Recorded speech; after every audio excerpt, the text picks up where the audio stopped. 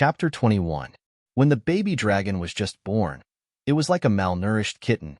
It was so skinny that only its neck, tail, and wings could be distinguished. It was as if it had no torso. She could barely feel its weight in her hands.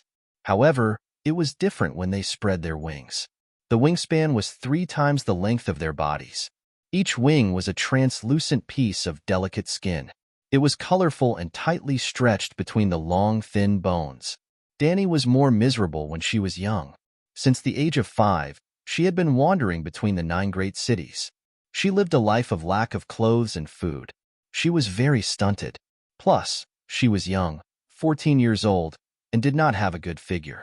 Her apple-sized breasts could not provide enough milk at all. The baby dragon had no food. It was so hungry that it stretched its neck and hissed. It was like the chimney of a steam train. Hot white smoke came out of its nose and mouth from time to time. Danny tried to put jerky, mare's milk, bloody fresh meat, and cooked meat in front of them. However, the baby dragon only smelled it and moved its head away. She was very anxious. Cora did not know how to feed them. Before the 3 dragons were born, the dragons had disappeared for more than 100 years. Their legend could only be heard in the bedside stories of children before they went to bed, until the first flame bath, when the black dragon broke free from Danny's arms and hungrily tore at a charred bone in the fire. Then, Danny understood. Dragons only ate meat that had been burned, and it had to be the kind that was burnt. They were still too young. They could not breathe fire and could not roast their own food. And the first thing that proved that dragons were indeed magical creatures was not because they were born from fire, but because of their astonishing appetite. Danny had tested it herself. They could eat 3 times their weight in food at once. What big eater, what unrestrained immortal. Compared to the 3 dragons, they were like little brothers. This completely went against her scientific worldview. Danny could not imagine where the food went. Once, she deliberately pinched the black dragon's belly to feel the wriggling of the food. And then, there was no then. He kept eating. His belly kept wriggling, and eating. It was also because they ate a lot that their bodies were visibly growing day by day. Danny thought happily that she might be able to ride a dragon soon. In order to ride a dragon, the dragon must at least learn how to fly. Danny's gluttonous dragon was less than 2 feet off the ground every time it flapped its wings and fell to the ground. He was in a very sorry state. On this day, as the egg yolk-like sun struggled to climb out of the horizon, Danny was happy that her baby dragon could finally glide at low altitudes like a paper plane. Every time after feeding, she would use a bamboo basket to carry her dragon and find an open space to practice flying. The golden red morning light splashed on the ground. Danny held the baby dragon and threw it up. The young dragon flapped its wings and leaped forward. Then, she bent down and scooped up another one from the ground. The dragon whelps that had fallen to the ground would crawl to their mother's side and line up, waiting for the next test flight. At that time, there would often be a group of children who looked like mud monkeys. They would only wear a pair of shorts and hide behind the hills in the distance. They would open their round, almond-shaped eyes and peek at them curiously. From time to time, they would exclaim in satisfaction. Around 10 in the morning, the mom-min women would shout loudly for their children to go home to eat and sleep. Well, they would usually sleep until 4 or 5 in the afternoon. After tidying up, they would continue on their way. Other than the call and co, the children would only have a mother and no father. Other than a few, most of them would not be able to tell the father apart. Palisar would be responsible for raising the children. When the children grew up, they would repeat the fate of their parents. The women would be responsible for giving birth. The men would become warriors and follow the call to conquer the world. This was how the Dothraki had lived for thousands of years. Perhaps the future would change. After all, the change had already happened. Danny carried the basket on her back again. Carrying the 3 little dragons, she slowly returned to the tent. First, she rubbed off the dirt on her body with the red sand. Then, she shared some jerky with the dragons. She then hugged the dragons and lay down on the straw curtain and fell asleep. This time, with the tent set up close to the low wall that Danny had built, Doria could finally sleep peacefully at noon. Previously, even most of the mom-min could not stand the stuffy heat and could barely sleep, let alone this little girl. Even though Dani had fulfilled her responsibilities as the leader of the Khalasar, this was the Red Wasteland, the Purgatory Plains. At dusk on the third day, the Khalasar had only traveled for half an hour when an old man's head tilted, and he fell off his horse. As Dani had set up a stricter bull record system, she, who was at the front of the group, immediately knew about the old man falling off his horse. Leaving Ago and Ricardo to accompany her, Jogo continued forward with most of the Khalasar. The main group could not stop. Further ahead, there were still scouts looking for water waiting for them. The old man who fell off his horse had a pair of blue eyes that glowed with the white of a dead fish. His skin was also much fairer than the other tribesmen, and the roots of his white hair had a golden luster. He was not a Dothraki, but a slave of Drogo Khalasar. Dani still had a transmigration mission: liberate the slaves. So after she took control of the Khalasar, the first thing she did was to remove the slave collar from the slaves' necks and grant them the identity of bannermen. The old man in front of her with a broken left arm was the first batch of beneficiaries of the new system. Dani brought the bag of mare's milk to him and asked, "How old are you?" After examining him, she did not find any signs of heat stroke or dehydration. Instead, she saw his mouth. He was so old that one of his teeth was gone. I don't remember, Khaleesi." The old man drank the fermented mare's milk and woke up from his stupor. "Where do you feel uncomfortable?" Dani asked again. "I cough. My hand." The old man groaned in pain. Dani frowned. Of course, she knew that his hand was broken, but she wanted to know how the old man fell off his horse. She spent about 20 minutes cleaning up the broken arm and used 2 pieces of wood to fix the old man's reattached arm. Even if it was a comminuted fracture, that was all Dani could do. A doctor without medicine was no different from an ordinary person. She ordered the wrangler, Effendi, carry him to the carriage. Effendi was the commander of the old man's Nyolu. He was in charge of a team of old men. Usually, he was responsible for herding and looking after supplies. The 2 old men took down a few tents from the cart to make room for the old man. They then hung the tents on the old man's saddle. The team continued to move forward. "Khaleesi, we should leave him here." "His time is up," Eerie, the maid beside Dani, announced to the crowd. No one should live longer than their teeth. The rest of the centaurs agreed. Dani disagreed. "Have you ever thought about it? The Khalasar does not keep useless people. How can he live for so long? It must be because Cal needs him. I guess he must have some amazing skills. Maybe it's medicine, maybe it's literature." She immediately shook her head and denied it. It can't be literature. Maybe his herding skills are especially good. Isn't that right, Effendi? Effendi rode behind Dani. When he heard the call, he agilely whipped his horse to her side.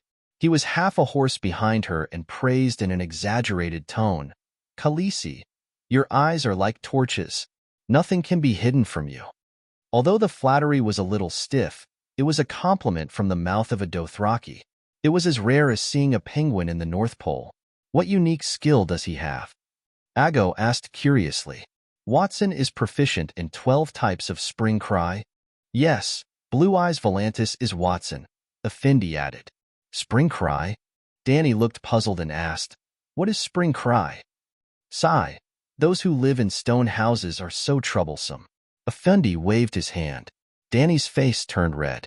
She immediately understood that it was the secret art of the Spring Palace. What kind of unique skill is that? She felt like she had been slapped in the face and was very unhappy. Effendi observed her expression and panicked. He tried hard to recall what old Watson had boasted to him before and said, "Khaleesi, even the famous Kayuan, the world's training center for female slaves, only knows 7 types of spring cry. And Watson, he is a Volantis. Before Valeglia was destroyed, only the Dragon King knew the skills. Although only 5 types have been passed down, it is enough to dominate the world." Volantis was the only city that survived the Great Calamity in the Free Fortress of Valeglia. It was one of the 9 free trade cities today. The ruling class of Volantis was the same as the Targaryen family, the Orthodox Valeglia nobles. The Targaryens were exiles back then. Even if he is the best in the world, he is already so old. What is the use? Why is the Khal still keeping him? Dani was puzzled. He is Khal Hago's father. Afundi said solemnly. Call's father cannot be abandoned. Hago. Call? Was Hago the call of another Khalasar? Danny was even more puzzled. It was not Khal Drogo's blood brotherhood guard. It was blue-eyed Hago from 20 years ago. Our Khalasar is so young now, but there are at least 3 children named Hago. I see. This Watson is not simple. Danny nodded and pulled the white lion cloak closer to her chest. She lamented. The son of a slave actually became a Khal. Mixed blood. Hago's mother was a Dothraki. Watson served the previous Khal very well. He was proficient in 12 types of village cry. His valiant son became a bandit. After that, blue-eyed Hago became a Khal and made a name for himself in the Sea of Grass. Until he met Khal Drogo's father. Afundi sighed. Danny nodded inwardly. A person's worth did not only depend on their strength. An old person's wisdom and rich experience was also a valuable asset. Khaleesi, you know that Khal Drogo was stolen when he was young, right? Afundi suddenly asked. I know. It was Kaholo who risked his life to bring him back. At that time, Kaholo had 2 deep scars on his face. At the same time, he became the Khal's most trusted partner. He even became Drogo's blood brotherhood guard. At this point, Danny suddenly had a thought. She exclaimed, could it be blue-eyed Hago? Chapter 22. In the end, he isn't a pure centaur blessed by the old woman at the foot of the Mother of Heaven. Blue-eyed Hag has martial skills that don't lose to any great Khal, but he doesn't have their courage. Just like those who live in stone houses who are good at using poison and tricks, he has been tainted by Watson's blood and is used to using shameless methods to attack his enemies. Old Avani had a look of disdain on his face as he shook his head and said, sending people to sneak into the enemy's Khalasar and kidnap the Khal's son is something that has never happened in the Sea of Grass for thousands of years. Everyone knows that we Dothraki ride wild horses and use the scimitars in our hands to solve problems. Danny couldn't help but sigh when she heard this. That blue-eyed hag was too unlucky. If his father wasn't proficient in the art of spring crying, but rather the art of war like Gue Guzi or the 36 stratagems, with his nimble mind and his awareness of shameless things, it was very likely that he would have created a golden family. The group chatted as they slowly caught up to the main group. Even though the scorching hot winds would blow up the red sand and wipe out any traces of the group walking on the Purgatory Plains, the process would still take a day or 2. Danny's group was only an hour's ride behind the Khalasar. On the ground of red sand and gravel, there were still footprints of horses. Under the blood-red light of the Bloodter star, the fine traces were like a shallow river spreading across the red desert. It was very eye-catching. Avanti was old and shrewd. After a few conversations with Danny, he found that she was a very gentle and kind Khaleesi. Gradually, his courage grew and he said to her rebelliously, the comet in the sky makes it convenient for us to travel at night. But that red color that is like the blood of a god is also full of misfortune. Especially in this purgatory wasteland, the red sand, the dark sky illuminated by the Bloodter star, it's like a red hell. It seems like something bad has happened without us knowing. Yes, I think so too. That old man with the impressive record agreed. Gradually, even Danny's bloodriders started to feel uncomfortable. This old man, how dare he deceive people in front of me? Danny was furious. Let me ask you, did the comet appear before Khal Drogo was buried? She rebuked. The old man was shocked by her stern tone and said, no. Let me ask you again. Is the blood-sobbing star the symbol of Khal Drogo? Yes. Is Khal's steed as red as charcoal? She asked again in a threatening tone. Yes. Was Khal accompanied by 500 warriors who died bravely in battle? Yes, as Danny shouted. The surrounding horse people turned from fear to confusion, and then gradually confusion. There was a look of understanding on his face. At this moment, Danny concluded. Our Khal rode a steed into the darkness kingdom amidst the raging flames. That comet was Drogo riding a red steed. The trail of blood behind the comet was his blood legion leading 500 roaring warriors on the battlefield. Just like when he was alive, they followed behind Khal. Their heads were all cut off. How could they not dye the sky red? She questioned Afundi. Because Drogo knew that we were traveling at night, and hiding at night. He knew that we were passing through the red wasteland with difficulty. That was why he refused to leave and led his subordinates to protect us. When we are completely safe, Drogo will truly enter the Darkness Kingdom. Dany's words were impeccable. The comet had to leave sooner or later. When it was completely safe, wasn't it up to her, the big boss, to decide? As expected, the horse people were convinced by her words. They all had a look of realization and looked at her with respect and admiration. The old horseperson Effendi was also sincerely convinced. After all, Khal rode his steed into the stars amidst the raging flames. This was something that everyone knew. Dany's words were flawless. Everything was too coincidental. Coincidences were like fate. Khaleesi, you are as intelligent as the old woman in Horse King City, he praised. The old woman in Horse King City was the leader of the Dashkaleen. Dany didn't like to hear this. She didn't want to be a Dashkaleen, even though she was theoretically already a Dashkaleen. Effendi, Hua is sick and can't drink water. Give him your share of the mare's milk, Dany said, and without waiting for his reply, she turned her horse and left. Effendi opened his mouth wide. His face was filled with confusion and grievance. I am also an old man. I need horse milk. Back at the Khalasar army, Dany's explanation of the weeping blood star spread quickly. The horse people secretly looked at Khaleesi, who was at the front of the army, while whispering. Although there were some embellishments, the general explanation was still the same. Sigh, even his son died. How could Khal not weeping blood? Khaleesi must be secretly weeping blood too, right? Yes, hundreds of warriors died on the battlefield with the young master. How tragic. Their blood dyed the sky red. We can rest assured now. Previously, I was scared to death, leaving a bright trail of blood in the blue sky in broad daylight. I thought it was a bad omen. To a large extent, the superstitious horse people reduced their worries and increased their confidence. Actually, it wasn't only Dany and her Khalasar who were affected by the weeping blood star. Because it was getting brighter by the day, it dyed the sky red and was as bright as dusk. During the day, it was as bright as the sun, as if a knife had slashed the face of the god of the sky.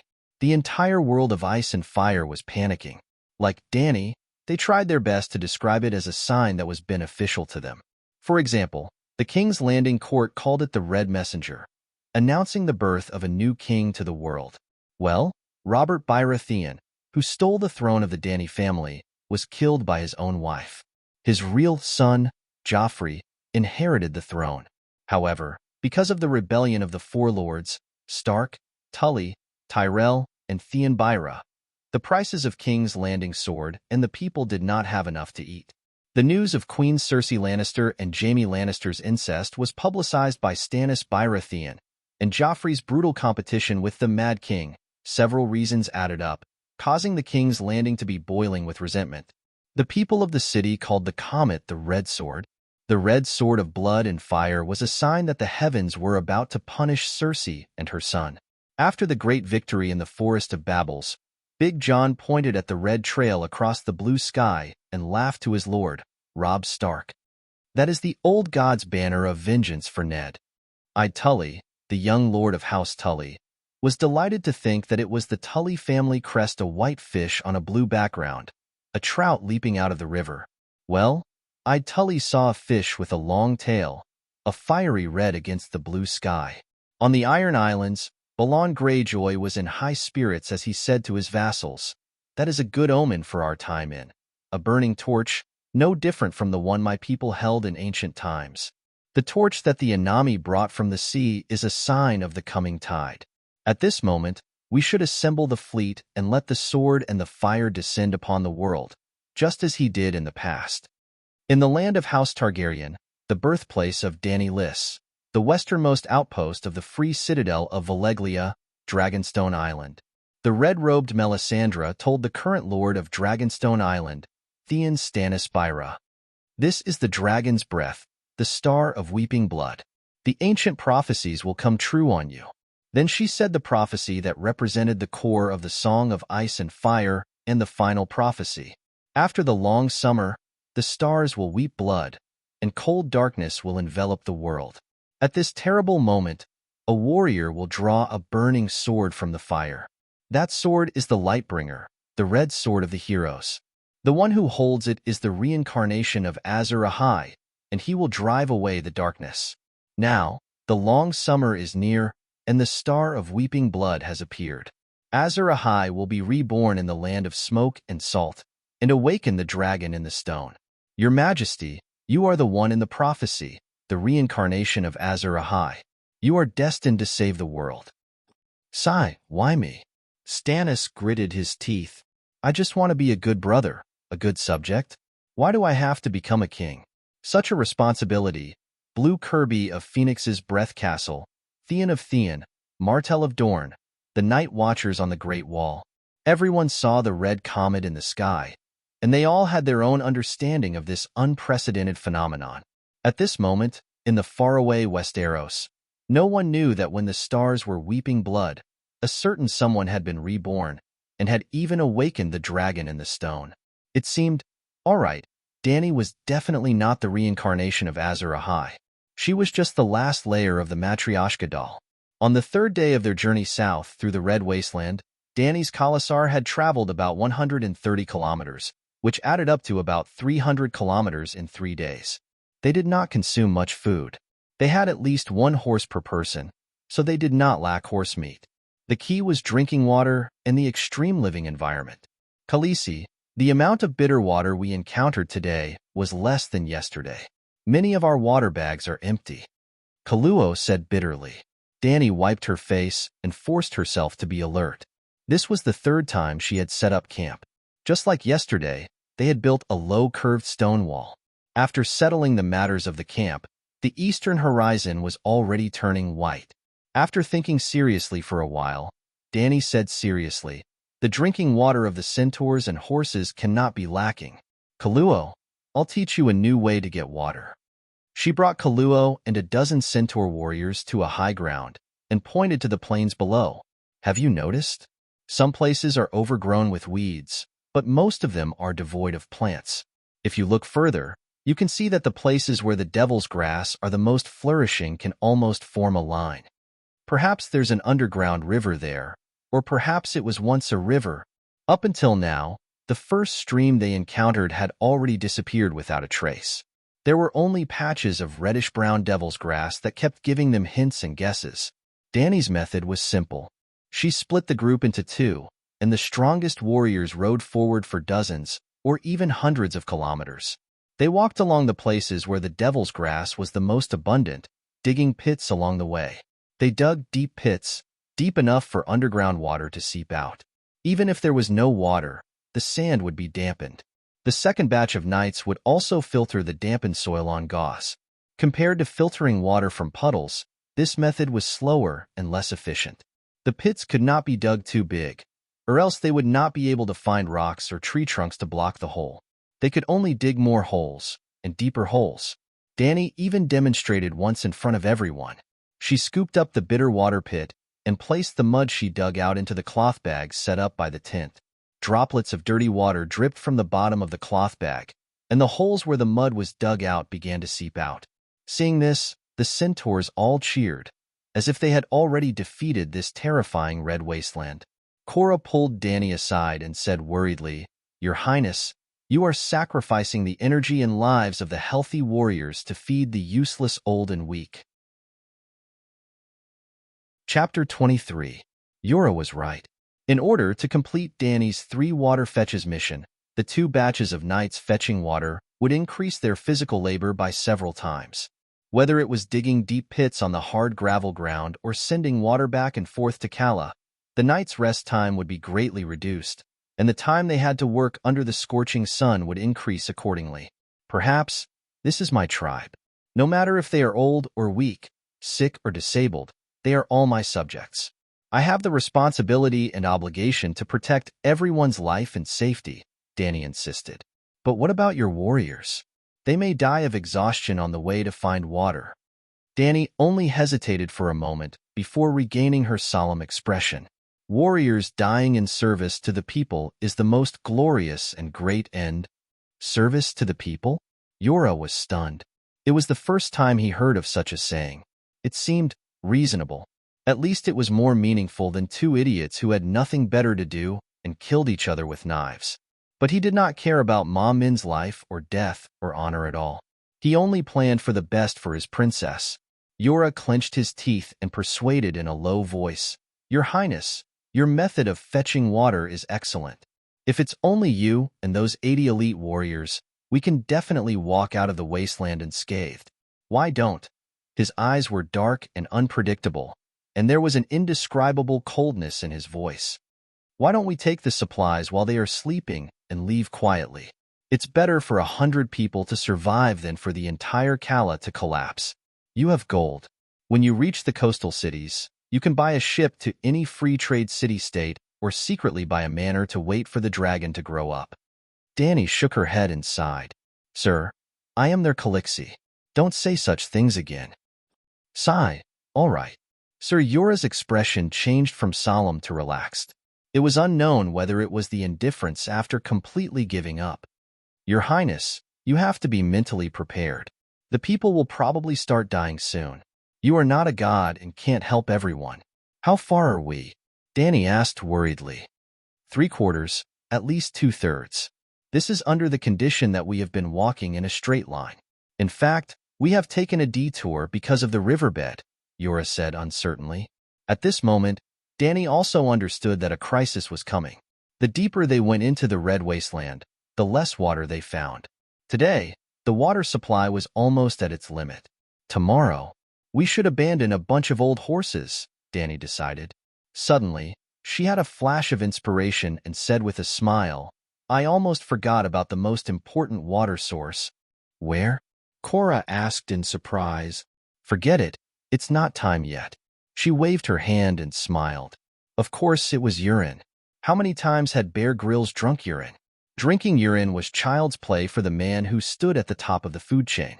He remembered the most exaggerated time when he poured the blood of a sea turtle into his anus, causing him to scream. The blood of sea turtles was too pungent, and one would vomit after drinking it. The large intestine could absorb the water in the blood. Although it was a little disgusting, it was nothing compared to his life. In times of crisis, he would definitely try to fill his intestines with horse blood. Anyway, Danny was Calixi, and she would never be short of water. Thinking of this, Danny looked at Cora with a strange gaze. "What's wrong?" Xiong felt a chill crawl from the back of his neck to his tailbone. "Nothing." Danny turned her gaze and walked towards her tent. "I'm going to train the dragon." Danny lifted the leather curtain with a bamboo basket on her back and saw a Fundi riding an old horse and stopping in front of her tent. "Calixi, Watson is dying. He's going to die," he shouted anxiously. "Sigh, I know." Danny sighed and prepared to leave. A Fundi hurriedly asked, "Calixi, what's the arrangement for Watson's funeral?" Danny stopped and said in confusion, "He's a Volantis, and I don't know their customs. You can ask him. He wants to be cremated and buried with us. I can't decide, so I'm here to ask you." A Fundi quickly said. Now Danny understood. In the plains where resources were scarce, charcoal was mostly used to filter sewage. Even the roasted horse was cooked in a big pot to save firewood. And buried with us, Danny had no choice but to carry the 3 dragons and follow a Fundi to his cattle tent. Although the centaur tent was small, it could be shared by 3 or 4 people. There was no need to place too many things, just enough blankets, straw mats, and sleeping bags. Seeing Danny coming over, the other 2 old men greeted her and left, leaving them some space. Hearing Calixi's doubts about the funeral ceremony, Toothless Old Man said with difficulty, "The Volantis nobles originated from the ancient free fortress of Valeglia. Like your Targaryen family, cremation is popular. I'm just a slave born by the Rhone River. Logically speaking, I should choose a river burial and a burial, but cough, cough, cough." The old man coughed for a while, his old face showing a longing expression. "But my haggle is Khal. He's like Khal Drogo, a great centaur warrior. In the end, he rode a blazing warhorse and rushed into the night kingdom of the horse god. I think, cough, cough, cough," Danny said sympathetically. "You don't have to say any more. I already understand. I've already removed your slave collar. You're no longer a slave, but a centaur. I'll bury you according to centaur customs. The horse god will accept you." Hearing this, the old man was excited and worried. His spine arched as he struggled to raise his body. He looked at Danny with his hopeful blue eyes and asked, "Really? Can I really do that? The horse god will let me enter the Night Kingdom? But Danny rolled her eyes and said seriously, "You've seen the comet in the sky. You know what it means, right?" The old man was puzzled and nodded reluctantly. "I've heard. That's Khal Drogo and his blood guards leading 500 warriors. Oh, and your little call. Blood stains the sky. To hell with blood staining the sky." Danny's mood instantly turned sour. However, she couldn't be jealous of the old man who was about to die. Hence, she glared fiercely at Afanti who was standing beside her and made a mental note of him. Yep, he must be trying to mislead everyone. How about this? You ride the blazing warhorse and meet up with the Khal in the sky. When we're out of danger, the Khal will lead the warriors into the Night Kingdom and bring you along. Drogo is the greatest Khal. The horse god won't stop his subordinates. Danny comforted him. That's great. The old man looked like he was relieved of a heavy burden. His arched body slammed back onto the grass curtain. Danny heaved a sigh of relief. Old Watson jumped up like a zombie and grabbed Danny's wrist tightly. He said uncertainly, "But Khal Drogo doesn't know me. Will he accept me?" "This?" Danny thought for a while and said happily, "It's okay. When we cremate you, I'll shout at the Khal in the sky and ask him to take you in. He'll be watching us and will definitely hear it." "Oh, that's great." The old man let go of Danny's hand and lay down again. Danny placed her hands on her knees and slowly straightened her back, but she couldn't straighten it. The old man didn't seem to have the strength to sit up anymore. He could only hold on tightly to Danny's silk pants. "What's wrong?" Danny squatted down and held his withered hand. "Calixie, you're a good person. I'm leaving and can't serve you to repay your kindness. I can only record my life's work in." Old Watson tilted his head and looked around. After a while, he raised his trembling right hand and pointed at a shabby brown leather bag at the corner of the tent. "There's a handwritten book with parchment paper. It records my life's work. I'll give it to you, Calixie." Life's work? Danny didn't forget his occupation.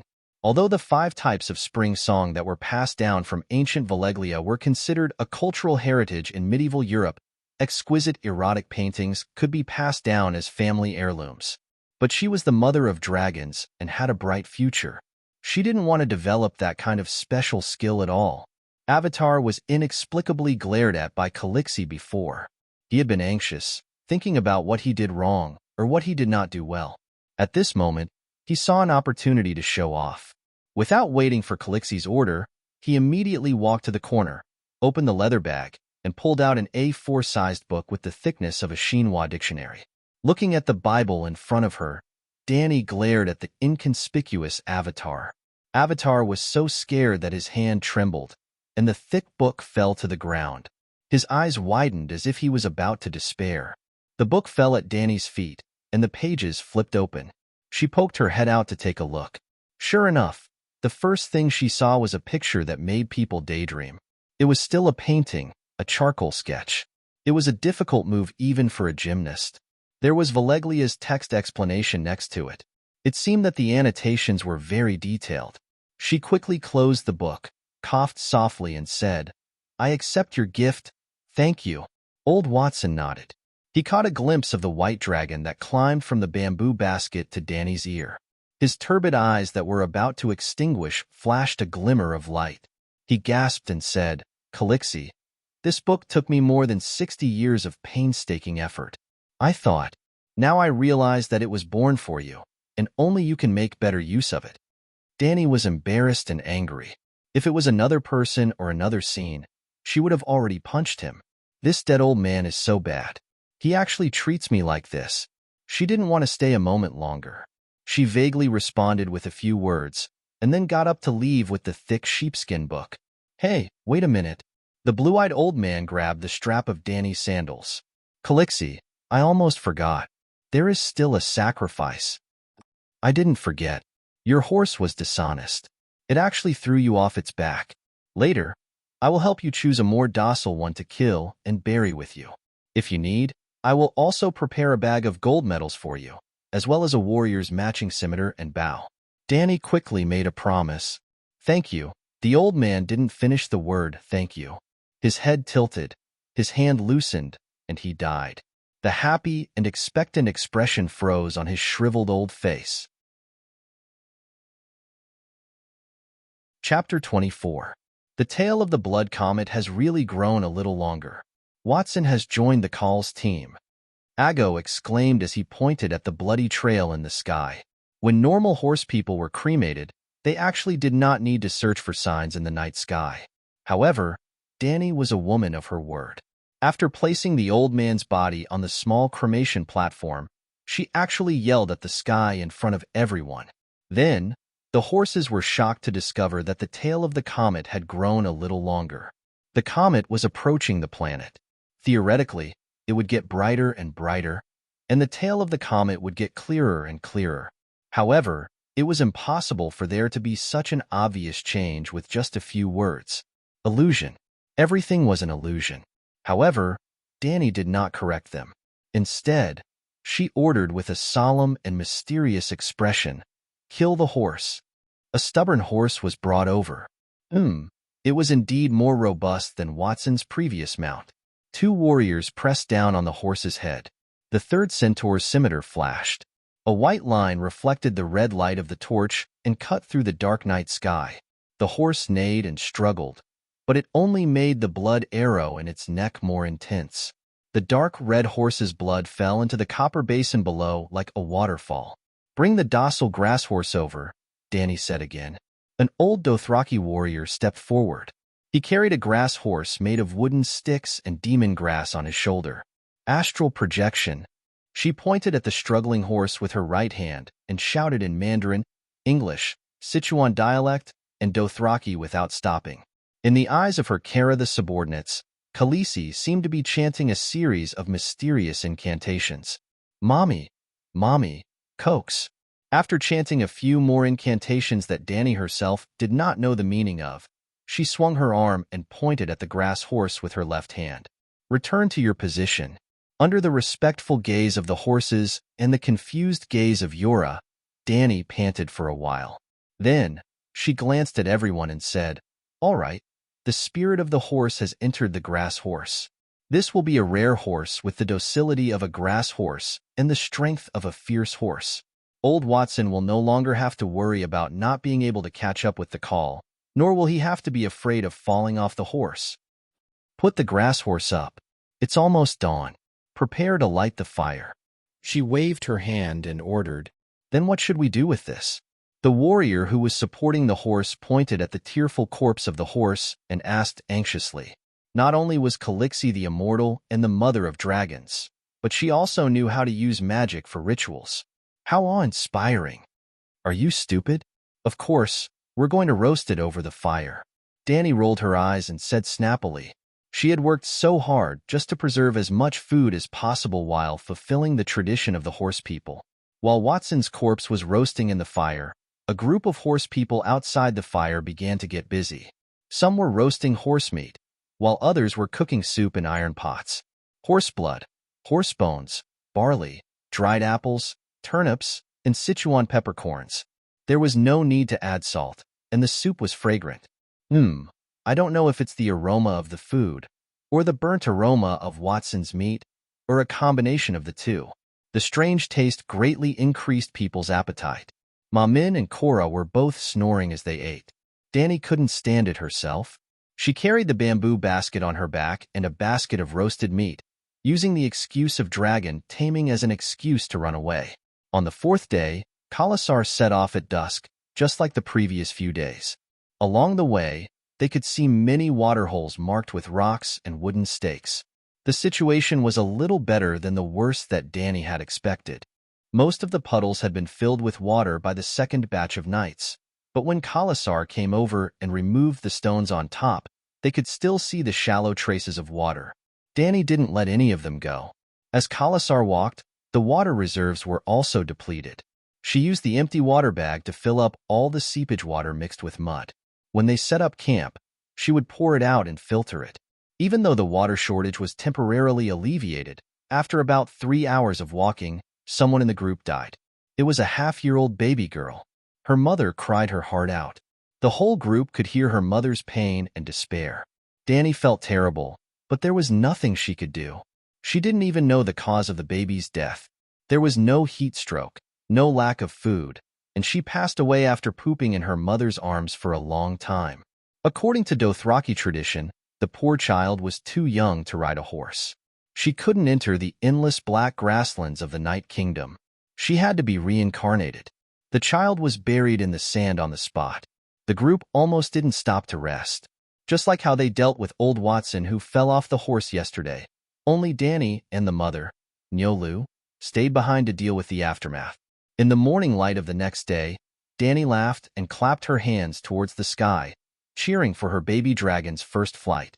When the black dragon spiraled into the sky and disappeared into a small Danny panicked and accidentally entered the dragon dream state. It was also the first time she was in the dragon dream state from afar without touching the black dragon. In fact, dragon dream wasn't the right word to describe this state. If one were to use the wolf spirit of House of Stark and his siblings as an analogy, Danny could be called a lesser dragon spirit. A wolf spirit, also known as a shapeshifter, was a human who could invade the consciousness of animals or other people and control their actions. For shapeshifters, if there was an emotional bond between the human and the animal, it was easier to do this. Therefore, wolves, a close relative of dogs, were the most common shapeshifters' companions. The person who controlled the wolf was called a wolf spirit, but it wasn't that he could only communicate with wolves. Bran, Rickon, and Arya of the Stark family, as well as Jon Snow, the titular protagonist of A Song of Ice and Fire, were all werewolves. They had the gift of shape-shifting, which was so powerful that it made others jealous. However, without systematic training, they still subconsciously denied and rejected their talent, so their abilities couldn't be fully displayed. There was no need to elaborate on Bran's strength. When he evolved from a shapeshifter to a green prophet, he would be able to walk on the timeline of the Westeros, change the past, and observe the future. Yes, the old gods observed the world through the weirwood, and the weirwood only existed in the Westeros, so the old gods' power shouldn't be able to reach Ursos. Jon's talent made the strongest shapeshifter of the barbarians, 6 Transformers, Valamir, wary. Then, how strong was Valamir? He was so strong that even when he was beaten to a pulp by the red-robed priestess, he still had the strength to possess other healthy humans. Even if fate wasn't on his side and the possession failed, Valamir didn't die. Instead, he possessed his own pet wolf. In the end, he was unlucky enough to meet the number 1 shapeshifter of the Westeros, Bran. God didn't want him to live. Back to Arya, her Nymeria was released a long time ago. In the end, they both went to Braavos to become faceless apprentices. The wolf and Arya were separated by the strait, thousands of kilometers apart, but they could still communicate with each other, often through the wolf dream. Finally, Rickon, who was only 3 years old, could predict the future to a certain extent through the wolf dream. Sansa's lady died too early. Her experience and life values were very different from those of the Northerners, so it was impossible to guess whether she had the talent of a wolf spirit. However, Robb Stark should also have a very strong talent. His direwolf could foresee the danger its master was in. It had warned its master several times that there is danger, or this person can't be trusted. It was as spiritual as a divine beast. It was just that Robb had forgotten about the wolf when he had a wife, and subconsciously rejected the danger premonition he received from the wolf. The wolf spirit was recognized as an evil creature on the same level as deviant ghosts and elves. Whenever a wolf spirit was discovered, everyone would kill it. The reason why there was such a public opinion was closely related to the history of the Westeros. As mentioned before, except for the children of the forest and the giants, all human beings in the Westeros were invaders and refugees from the past of Ursos. The children of the forest were a dark and beautiful race. They were short, and the height of an adult was about the same as an ordinary child. They had dark chestnut skin, large ears, and large golden eyes. However, some of the children of the forest with the talent of a green prophet had green or red eyes. If such a child of the forest fused with the heart tree, they would become a green prophet and gain green vision. That was the key. Shapeshifters originated from the children of the forest. They were the representatives of a lost civilization. 12,000 years ago, the first generation of invaders brought bronze weapons and fought with the natives for a place to live. One side was small and weak, with a small population, but had strange magic. The other side was tall and strong, with advanced bronze weapons and had more people, but no superpowers. Both sides fought each other to a draw. On the small island in the center of God's Eye Lake, Thousand Faces Island, they signed an oath to divide the territory. This process lasted for 4,000 years. Because the first generation of invaders, the ancestors, had seen the magic of the children of the forest, their beliefs were very loose. Gradually, the ancestors began to worship the mysterious gods of the children of the forest and became believers of the old gods. Perhaps it was due to their beliefs, or perhaps it was due to the hybridization of their bloodlines. Shapeshifters also began to appear among the ancestors. There was one shapeshifter in 1,000 people, and one green prophet in 1,000 shapeshifters. This ratio seemed a little low, but if one thought about it, almost every generation had 1 or 2 green prophets, then 1 or 2 Bran. Every generation had 1 or 2 people like the Bran. That was a little scary. Chapter 25. In the years after the vows between the ancestors and the children of the forest, the shapeshifters weren't heretics or monsters. Instead, they were respected prophets and priests. But 4,000 years later, the blonde-haired, blue-eyed Undulls came. They carried steel weapons, and a 7-pointed star that symbolized the new god was drawn on their chest. They armed themselves with firm beliefs and crossed the sea. Speaking of which, one couldn't help but want to complain, fuck, for 1,000 years ago, you were already a bronze civilization. After living with the magical children of the forest for 4,000 years, the magical civilization didn't develop and the technological civilization. Shit, the civilization stagnated. For 1,000 years, and you didn't transition from a mature bronze civilization to an iron civilization. Eat shit.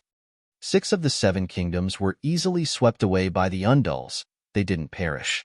Most of them chose to surrender, change their allegiance, or marry into the Undulls.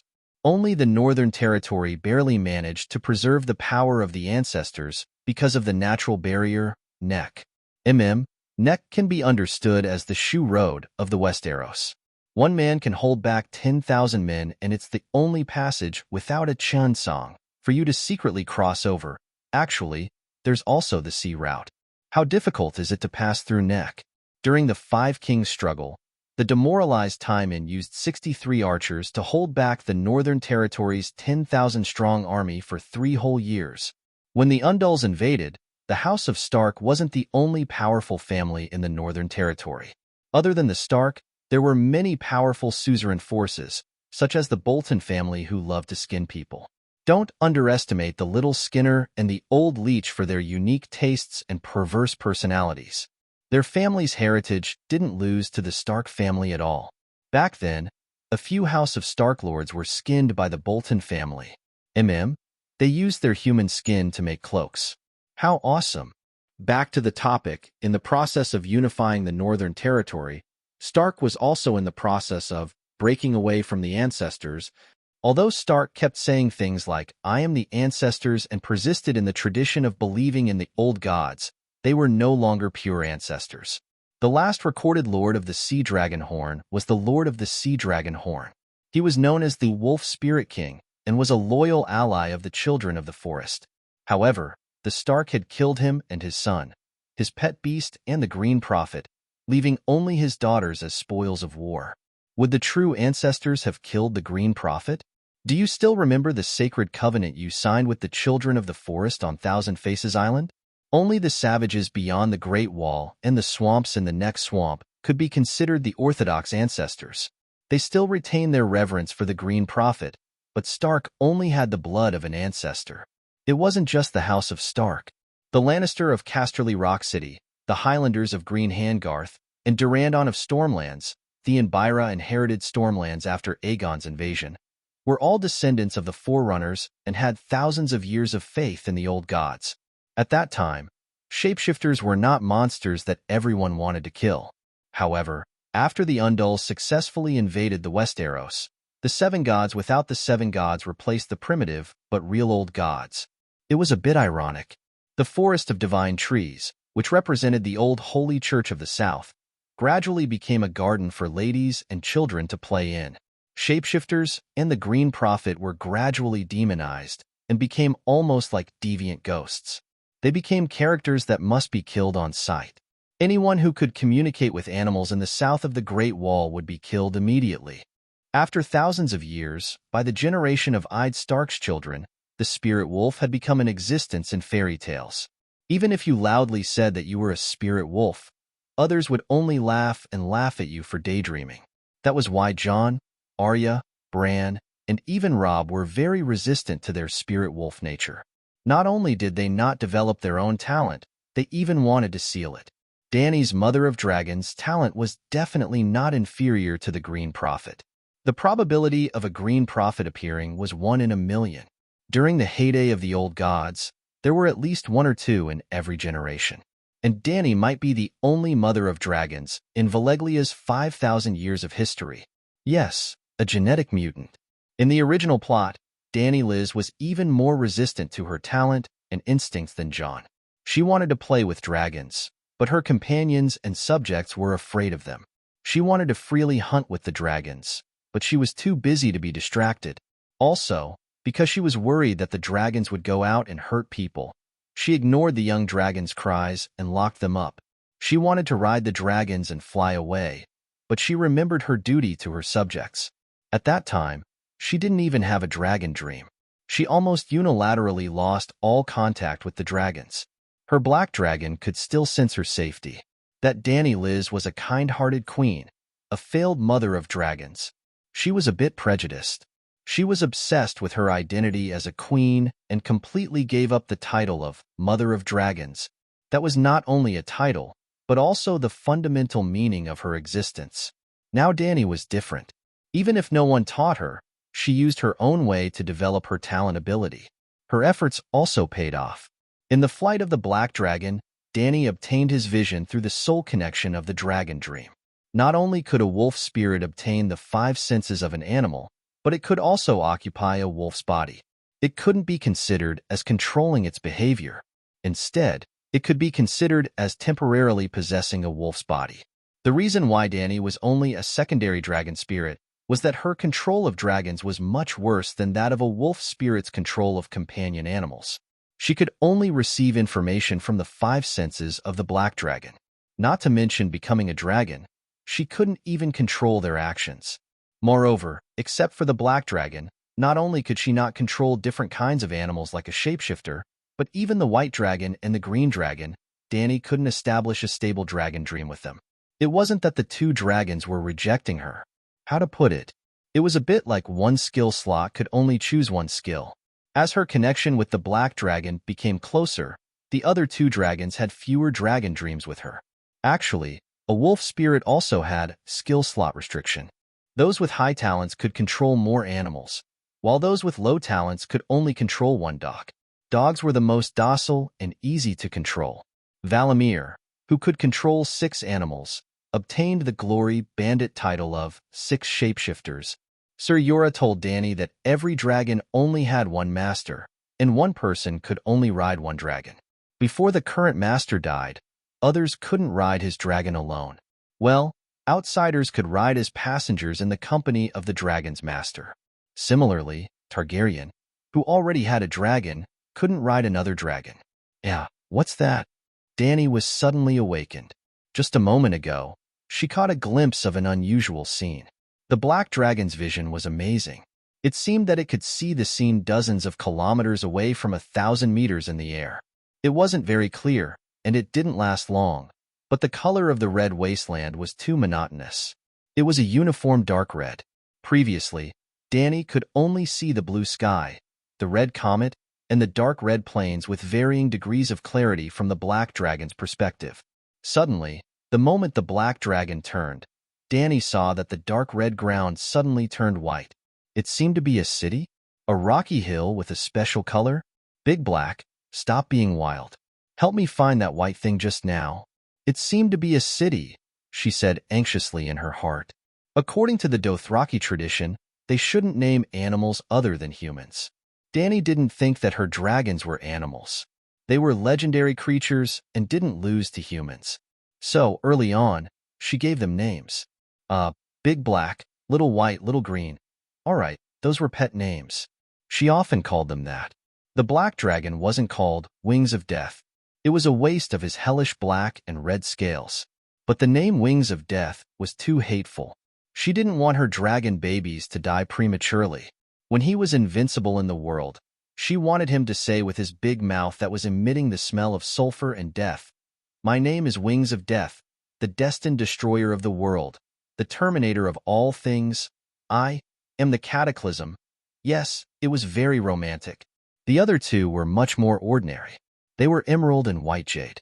The green dragon was crystal clear like jade. Its body was like the best emerald. It was a kind of green that was full of vitality. The white dragon's body was the gentle color of white jade. But along the bone lines, it was platinum like sunlight. It gave off a sacred aura that made people worship it. If others asked, she would tell them that the black dragon's scales were shiny like black crystals. That was why it was called black diamond. Emerald, white jade, black diamond. They were all beautiful and harmless gemstones that people liked. Their names were completely harmless. This could hide the fact that they were the most brutal creatures in the world. Hiss, the black dragon found the white that Danny needed. It was like a mirror reflecting a white light. The dragon's pupils shrank. The white light on the dark red ground was constantly enlarging. "That's really a city," Danny shouted in joy. It was about 30 kilometers southwest of Colossa, outside the range of her water cavalry team's exploration. What a close miss. She patted her chest in fear. The black dragon was a young dragon after all. It did not last long before it flapped its wings and fell back into the basket behind Danny. Danny immediately found Cora and told him about it. The knight was shocked. He was surprised by the appearance of the city. He was also amazed that the young dragon could see so far and that Danny could share his vision. "Your Highness, I've never heard of a city in the Red Wasteland. I didn't even know that there were humans living in this place that even demons despise." He rubbed his chin and said cautiously. Danny thought of the dry river she had seen before and said, "Maybe it's a civilization that was lost in the long river of history. It's too far away for the dragon to see clearly. I only know that the city is very big. It's definitely not a village. You and I both know that the Red Wasteland today can't support a large city." "An abandoned city?" Cora nodded and said thoughtfully, "Let the horse scout go first. That place can at least hide from the sun." 30 kilometers was only an hour or two ride. Before noon, Ago and the other two warriors returned. "Khaleesi, you're right. It's indeed a stone city. It's all white, but there are no residents. The city gate is broken. The houses have collapsed, and only the wind and flies are shuttling through the streets. It's a dead city. We don't know its name. There's no god's favor. We should avoid it." "Why?" Danny asked, puzzled. "It's better if there's no one. We can occupy it at will. If there are residents, I'm worried about their attitude towards Colossa," Ji-Chi said in a trembling voice. "Once the gods leave, the evil spirits will go out at night to hunt. It's best to avoid this place. Everyone knows that." "Everyone knows," Iri echoed. Chapter 26. The Dothraki liked to say, "Everyone knows." When they said this, they did not mean that everyone present knew something, but they were expressing a kind of established tradition. In fact, Ma Min's "everyone knows" was still very survival-wise. For example, Danny's handmaidens and Blood Alliance guards advised her to avoid the life-saving Dead City because they were afraid of the demons. Ji-Chi said, "Once the gods leave, the evil spirits will go out at night to hunt." Did it make sense? This made a lot of sense to the herdsmen who followed the grasslands and rivers. Why would a city die? In this era, in this world, there were usually only two reasons. The first was plague, and the second was war. Plague was needless to say. Of course, it had to be avoided. The massacre caused by war would leave a city full of dead bodies, and the piles of dead bodies would also cause a plague. Ma Min was not afraid of war, but in the face of an almost irresistible plague, The germs that caused the plague were the evil spirits in Ma Min's mouth. The ignorant Dothraki summed up a set of survival rules adapted to this land through the bloody experience and lessons of their ancestors for thousands of years. I have a dragon. Any evil spirits will actively avoid it when they see a dragon. Dany could only comfort Ma Min like this. There was no need to remind her of the fresh, dead city that everyone knows. Dany would be alert and avoid it herself. But the ruins had been there for many years. No matter what caused its destruction back then, it would not be able to hurt them today. Without delay, Dany immediately ordered to recall the knights who were looking for water at the front. The Khalasar changed the direction of their advance, and the first 20 warriors set off at this moment to look for food and water in White City. In order to comfort the worried Ma Min, Dany also sent the Black Dragon to follow them all the way. Yes, she would enter the dragon dream state and command the little dragon. Things progressed more smoothly than she expected. An hour later, the Black Dragon followed the vanguard and arrived at White City. It was a white city as bright as the moon and as beautiful as a young girl. The white city walls and white towers shone in the dense afternoon air curtain, so beautiful that people would think it was a mirage. When they arrived at the outskirts of White City, at Dany's request, the Black Dragon struggled to fly into the sky from the bamboo basket on Ago's back. With just a glance, Dany could see through Blackie's vision that the city was filled with greenery. After getting closer, Dany was so excited that she left her dragon spirit state. There are orchards, figs, grapes, and icy peach trees. She got up and held Dolia's hand, her joy overflowing in her words. Our team is saved.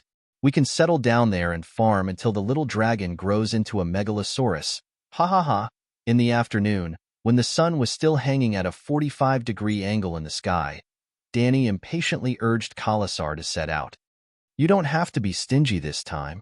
It's only a 2 to 3 hour journey. Agu and the others have already prepared fresh fruits and sweet well water. Let's work harder. Hope is right in front of us. Dany could not wait to gallop away. When they were 5 kilometers away from White City, Dahe flew over and landed on her shoulder. The sky fell into a yellow sunset. Dany and her Khalasar finally arrived at the White City wall. I didn't expect to see such a majestic building in the barren red plains, Sir Yora said to Dany in an incredible tone. Even in our Westeros, such a city is not common. That's your Westeros. This is my White City. Dany's big violet eyes smiled like crescent moons. I declare that this city is occupied by me. Seeing Dany so happy, Yora also joked lightly, Then your highness, please name your city. She tilted her head and thought for a while.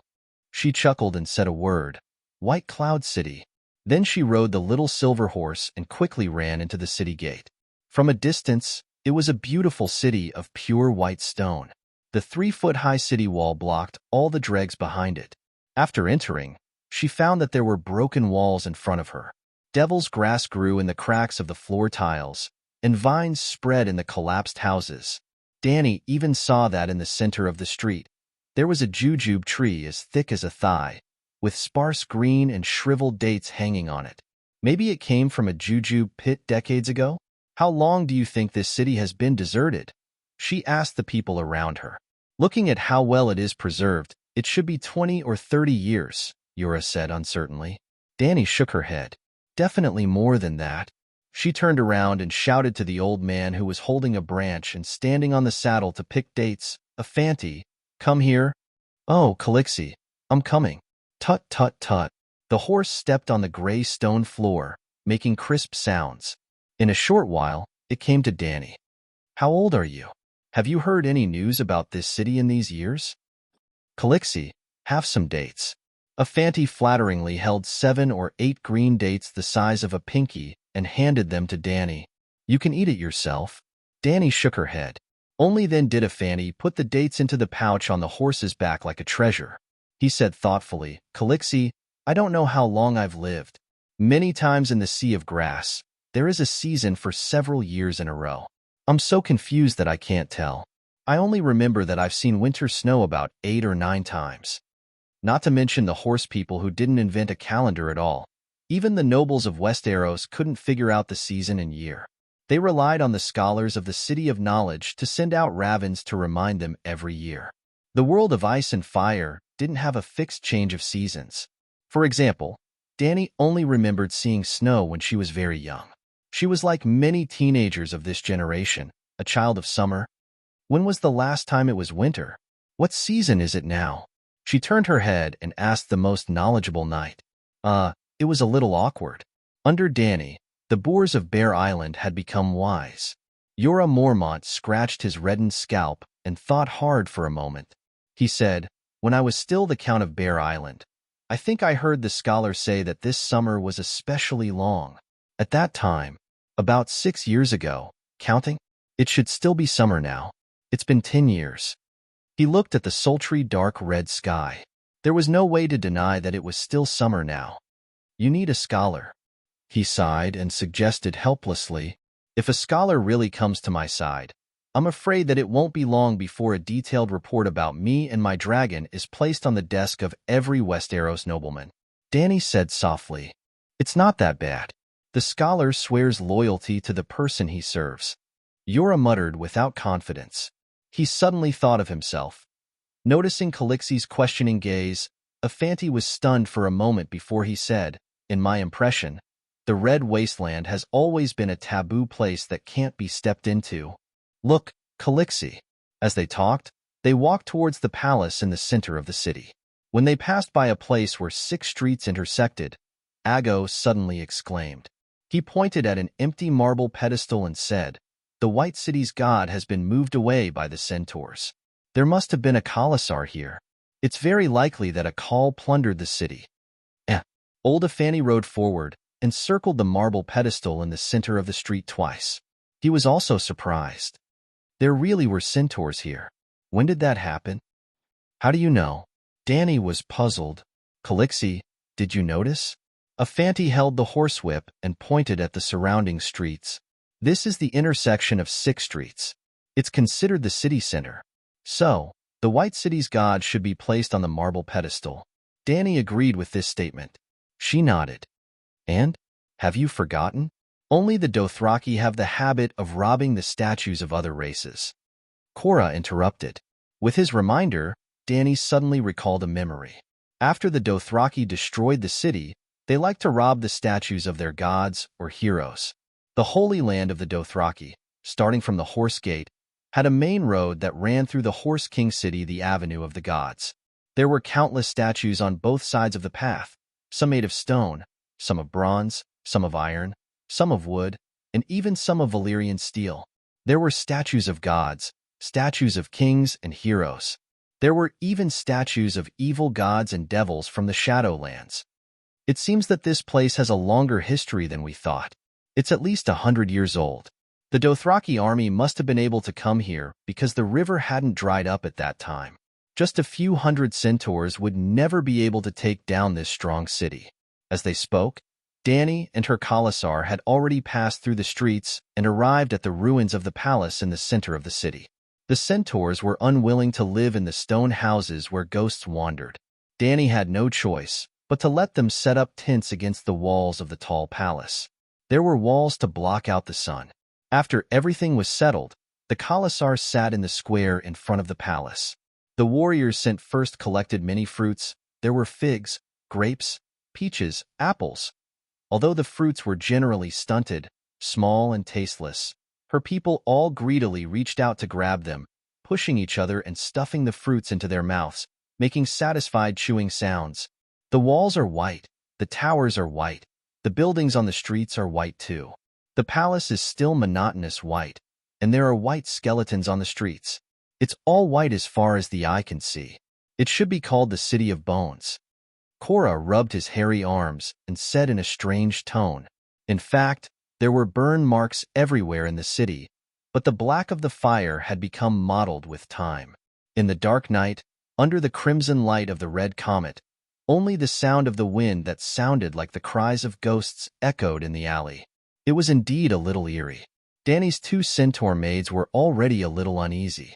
When they heard the knight's words, they were so scared that they started to tremble. Jichi said with a sobbing tone, "Calixi, we can't stay here. This is the territory of the evil spirits. Listen, they're cursing us in the corner. What city of bones? Nonsense. Danny glared at DeXiong and said firmly, "This is White Cloud City. I'm the Lord of White Cloud City. This is my territory." Hiss. DeHay received her message and opened its mouth at the right time, spitting out a bright red dragon flame that was 30 centimeters long and as thick as a thumb. The dragon flame was mixed with a black smoke, which looked terrifying. The two maids stopped talking. Chapter 27. The next day, Danny personally walked around White Cloud City and started to regret killing all the lambs too early. The resources here were too rich, enough for them to live here forever. Almost every street and every large courtyard had at least one well, and the water in the well had not dried up. Thinking about it, Danny's team could get water from pits that were 1 to 2 meters deep, so the stone wells that were more than 10 meters deep were naturally filled with water. In the courtyards, between the cracks of the stone slabs, there were clumps of devil's grass, enough for horses and lambs to breed. Unfortunately, the lambs were all killed. Horses were not very good livestock, and killing them for meat was not cost-effective. After roughly touring the entire city, Danny immediately started the big construction. The old woman was in charge of clearing the weeds in the orchard and gathering fruits for the Khalasar's daily needs. The strong woman was led by Sir Yura to tidy up the abandoned palace. The houses in the palace were enough for all the horse people to live in. The old man was in charge of feeding the horses, repairing the saddles, stirrups, and horseshoes. Danny personally led the Blood Alliance guards and centaur warriors to demolish the low houses in the city's slums. The extra bricks were used to repair the palace, and the empty ground was plowed by the horses together with the bare ground. After that, Danny led the Khalasar out and found a large amount of firewood and weeds outside the city. They spread the firewood and weeds on the freshly plowed ground, and the fire burned for a day and night. Then, they plowed a second time, mixing the ashes of the plants and the soil evenly, and sprinkling the selected large wheat grains into the soil. Well, in this world where summer could last for more than 10 years, there was no such thing as sowing in spring and reaping in autumn. If they really sowed in spring and reaped in autumn, humans would have starved to death after more than 10 years of summer. As long as the land was empty, as long as it was not winter, you could plant any crops. Peaches in spring and pears in autumn did not exist. Fruits that only appeared in different seasons on Earth could be seen on different fruit trees at the same time here. Turnips were also one of the staple foods in this world, and Danny's Khalasar always carried them. At this time, the shriveled turnips were cut into pieces and stuffed in wet cloth to sprout seedlings, and then taken out and planted separately. Other than the turnips and barley that had been used as rations, they also discovered beets, onions, garlic, blackberries, peppermint, and other plants in the gardens of White Cloud City. The inedible flowers and plants in the garden were pulled out to feed the horses, and the empty space was used to plant crops. The children were not idle either. They wandered through the winding and complicated alleyways, shuttling between the windowsills of the houses, looking for ancient bronzes, rusted iron pots, and weapons. There were old men in the Khalasar who knew the craft of blacksmithing. They had been Drogo's slaves, abandoned by the new Khals like Bono and Jocko because they were too old to lift hammers. Danny picked out the 4 weakest centaur warriors and had them change their jobs to blacksmiths. "We are great horse-riding warriors. We are born to kill and be killed. We cannot work as slaves." The centaurs seemed to have suffered a great humiliation, their faces flushed red as they protested loudly. Danny really wanted to mock them. "You didn't kill anyone, you'll only be killed. With your skills, other than helping others practice their saber techniques, what else can you do? Who said that blacksmiths can't kill people?" Danny put on a straight face and started to spout nonsense righteously. "Do you know who I am? I am the princess of Dragonstone Island born in the storm. I was once the daughter of the king of the Sunset Continent. My brother Rhaegar was no weaker than any Khal except Drogo, but he died at the hands of a usurper. That man, Robert Baratheon, killed my brother and stole the throne that belonged to my father and my brother. He is almost as powerful as Khal Drogo, the greatest of them all." The 4 centaurs were confused. Of course they knew about Calixi's background. They knew that she was the last princess, and that was why the original Khal Drogo was willing to marry her. Calixi, I don't understand. One of the centaurs said. Sigh, that usurper, Robert Baratheon, a man as strong as Khal Drogo. Dany looked at the sky at a 45-degree angle and said in a melancholy voice, he's just a blacksmith. Cough, cough, cough. Sir Jorah choked on his own saliva. I just want to tell you that even if you learn the craft of blacksmithing, you can still become a great warrior, Dany concluded. But that usurper, the Khal of the Sunset Continent, is he really a blacksmith? The centaurs asked suspiciously. Dany's expression turned serious. She looked at Jorah and asked, Sir, in the name of the 7 gods and the old gods, tell them, what weapon did the usurper use? A hammer, the big bear said dryly. Did you hear that? Dany's sharp eyes swept across the centaurs. Think about it yourselves. Can you kill someone by smashing his head with a hammer?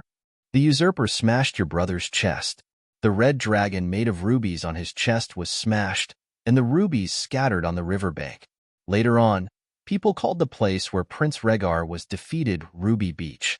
The big bear added with difficulty, You've also seen Sir Jorah's iron armor.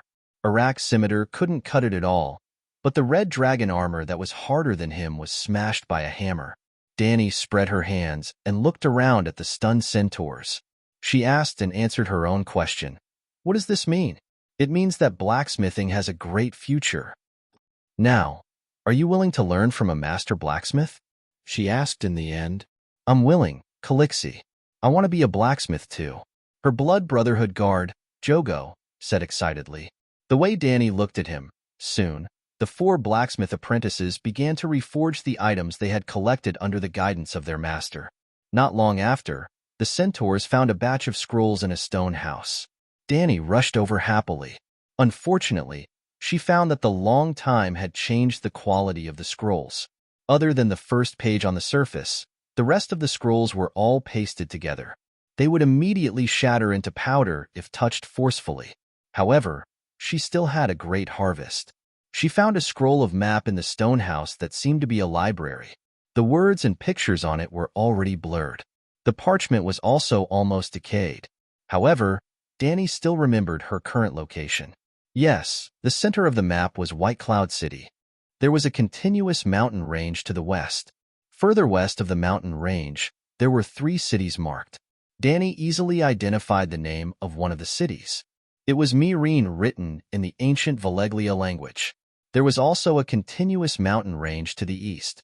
Further east of the mountain range was the sea. The most valuable thing was the geographical information south of White Cloud City. The sea was directly south. There was no standard measurement, so she couldn't determine the specific distance. She could only measure the distance between White Cloud City and the Laser River. White Cloud City was probably between the Laser River and the sea in the south. Dany walked for 5 days. It was about 500 to 600 kilometers. However, they didn't walk in a straight line. The starting point was also not at the Laser River. She estimated that if they walked another 600 kilometers south, they would definitely reach the sea. This was good news. The second piece of good news was that there were 2 other cities within 100 kilometers southwest of White Cloud City. Similar to White Cloud City, they were cities located in the Red Wasteland. Like White Cloud City, those 2 cities should have turned into a dead zone over the years. Just as Dany thought before, the map marked that there was once a river that ran from the Laser River to White Cloud City and the other 2 cities. Now, the river had completely disappeared. So, Dany had 2 new pieces of farmland? For the second time, she regretted slaughtering all the lambs too early. Otherwise, she could have turned White Cloud City into farmland and developed the other 2 cities into pastures. That would have been perfect. Reality proved that she had thought too much. The next day, the knights that were sent out followed Dany's instructions and found the 2nd and 3rd white cities. Yes, they were the same as White Cloud City. They had white city walls, white towers, and white buildings. Other than the fact that they were smaller than White Cloud City, there was almost no difference. However, Xiao Gu, who led the team to search for the cities, told her, Calixi, the nearest city is too strange. There was a circle of iron spears with red rust outside the city walls. There were skeletons hanging from the spears. When the breeze blew, I could hear them laughing. That was the devil's laughter. I didn't dare to go in. Danny was speechless. You also know that there was a breeze? Devil's laughter? If there were really devils, they would also laugh mockingly at you centaurs for being too cowardly. Xiao Gu seemed to have noticed Calixi's displeasure. He quickly took out an iron bracelet that glowed with black light from his pocket. In the middle of the bracelet was a fiery red opal the size of a thumb. The opal was fiery red and translucent. It was natural and unpolished. Calixi, look. I found it in the second white town. It's just an opal. It's not worth much. Danny shook her head. How can it not be worth much? Cora was puzzled. He took the bracelet from Xiao Gu and said in a familiar tone, "This opal is fiery red and translucent. It's natural and unpolished. It's not small either. In the Freedom Federation, it's worth at least 5 gold coins. If you remove the gemstone and give it to a skilled silversmith to embed it into a gold bracelet, the price will double." As he spoke, the knight's tone became sorrowful. His rough, bearded face was gradually dyed with a mixture of sweet and painful memories. "You're a man. Why are you so familiar with a woman's jewelry?" Danny intentionally asked, wanting to understand his story. Cora looked around at the centaurs who were staring at him curiously. He hesitated and did not speak. Danny looked at her Blood Alliance guards. "Ricardo, Adger, each of you pick 3 warriors. 2 old men who herd horses and 2 women who gather food. Each of you has 3 horses. Bring enough food and water. Go to the 3rd white town in the southwest and use it as a base. Head south, southwest, and southeast to search for places that are a day's ride. Search for 3 targets: the ruins of the town, animals, and possible humans. Remember, your safety is the most important. If you encounter animals you don't know, don't try to hunt them. Just remember their appearance and location. If you encounter people, can we try to make contact?" She asked the old driver, Cora. Cora pondered for a moment. 2 people in a group. One person goes to communicate, and the other comes back to report. Danny nodded and said to the centaurs, "Let's do it this way." Then she said to Cora, who had just returned from the 3rd white town, "Blood of my blood. Although there's no sign of humans here, since we can come here, others can also come here. I want you to lead 2 oxen to repair the gate. We lack stiff and heavy wood, so we don't need to repair the wooden gate. You can stack stones at the gate, leaving only a width for a horse carriage to pass through. Then build a small barbican behind the gate." However, Ma Min did not know what a barbican was. Even if Danny told him, Cora would not be able to do it. "Let's do this for now." After the Blood Alliance guards left with Ma Min, Cora said hesitantly, "Your Highness, what plans do you have for the future? Are you going to live here forever?" Chapter 28. What do you think I should choose? Danny asked Sir Yura in return. With only 3 dragons in the world, no matter how glorious the future would be, she had to obediently lay low for now. Keeping a low profile and farming was the way to go. Bringing 3 little dragons that could be slaughtered at any time out to play would be the real idiot. Yura thought for a moment and said, "There is not enough food here. I mean the blood food for the 3 dragons to grow up. It is said that Aegon's Balerion can swallow an entire bison in one gulp, or the legendary woolly mammoth that roams the cold wastelands. With the appetite of the young dragons, all the horses in Colossa will be eaten in less than a year. And a year is definitely not enough for the little dragons to grow into Megalosaurus." Danny lifted Big Black from the basket behind her into her arms and tried to poke her little finger into his mouth. The hot mucus made her feel a little stinging, but she could not even reach his throat. When would he be able to swallow a woolly mammoth in one gulp? "Didn't I just let Ricardo go look for prey nearby?" she said as she lowered her head to tease the struggling Big Black. "Have we met any sand lizards that are bigger than dogs along the way?" Yura retorted, "Carnivores feed on herbivores. The Red Wasteland does not have an environment that can support tame prey. Dragons should not rely on others to feed them. From tomorrow onwards, I will train them to hunt by themselves," Danny said. "Without prey. So what if their hunting skills are good?" Yura was speechless. "I don't expect the 3 of them to grow into Balerion here. As long as they become strong predators, they will not be easily killed by humans who covet, fear, and hate them. Danny turned to the knight with bright eyes and said in an unpredictable tone, Viserys told me that the nobles and commoners of the Westeros secretly sew three-headed dragon flags at home. They are hoping for the return of the true dragon. What do you think? Yora smiled bitterly. Your Highness, I dare not lie to you. The great nobles are addicted to the game of power, while the lesser nobles and merchants are more interested in wine, women, and the tournament that represents glory.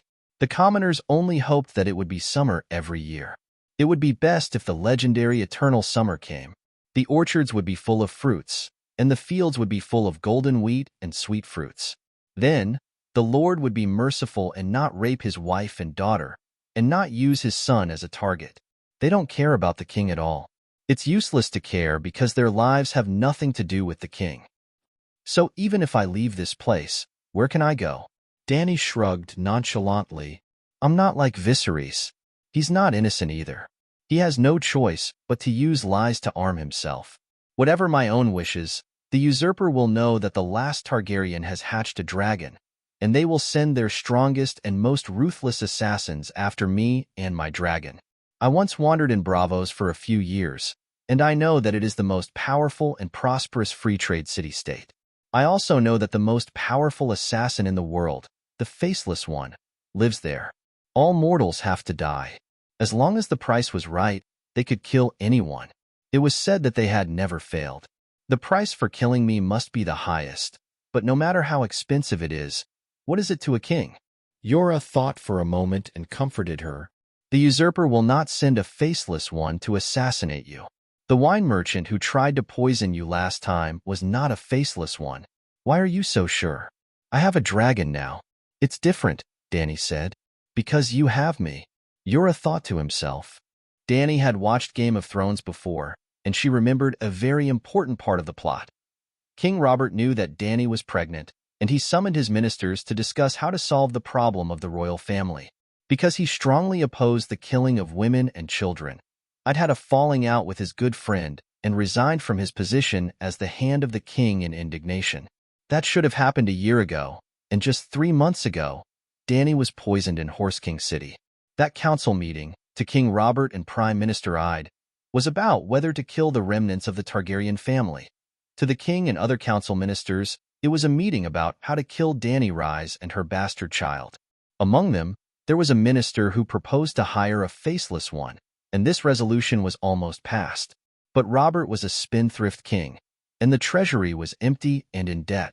As the Minister of Finance, Littlefinger thought that a cheaper method should be chosen. Jorah Mormont. Yes, it was the tall man in front of her who looked simple and honest. He was a spy, a King's Landing spy who was responsible for collecting information on Dany and killing her when necessary. But Dany was not worried that Jorah would hurt her. Apart from the unreliable emotional factors, Jorah had no reason to betray her from the perspective of interests.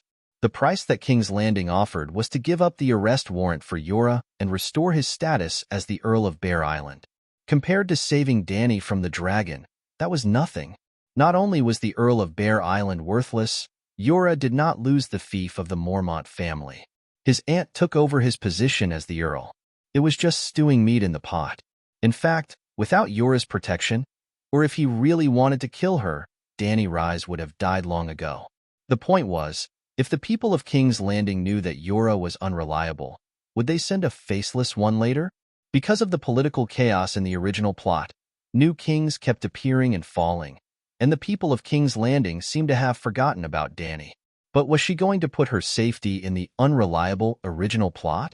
The Faceless One is not an invincible assassin.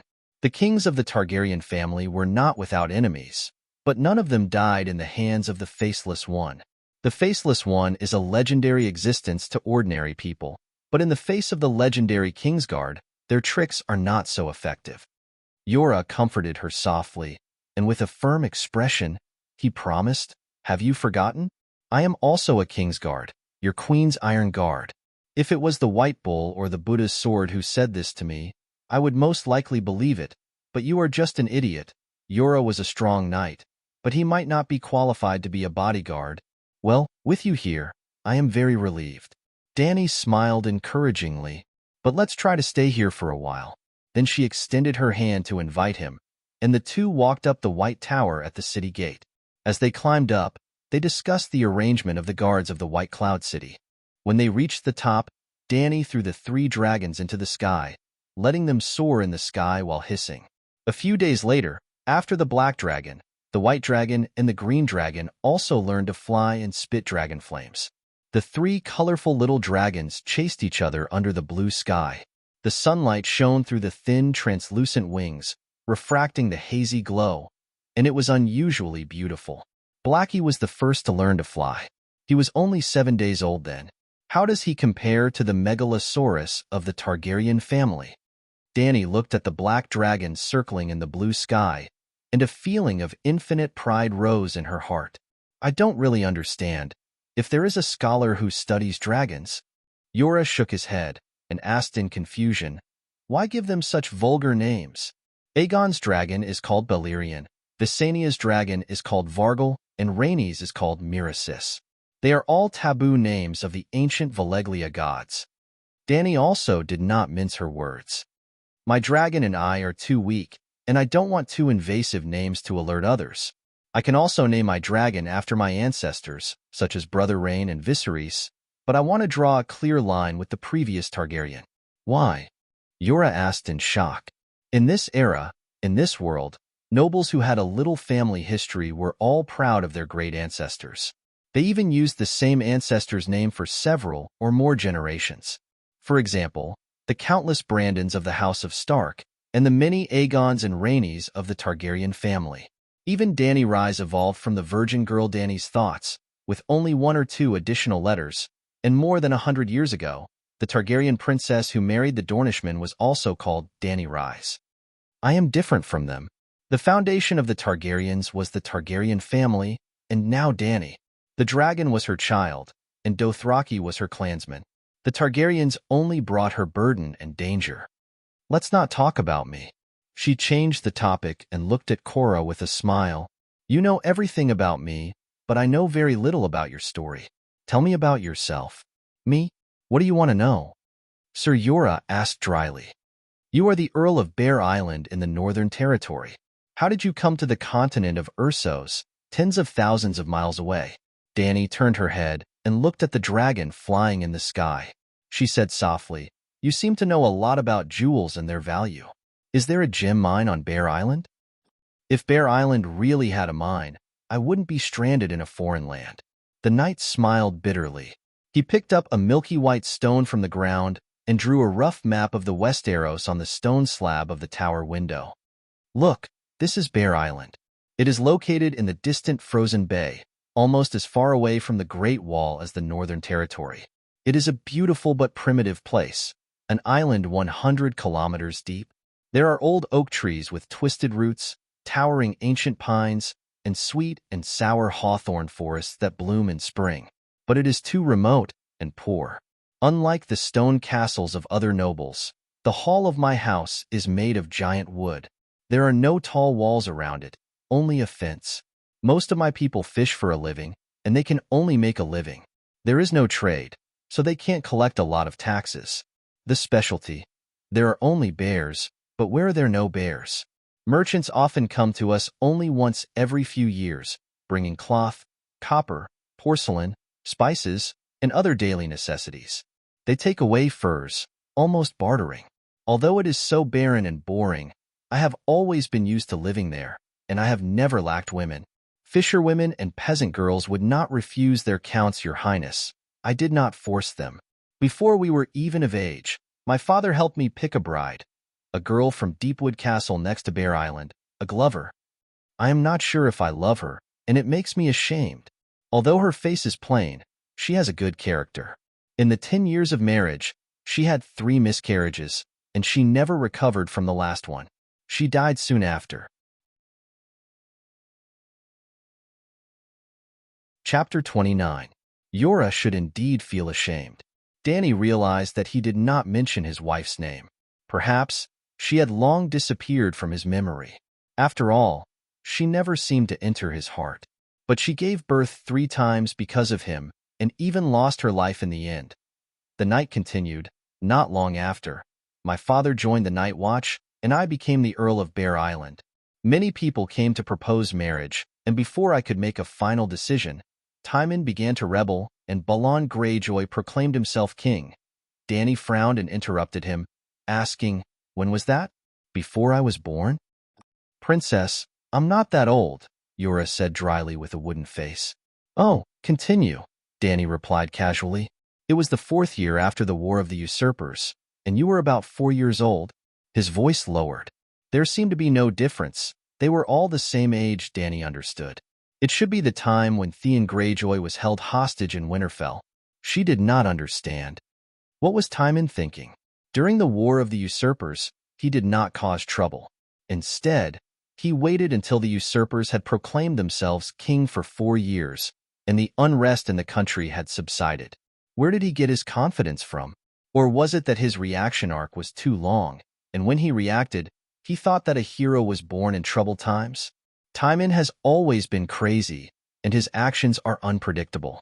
Yora shook his head. Perhaps he thought that the usurper's foundation was not stable, or perhaps someone had been suppressing him to prevent him from rebelling. During the War of the Usurpers, Balon's father, Duke Colin, had always been neutral. After your brother, Prince Rhaegar, died in battle at the Ruby Beach, he joined the usurper Robert.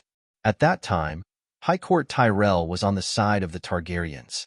Thus, Colin led the Iron Fleet, the main fleet of Timon Island, out to sea, and prepared to plunder the Riverbend High Court. Unfortunately, the High Court people were prepared and waited for the enemy to arrive at the Shield Islands. Not only did they defeat the invincible Iron Fleet, but they also killed Colin in that battle. Then, Balon inherited his father's position. The usurper had already ascended the throne, and the rebellions were more or less quelled. It took King Balon 4 years to gain complete control of Timon Bay. He raised his flag and rebelled. Then King Balon was defeated, and his eldest and second sons were killed. His youngest son, who was 10 years old, became the adopted son of Winterfell Duke Eddard Stark and was used as a hostage to prevent the Greyjoy family from rebelling. To celebrate his victory, Robert decided to hold a tournament outside Lannisport. I met Lyneth there. At that time, she was only half my age. Together with her father, she had come all the way from the old town to watch her brothers compete. The first time I saw her, I couldn't take my eyes off her. It was the first time I felt such strong love. Impulsively, I begged her to give me a token to fight for her. I wouldn't have dared to dream that she would agree, but she did. Your Highness, you must understand that a tournament is a night sport, not a simple contest of martial arts. We Northerners have never been good at the undull sport, but with Lyneth's token, I seem to have been possessed by a warrior of the 7 gods. For a few days, I was invincible, and finally crowned Lyneth with love and beauty. The wine and glory made me do something crazy. That night, I went to her father and told him that I wanted to marry his daughter. With the wealth and status of our families, Count Leighton should have been mercilessly rejected, but he wasn't. The Leighton Hyder family's fief included the second largest port in Westeros, Old Town, as well as the Maester's Temple, the city of learning. The headquarters of the Church of the 7 Gods was also in Old Town. The Hyder family was also of the blood of Green Handgarth. They could be counted as dukes without the title of duke. Duke Tywin Lannister had proposed marriage to Count Leighton on behalf of his son, the Imp, in the hope that Tyrion would marry a daughter of Hyder. Count Leighton had almost rejected him in an insulted manner. Jorah Mormont had been very lucky. Unfortunately, the honeymoon was short-lived. Lyneth was disappointed with my hometown. She felt that it was too cold, too wet, and too remote. The wooden hall of Bear Island was far inferior to her family's magnificent and warm castle. Moreover, life on Bear Island lacked the fun that a southern noble lady needed. There were no masquerade balls, no mime shows, and no luxurious banquets. Even the wandering singers had to wait for several years before they could come here with the merchants who bought furs. The ones who came were old, ugly, and unskilled third-rate singers. The food in the northern region was also far more monotonous than in the rich highland. It was already a blessing from the gods that my people could eat their fill, but every meal was almost torture for Lyneth. At that time, I thought that as long as she was happy, I was willing to do anything. So, I hired a cook from her hometown, a bard, and gold, silver, and jewelry for the ball. On Bear Island, where every silver coin was counted, I had no choice but to familiarize myself with the price of most of the jewelry. So, do you understand why I was able to estimate the value of the opal bracelet so skillfully? Yura smiled like a husband paying his wife's bill on the internet on Double 11. I tried my best to satisfy whatever she wanted. As I said before, because of her, my potential exploded and I became the champion of the tournament. The usurper was a generous, an arrogant and licentious king. He was extravagant and loved to hold tournaments, and the champion of each tournament was richly rewarded. That time, not only did I receive glory and beauty, I also received 50,000 gold royals in my pocket. That much? Danny couldn't help but exclaim. With the memories of the original host's difficult life in the various cities, she had a rough understanding of the purchasing power of the three currencies of this world: gold, silver, and copper. She remembered that once, on the streets of Mill, Viserys used 2 copper coins to buy 2 barbecued sausages and a small bowl of goat's milk from a vendor. Viserys quickly finished his portion and snatched the remaining half of his sister's sausages. In terms of purchasing power, let's say 1 copper coin was worth $5. After all, it was pure meat sausages, and the portion was quite sufficient. Under normal circumstances, that sausages could be used for breakfast, but Viserys was in the developing stage at that time, and his nutrition couldn't keep up. And 1 gold royal could be exchanged for 30 silver moons. So 1 silver moon could be exchanged for about 800 copper coins. In other words, 1 gold royal equals 2,400 copper coins equals 12,000 renminbi purchasing power. 50,000 gold royals was about 600 million. Holy shit! Danny remembered that in the original plot, Robert had been on the throne for 14 years and owed a total of 6 million gold royals, of which 3 million belonged to the Lannister family. Hearing Danny's exclamation, Yura also lamented. That's right, Bear Island can't even earn 5,000 gold royals in 100 years. In terms of spending money, the usurper is more like the Mad King than your father. The knight's face flushed red, and he didn't know what to do. Danny didn't say anything, and only nodded calmly. Sir Yura heaved a sigh of relief, and continued his love story, saying, "It was also because of that 50,000 gold royals that I was able to satisfy all of Linny's requests in the days before. In order for her to attend festivals and banquets everywhere, I specially built a large ship for her. Port Lannister, Old Town, King's Landing, Liss, Pintos, she appeared there. The furthest we went was to Bravos." From Bear Island to Bravos? Are you crazy? Danny was shocked again. Bravos was actually very close to the Northern Territory, in a straight line. If there was a plane, flying from Bear Island to Bravos was about 3,000 kilometers. 3,000 kilometers seemed a little far. The key was that Bear Island and Bravos were separated by a continent and a strait.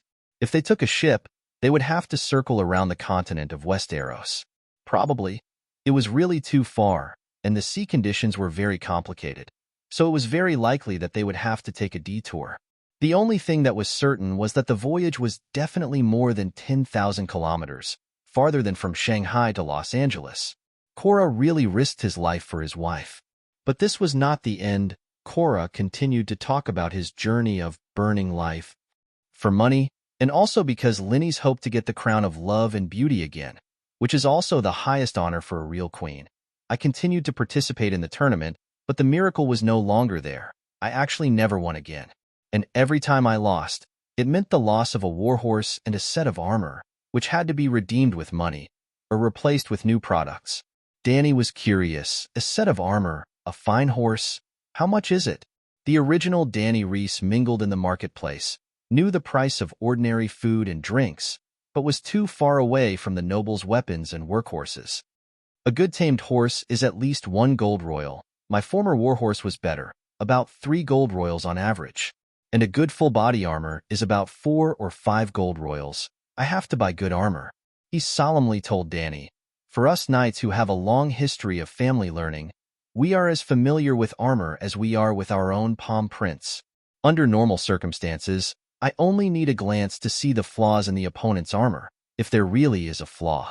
Similarly, my opponent can also see the flaws in my body. So, I can't have too obvious flaws, and I can't use substandard armor, or else my life will be in danger during the competition. I'm not afraid of death, but dying in a noble's game because of a problem with my armor is really an extremely cowardly thing. After a pause, Knight Cora said in a complicated tone, I've participated in many tournaments, and every time, there were knights who lost their lives, most of them free riders seeking wealth and fame. Almost none of the children of great nobles died, because no one could break through their defenses under the rules of the competition between cavalry and spear. If Dani had watched the Prime Minister's tournament held at King's Landing more than a year ago, she would have a deeper understanding of Cora's words. One of the matches was Rayleigh versus Hound. During the high-speed collision, Hound stabbed Rayleigh in the chest, causing him to fly out from the saddle, flying more than 10 meters in the opposite direction from where he came from. The golden antlers on the helmet, which were as thick as a child's wrist, were crushed by him. But what happened? Rayleigh was completely fine. He patted his butt and stood up, waving his hand ostentatiously, using a proper smile to respond to the cheers of the audience around him.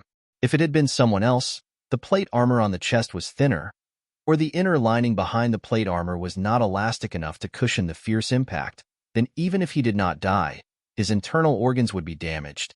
In this world, if one's internal organs were damaged, one would basically be crippled.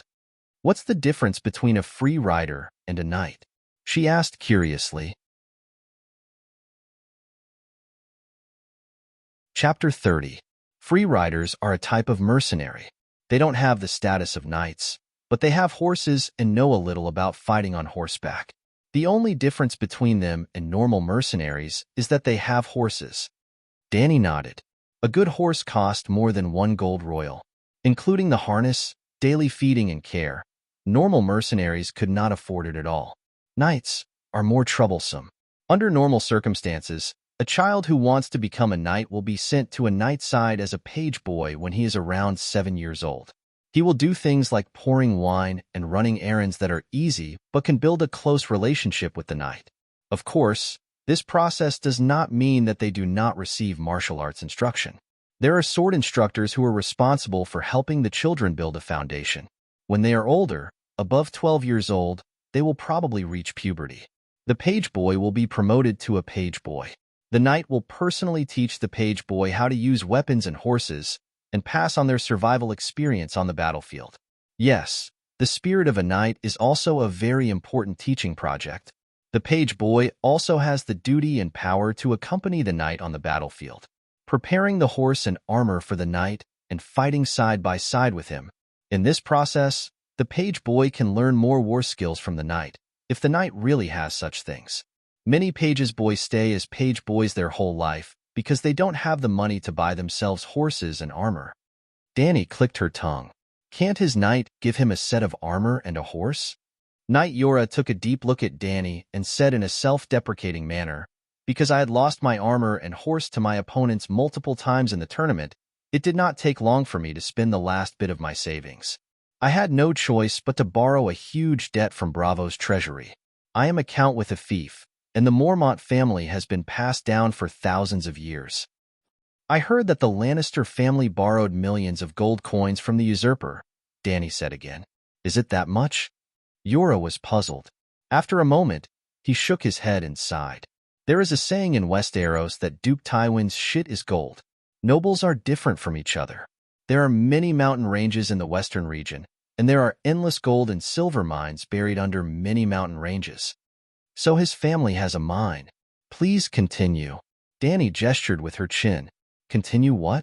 The knight or my story? Yora licked his lips. He felt that he had said a lot and his mouth was dry. Let's talk about knights first. Any knight can confer the title of another knight.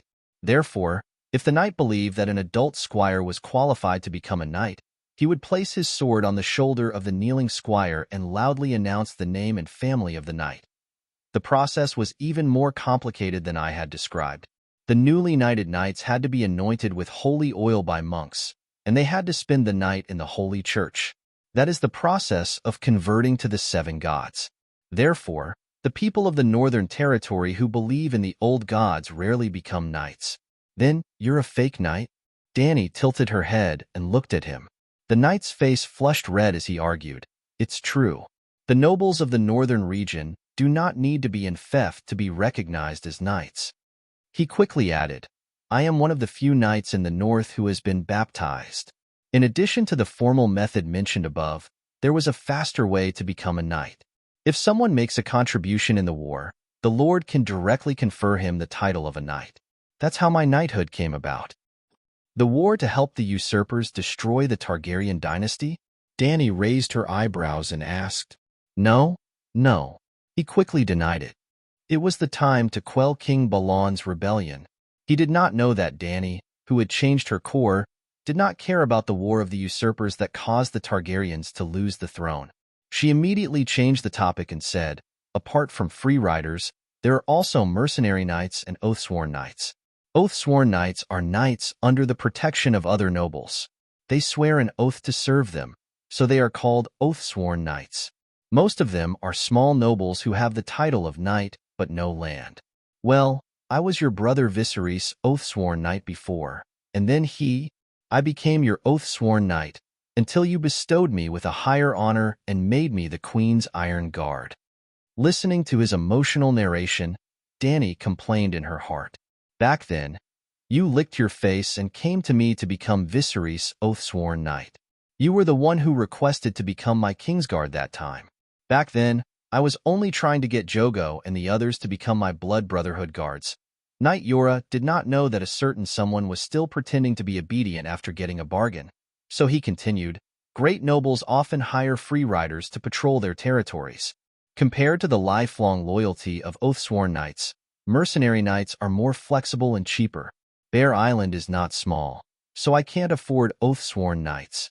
I also have a few free riders who patrol the forest under me. At this point, he sighed emotionally and said dejectedly, I'm bankrupt. I can't even pay the salary of the cook and the harpist. When Lyneth heard that I had the idea of pawning those jewelry, for money, to keep Lyneth's jewelry, singers, and cooks, my hired riders caught a few civilians who were poaching. According to tradition, they could only choose between having their hands chopped off or being sent to the Great Wall to join the Night Watchmen. But, for money, I finally gave up my honor completely. I sold them to the Tyrosh slave merchant. This went against the laws of the Seven Kingdom. Slaves are not allowed to exist under the faith of the seven gods. You were sent into exile? That's a little harsh. I can first fine you as a warning to others and warn you not to do it again, Danny said. It's more honorable than exile, but it's also more cruel than exile. I committed a capital crime and will be beheaded. According to the traditions of the ancestors, Ed Stark will judge me personally. After listening to my last confession, he will also have to personally use ice to chop off my head. Danny looked at the sketch of the Westeros that Cora had just drawn on the stone slab and said, Winterfell is a little far from Bear Island. Did you escape? About 1,000 kilometers. If I keep changing horses and galloping, I can reach the seaside in 2 days and reach Bear Island on the 3rd day. But 3 days is enough for me. Enough for me to escape with Lyneth and her jewelry. If I remember correctly, you're the only son of the Mormont family. Cora nodded. Yes, I'm my father's only son. I also have an aunt, but her 5 children are all daughters. Your father is wearing a black robe? Yes. You once participated in the War of the Usurpers as Ed Stark's guard? Danny asked again. I also participated in the Battle of the Trident River, he said softly. His voice was like a breeze that brushed past his hair, with caution and a hint of pride. You risked your life for Winterfell for so many years, accompanying him as a traitor and helping him quell the rebellion. In the end, because of a few poachers, he wants to cut off the head of the only male descendant of the Mormont family? Danny's tone was complicated. Although it was a question, it was straightforward. Stark is such a person. Cora was still indignant. Obviously, he felt that his lord was too harsh on him. After a while, the knight sighed again and said, This is one of his rare charms. He's fair and just, strict to benefit himself, and strict to others. Haha, it should be strict to benefit himself, and lenient to others that counts as a person's charm, right? Korra's matter was unimaginable in any dynasty of the great celestial empire. This was beyond the scope of being impartial. Bao Qingtian also had a moment of harmony outside the law. Otherwise, how could the 7 heroes and 5 righteous men have survived? It could only be said that Id Stark lived too comfortably and was too inflexible. Dany couldn't help but think to herself, is it so easy to defend one's country in this world? The House of Stark's position as the king of the northern region is still as stable as a mountain. But how did Targaryen lose his country? Could it be that the father of this body, Mad King Aerys, is even more scheming than Id? The heavens have pity on them. They, who have no political skills, can maintain the kingdom for hundreds or thousands of years while doing their best. When the last kings of the great celestial empire know about this, they will probably be so envious that they will drool. In fact, only the people of the northern region are inflexible. Families like Lannister, Tyrell, and Martell are not inferior to any of the famous kings of the great celestial empire. Well, you continue. She felt that she still had a lot to learn. This world was too different from the Eastern survival rules she was familiar with. She could only adapt and change. At least the dragon must be strong enough that it can't be killed by crossbows. It seems that there is no dragon that can't be killed by crossbows. Should I let the Megalosaurus learn from the Westeros Knights and get a full body armor to wear? If it was a naked duel, just the current little Colossa could find 10 centaur warriors who could kill Korra. But if he wore armor, none of her blood guards would be a match for him. Dany's imagination ran wild, but Korra continued. I told myself that as long as Linnes and I were truly in love, honor, identity, hometown, title, family, and so on, nothing was important. I took her and fled to Lys. That big ship was worth a little money, and we lived a rich life for half a year. When she heard the word true love, Dany knew that Korra was going to have a tragedy. Sure enough, his fierce bear-like eyes turned red and watery. His bearded square face twisted into a word, bitter. I could only be a mercenary. Other than helping people to fight, I had no other survival skills. That day, I received a mission to leave Lys and go to the Norn River thousands of miles away to fight for territory with the Braavosi people. His tone became inexplicably sorrowful. I gave her the deposit. She took the gold coins and her own jewelry and moved into the chamber of the Prince of Trade, Tigo Molan, the day after I left. So miserable. When Dany looked at Korra now, she felt that the word bitter on his big face had turned into the word miserable. In the original plot, Dany, who was loved by him and gave the latter half of her life, had always been a good person to him. If Korra Mormont stood up and shouted, "Who dares to be more miserable than me?" Dany thought hard. It seemed that only the future Theon could say, "Maybe I can reach the bottom of your pants." Actually, she was too involved to see clearly. She forgot that there was someone who was 10 times more miserable than Korra Mormont. That was her own self. Chapter 31. Before Dany Rise, the Princess of Dragonstone Island, was born. Her elder brother and father died one after another. After becoming the last princess, she caused her mother to have a difficult labor when she was born. After that, she lived a difficult life for 13 years until she was sold as a slave to the centaurs. Fortunately, Drogo, the old driver, treated her well. However, the god of death soon found her again. Her elder brother was killed by her husband, and her husband and son were sacrificed by the witch to the devil the other side of the Light King Lalo. That was only the first half of her miserable life. During those few years of torment in Slave Bay, while she unlocked the slave chains of others, she put a shackle on her own neck. After suffering for a few years, she finally fought her way back to the Westeros. Only then did she realize that she was not the child of prophecy at all, but a ladder to help the true child of prophecy reach the top. Her loyal followers died tragically one by one, and those who survived all had evil intentions. Mormont, who loved her, died tragically, and the one she loved betrayed her. The dragon, who was treated like a child, also became a big gift for the winner of the power game. It seemed that the two most miserable people were together.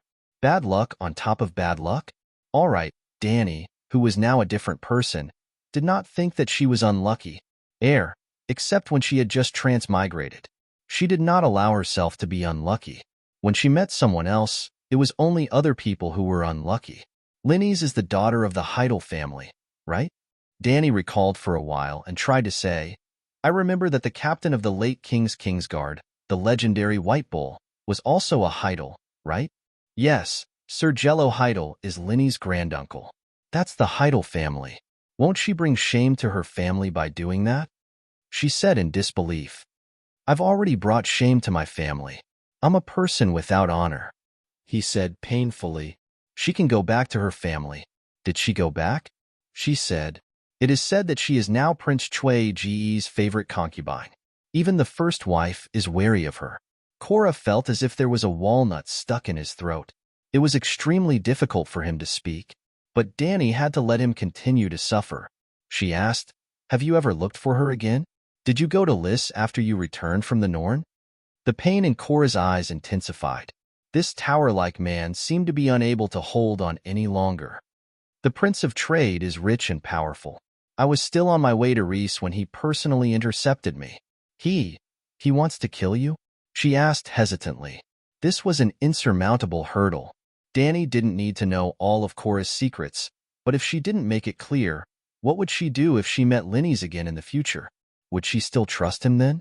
He only used words. He told me to see the situation clearly. Don't make unnecessary struggles and make everyone look bad. But if I don't know what's good for me and harass them, it won't be long before I disappear from the western continent of Ursus. I'm not afraid of his threats, the knight emphasized solemnly. I just made sure that Linny's wasn't threatened in the slightest before I left on my own. Those two adulterers probably hooked up with each other behind your back, Danny thought. Do you still love her? She asked casually. Love? Love. Love and hate, Cora replied. He seemed to be unable to hold on any longer. Your Highness, please allow me to take my leave. I'm a little tired. Wait a minute. She stopped him and asked directly, Do you also have feelings for me beyond that of a ruler and vassal? Just like the original Danny Linny's, she couldn't reciprocate his love, but she didn't want to use him as a spare tire either. Everyone was open about it. If they could get together, they would get together. If they couldn't, they would go their separate ways. Without Cora, without the shackles of the Westeros, she completely relied on the centaurs and blended in with them. Sir Cora's expression was complicated. There was embarrassment at being seen through, but also joy that she could sense his feelings. He stopped in his tracks and smiled. The first time I saw you, I felt that she was somewhat similar to you, Danny Linny's. In fact, Cora was just expressing his feelings sincerely and subtly. He also had the strong love for Danny when he first met Linny's. But to Danny, this answer was 0. You're completely done for, you know? I'm not like her at all. Even if Drogo is dead, I won't marry another man. She expressed her rejection without hesitation. Drogo was a complete stranger to her, but that dead man was also the best shield and an excuse to give a suitor the good guy card. Maybe after the Church of the Seven Gods knew about this, they would imitate the old example of Saint Baylor and give Danny the title of Saint Danny? Cora also heard Danny's rejection and said, Your Highness, I'm your Kingsguard, the Queen's Iron Guard. After saying that, he bowed deeply and left with heavy steps. The Kingsguard gave up the right to inherit their fiefs and did not marry or have children for the rest of their lives. Serving the king was their only responsibility and glory. The next morning, at the first glimmer of dawn, Danny rode on her little silver horse and carried a modified rattan basket on her back. The 3 dragons stretched out their snake-like necks and probed around her waist and shoulders, occasionally letting out coarse cries. The horses' hooves made a crisp, clatter sound on the streets.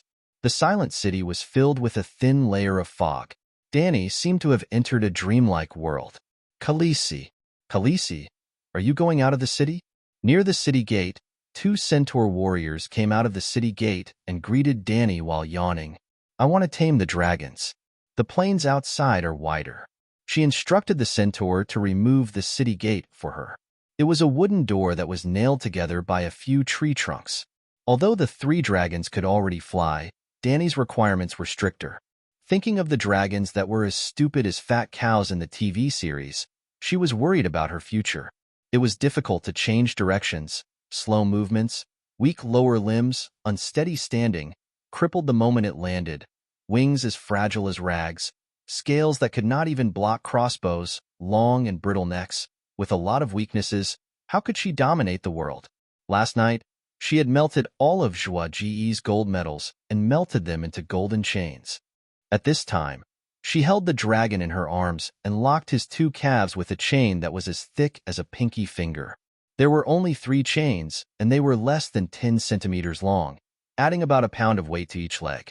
Come, Blackie, you're the big brother. Set an example for your brothers. Just like before, she held the dragon and threw it into the air. Whoosh, whoosh, whoosh, plop. Blackie flapped his wings hard, but before he could fly 10 meters, he fell on the sand. Hissed, the black dragon turned his head and stared at Danny, letting out an aggrieved hiss. Crawl back on your own. She did not raise her head and continued to shackle the white dragon. Whoosh, whoosh, plop. The white dragon was not as good as Blackie. It almost drew a parabola and fell to the ground. Hiss, hiss, boom. The white dragon angrily spat out a thin red flame into the sky. Don't waste your energy. Come back and continue. Danny yelled. The white dragon did not listen. It spun in circles mindlessly, flapping its wings as it spat out dragon flames. Danny was very angry. She walked over and flicked his little head. Hissed, the white dragon roared at Danny. He seemed to be angry too. Unlike the black dragon, Danny could not use her consciousness to comfort the white dragon and the green dragon. They could not accept her words and movements, so the training process was very troublesome. In desperation, Danny could only bend down and hold the white dragon's body, let it stand up straight, and walked back to the rattan basket step by step. She could not carry him. After the first time, there would be a second time. The reason why she let them walk back on their own was mainly to train the strength of their lower limbs and the dragon's sense of balance on land. After a few days of interaction, Danny found that dragons had a natural sense of space, but when they landed on the ground, they were not as stable as ducks. Ducks only had 2 legs, but dragons had a pair of wings that acted as front claws. Even walking was difficult, let alone running fast. Danny did not expect them to be able to run faster than horses, but without nimble running speed. Once they landed, the dragons who lost their momentum would be easily surrounded, trapped, and injured. The dragon's wings could never be trained to the point where they could block the dragon-slaying crossbow, and their wingspan was so big, maybe the vital parts of the body could dodge the crossbow, but the wings would be too easy to hit. If they had no choice but to land in the enemy's formation, they would not have the ability to break through quickly. After training to fly with weights for the whole morning, Danny did not untie the chains at noon. She just carried them to find food. There were horse people who specialized in helping the dragons find prey. In the morning, a Fanta and a group of old horse people were herding the horses while paying attention to the small animals in the sand and hills. They were really very small. Big Black's first head prey was a palm-sized scorpion. Boom! A thin dragon flame burned the scorpion, and in a moment there was only a pinch of black ash left on the sand. Don't burn it. It's so small. We can't make ends meet. She touched Big Black's head and said. Big Black was always in the dragon spirit state, so she and Big Black were almost telepathic. Calixie, there's another poisonous scorpion here. A Fanta stood on the sand dune and shouted. This time, Big Black was like a chicken pecking rice. His long snake neck was like black lightning, Danny's vision blurred, and the scorpion was in his mouth. Duo. The scorpion's tail stabbed at the corner of Big Black's mouth, making a dull sound. Danny saw a poisonous needle with a faint purple light pierce into the soft flesh of his mouth several times. Are you poisoned? Are you unwell? Danny hurriedly asked.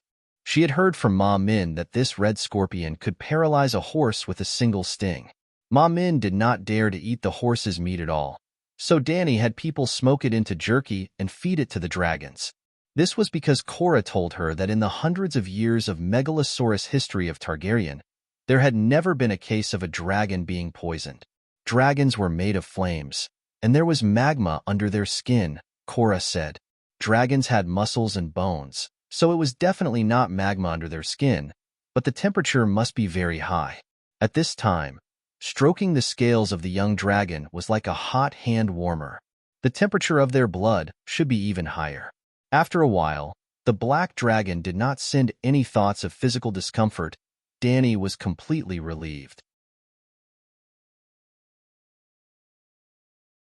Chapter 32. After 5 leisurely days, the group of knights that Danny had sent to the third White City had returned.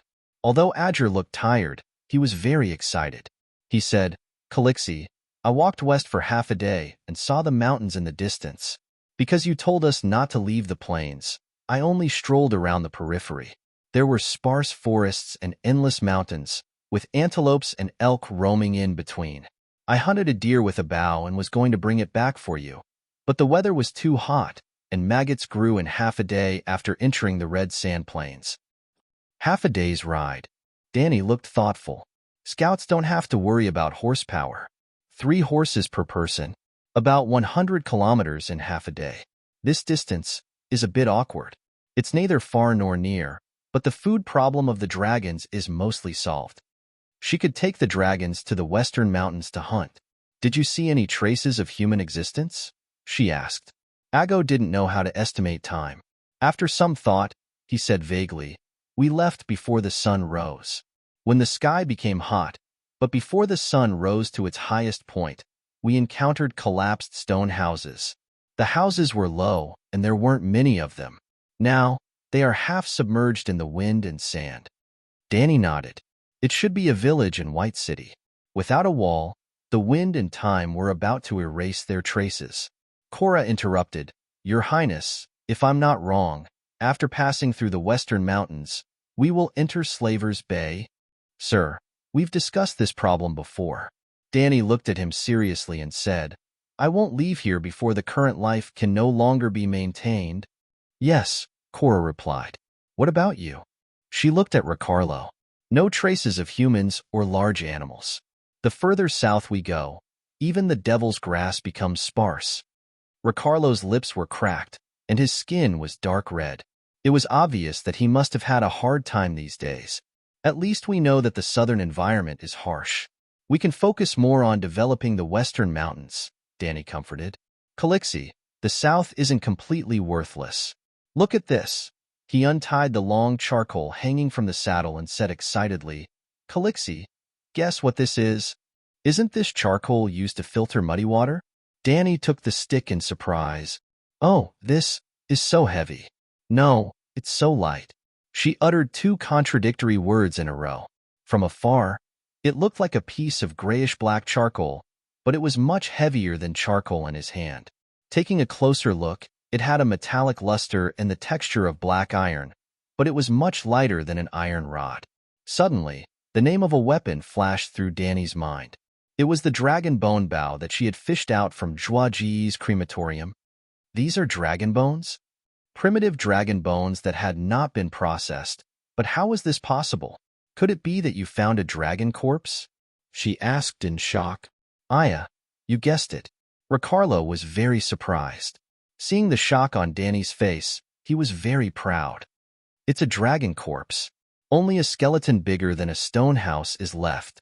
Most of it was buried by the wind and sand. But that corpse is too big, and the sand can't completely bury it. I think it's bigger than the Black Death Balerion. Impossible. Before Danny could react, Yora Mormont shook his head in denial as if he had been insulted. You haven't seen Balerion. Other than the old legends, I also saw its skull at the King's Landing. Its mouth was so big that a horse could be stuffed in. Ha ha ha, I personally rode through the mouth of that dragon's skull. Ricardo laughed as if he had one. I bought it. Oh, the 7 gods above. Danny opened her mouth wide and said in disbelief, that must be the megalosaurus that fell on the Red Plains during the ancient Valeglia period. The Black Death Balerion is the biggest dragon of the Targaryen family. Not to mention the significance of the megalosaurus to the people of Valeglia, the dragon corpse has always been the most precious treasure. Why didn't the people of Valeglia recover it? Yora asked in confusion. I thought of a possibility. A glint flashed in Danny's eyes as she said faintly, He is the sixth megalosaurus to escape the great cataclysm of ancient Valeglia. The Targaryen family was originally one of the dragon kings of Valeglia's Freedom Fortress. Before the volcanic eruption destroyed the land of Long Summer where Valeglia was located, the virgin girl of the Targaryen family, Dany C., received a prophecy in a dragon dream. Ancient Valeglia was about to be destroyed. The current head of the family, who was also Dany C.'s father, believed his daughter's prophecy. Ignoring the mockery of Valeglia's nobles, he sold all the castles, manors, and shops in Valeglia and led his entire family and the 5 dragons to leave the land of Long Summer by boat. During the Great Cataclysm, the dragons and Valeglia all died in the hot magma that spewed out from the Earth's core. Even the Megalosaurus could not withstand the high temperature and poisonous smoke of the magma. As a result, only the Targaryen family had the Megalosaurus left in the world, and the Targaryens became the last dragon king. Now that she heard Ricarlo's description of the size of the dragon's corpse, she immediately thought, could there be a Megalosaurus that escaped from the Great Cataclysm? He was heavily injured and struggled to fly to the Red Wasteland. Not long after, he died in pain, leaving behind a huge creature for future generations to pay homage to. After listening to Dany's guess, Sir Jorah nodded in agreement and sighed. As long as there is enough food, the dragon's body will continue to grow. Because Balerion reached the limit of his growth, he naturally died of old age. As a result, there is almost no Megalosaurus that is larger than him, unless there is one more thing. The Red Wasteland is next to Slave Bay, and to the west of Slave Bay is the land of Long Summer. Ancient Valeglia is at the mouth of Slave Bay, so the distance is very close. The place where the dragon's corpse fell was a little far from the Third White City, close to 300 kilometers. Another 200 kilometers to the south would be the sea. Dany let the 2 Blood Brotherhood guards rest for 3 days. Then, she left the maid and Khalasar in White Cloud City. She personally led Jorah and 30 centaur warriors, each riding 3 horses. They set off at 4 or 5 in the morning, and arrived at the Third White City at 8 in the morning before the sun had driven away the last bit of shade. When they passed by the second, Devil's City, Dany purposely stopped to take a look.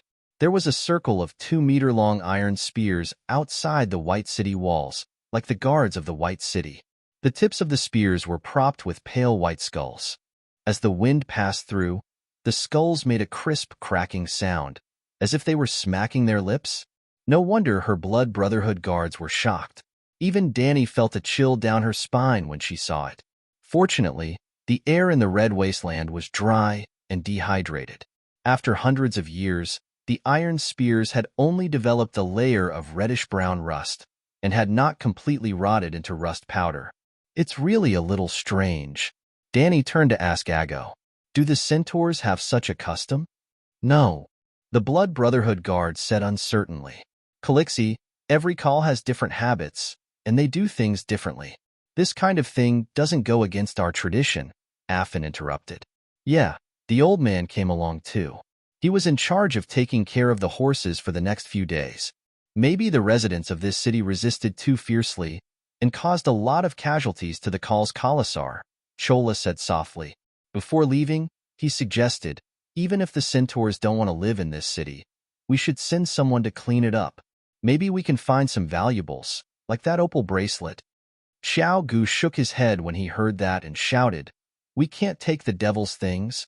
Then last time I picked up the iron bracelet in another white city. I didn't even enter this city, Xiao Gu quickly explained. Our goal this time is to explore the dragon bones. Let's put everything else aside for now, Dany decided.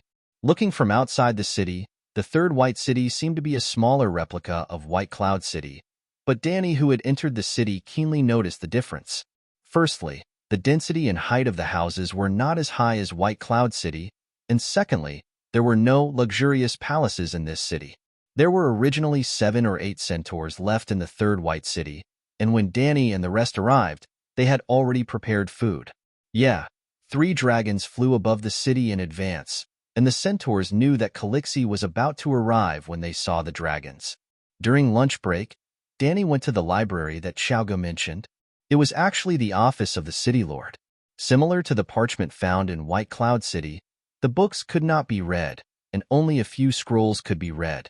Through one of the pictures, Danny could roughly determine the meaning of the existence of these white cities. The Silk Road of another world. Queers, the pearl of the strait that connected the Jade Sea and the Summer Sea. Its status was similar to the Suez Canal on Earth. Myrene, the largest and most prosperous city in Slaver's Bay, and also the world's largest slave trading market. At this time, on the map, Myrene, White Cloud City, and Queers were connected in a straight line. Compared to the long sea route, crossing the Red Wasteland reduced the journey by 70%, and the land was safer than the unpredictable sea. So for a period of time, the White City was very prosperous, just like the famous cities on the Silk Road of the Celestial Empire. So, there's an ancient road between Myrene and White Cloud City? Danny's fingers slid lightly on the map, her mind racing. If White Cloud City could not support the three dragons in the end, she could follow the Silk Road to the northwest and finally build a city in the mountains near Myrene. She was sure that as long as she followed the path on the map, she would definitely come across the fourth and fifth white cities. Maybe they would not be as grand as white cities, but at least she would be able to find the small villages that were used for travelers to rest a few hundred years ago. Then, she could carry out her plan to farm to the end. Entering the Red Wasteland did not seem to be a dead end, but an otherworldly paradise arranged by God. No one paid attention to her, and no one knew that she had dragons. Prophecies, deviant ghosts, Jon Snow, and games of power in the Westeros could all go to hell. When the Megalosaurus grew up, she would ride the Megalosaurus to the north, sweep through the Dothraki Sea, and be crowned as the only female call to unify the 8 barons. Then, with the 3 dragons and hundreds of thousands of roaring warriors, the world would be hers to roar, and the whole world would tremble under her strappy riding sandals. Qin Shi Huang, Genghis Khan, Alexander, Caesar, Napoleon, they were all her, and they were all inferior to her. Hee. Thinking of the beauty, Danny could not help but giggle. Calixie, Calixie, what's wrong with you? Ago's shout woke her up from her dream. Why are you looking for me? She roared back in an unfriendly tone. Ago did not care about her attitude at all, and only widened his black almond-shaped eyes, shouting, "It's getting dark." So be it. Oh, it's time to go. Danny understood this time. Their operation this time would be like when they crossed the wasteland, traveling at night. Chapter 33. The last time the Blood Alliance guards received orders to explore the terrain and resources, they naturally couldn't travel at night. Although the weeping blood star in the sky dyed the sky red, it was completely impossible to rely on the faint red light to see the scenery in the distance. So, Ago and the others really had a hard time last time. This time it was different. The goal was clear, and there was no need to check if there were people or large animals nearby. The weeping blood star of blood and fire hung above their heads. Without the old, weak, women and children of Colossa holding them back, Danny took the lead. The little silver horse galloped happily on the red sand, leaving a thin trail of red dust between the horse's hooves. Cora and her blood guards were 3 horses behind Danny, followed closely by 20 Dothraki roaring warriors. The rumbling of the horses' hooves spread far and wide. The sand lizard with reddish-brown scales poked its head out of the grass, as if feeling the tremors of the earth. Squawk, squawk, boom, a sharp and rough cry suddenly sounded above their heads. The sand lizard the size of a wildcat was alerted and wanted to shrink back into the grass. But it was a string of dark red flames falling from the sky. The black smoke mixed with the smell of sulfur ignited the demon grass beside it. The sand lizard screeched and escaped from the sea of fire. The next moment, the sky darkened and it rose into the air without any support. The pain of being pierced by sharp teeth in its weak abdomen had not driven away the panic in its heart. With a boom, a ball of flames swept over and the sand lizard completely lost consciousness. Thud, thud, thud. The horses trampled over the demon grass, which was ignited by the dragon flames, quickly sank into the shallow red sand, leaving only wisps of white smoke swaying with the wind. Danny raised her head to look at the dragon whelps in the sky who were fighting for food. A satisfied smile appeared on her face. The centaurs had a very good sense of direction. They did not take any detours and found the dragon bones at midnight. Thinking about it, it was true that people with a bad sense of direction could not become Colossus scouts because the Sea of Dothraki grass was even more difficult to identify than the Red Wasteland. The scouts were scattered in all directions, and the furthest they could go was a day or two away from Colossus. 7 gods, is this really the skeleton of a creature? Even though she had heard many times that Balerion could swallow a wild bull in one gulp, Dany could not help but exclaim when she saw the dragon bone the size of a destroyer. The bones that were exposed above the sand were grayish-white. The deeper one went into the ground, the darker the bones became. Originally, only a small part of the skull was exposed. Last time, in order to investigate the size of the dragon bone, Ricardo had dug up the sand that had buried the skull. If I were to completely dig up the sand, the project would be too big, and it would take a lot of time. Dany climbed to the top of the 2-story Megalosaurus's head. Looking at the burial ground that had accumulated into a curved hill, she began to hesitate. Cora frowned as he looked at the huge skull and said, "Your Highness, what do you plan to do with this dragon skeleton? I'm afraid it's not realistic to transport them all back." Dany smiled bitterly. To be honest, I did plan to transport it back. Not to mention how many gold coins the dragon bones can be exchanged for, just making it into a weapon. You've seen the power of the dragon bone bow. It's a great killing weapon that warriors must have. The Ma Min do not have the technology to forge dragon bone weapons. Only the best Khal blacksmiths can mold dragon bones into weapons. Cora shook his head. "What do you think we should do? Leave it here and not care?" she asked. Cora rubbed his chin and suggested, "Choose some dragon bones that are easy to carry back. Bury the rest here. In the future, we can come back to retrieve them if needed. The skull is too big and difficult to handle. Take the bones from the wings." With Dany's order, the Ma Min began to work in full swing.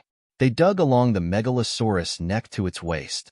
They did not need to dig too deep, and it was enough to search for broken bones as much as possible. The bone that Ricardo brought back was a broken bone. The Megalosaurus seemed to be just as Dany had guessed, heavily injured and unable to fly. It fell from the sky halfway to the ground. This bone is so thin. No. A Ma Min stopped digging and picked up a 40 centimeters long bone stick from the sand. He looked at it in confusion. Following the path of skull neck back wings, the Ma Min dug a winding trench. The sand was soft and much easier than expected. The trench was 2 to 3 meters deep. When the sky was dyed a deep indigo color, they had already dug to the middle of the neck. "Calixi, there's a situation. It's not dragon bones. I dug up a human corpse." The Ma Min shouted loudly. The faint trembling of his voice made one feel his fear. "This is not a human. It's a devil. A devil's corpse. A human should not be like this." Devil's corpse. The other Ma Min who were working came over to take a look and also shouted in fear. As the big boss, Dany obviously did not need to work. She had been training the little dragons at the side. Hearing the commotion from the pit, she quickly ran over and looked at the Ma Min in the pit. She shouted, "There's no devil. Devils would not dare to get close to the Megalosaurus. Even if it's a dragon corpse that has been dead for many years, that must be a human." At first, she was still shouting loudly. But as the crowd opened up space and she saw the twisted corpse half buried in the brown sand, she was also shocked. That corpse was really too scary. It was a corpse that was curled up like a fetus in a mother's womb. It was not a pure skeleton. Its skin was like purplish-black devil scales that wrapped tightly around the bones. One could see the thumb-sized scales that were as rough as old tree bark. They were densely packed and covered the entire body. The arms that were curled up in front of its chest. Was that really an arm and not the claws of some creature? 10 dagger-like fingers pointed at the sky, as if they were ready to attack at any moment and were about to devour someone. The corpse was as thin as a bony child, while its sharp teeth and claws were 20 centimeters long. It was completely disproportionate. What was even scarier was that the eyeballs in the corpse's eye sockets had not decayed or been decomposed by bacteria. The dark purple eyeballs were also surrounded by black, asphalt-like mucus. It stared at the crowd viciously like a living person. Its mouth that was almost opened 180 degrees seemed to be roaring a devil's curse. Fuck. After cursing in Earth's language, Danny immediately followed suit. 7 levels of hell. Sir Yura, you've seen a lot. Do you know what kind of people this is? She did not forget that this was a fantasy world. There were even children of the forest and giants. It was not strange for goblins and gnolls to appear. He should be a human. Yura was also digging in the pit. Hearing that, he walked to the side of the Ma Min, who found the corpse first and took the pale white bone club from him. Your Highness, look. He raised the bone and shook it in front of Danny. Then, he used the bone to make a few strokes on the left leg of the demon's corpse. The corpse is missing a calf. It's the one in my hand. According to your previous conjecture about the origin of the Megalosaurus, a Megalosaurus escaped from Valeglia during the Cataclysm. Then, is it possible that it was driven away by a knight? The Megalosaurus was seriously injured and fell from the sky. The knight fell and broke his leg. Hence, the calf bone was separated from the corpse. Ago refuted. Look at how long the calf bone is. It doesn't match with the thin corpse at all. If the corpse is really a human, then he is also a dwarf. The calf bone that did not include the sole of the foot was over 40 centimeters. This meant that its owner must have been a tall and strong man when he was alive. And the curled corpse was probably no more than 2 meters tall. It is said that the ancient ruins of Valeglia, from the land of long summer to the sea of smoke, are still shrouded in the curse. Sir Yura stood up and looked at Danny with a serious gaze. From Valeglia to Slave Bay, there is clearly the great avenue of Valeglia left behind during the Fort of Liberty period. However, they would rather take a boat around the ruins of Valeglia and travel several times the distance. That road to Materis is called the Great Avenue of the Demons. Wasn't Valeglia destroyed by a volcanic eruption? How is it related to the curse? Danny was confused. I don't know. Yura frowned and guessed. Maybe it's the vengeful spirit of the Dragon King from ancient Valeglia?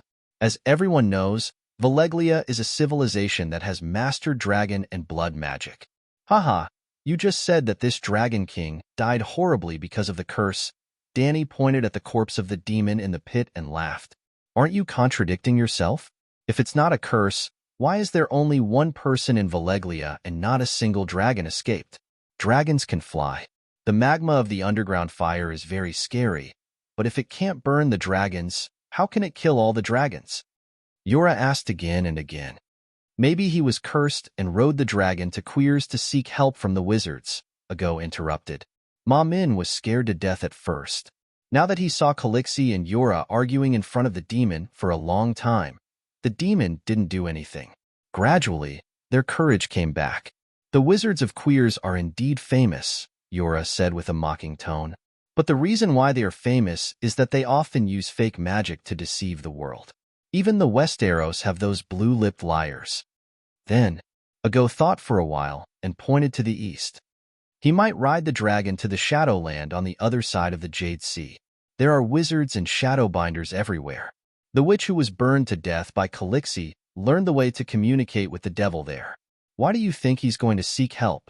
Where can the magic skills be better than Valeglia's? Yura sneered. Whether he's planning to go to Asha to find the wizards, or he's lost his mind because of the underground fire and flew here randomly, it has nothing to do with us. Danny pointed at the demon-like corpse and ordered, "Don't touch it directly. Go look for tree trunks and weeds nearby and burn them on the spot. Valeglia believes in cremation, so I won't dishonor this senior Dragon King."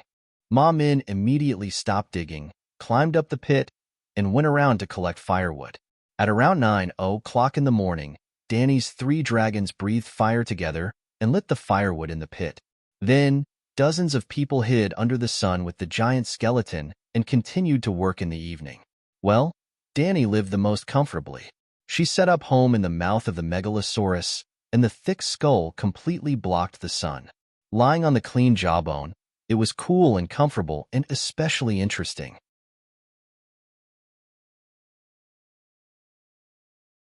Chapter 34.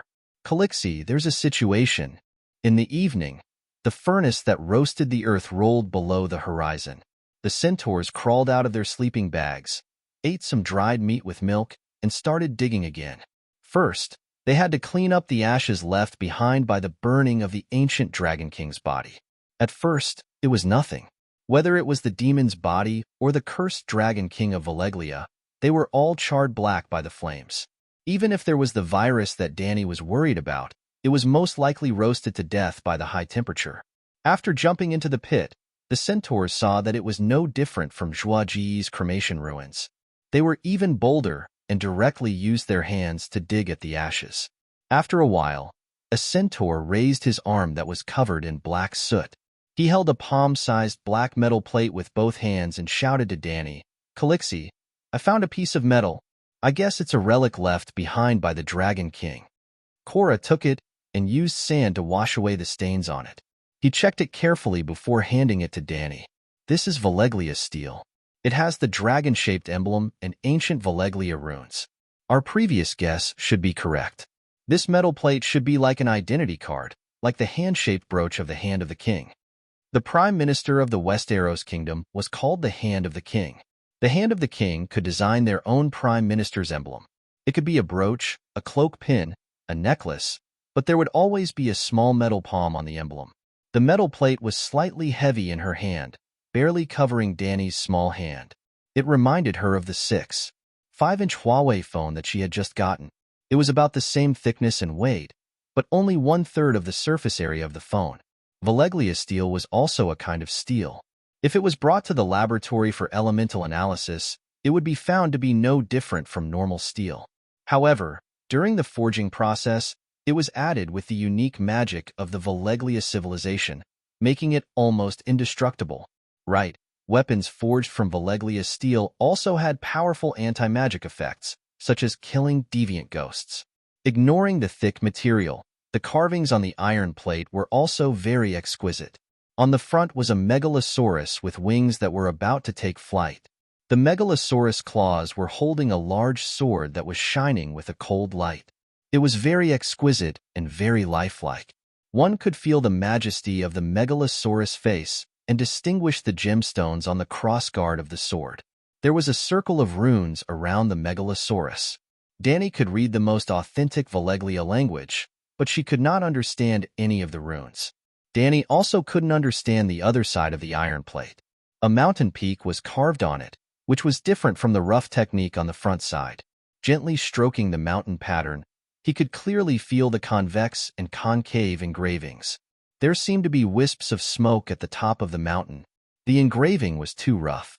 Danny was not sure if it was black smoke or a big tree. If the pattern on the front is really the family emblem, the megalosaurus is holding a sword.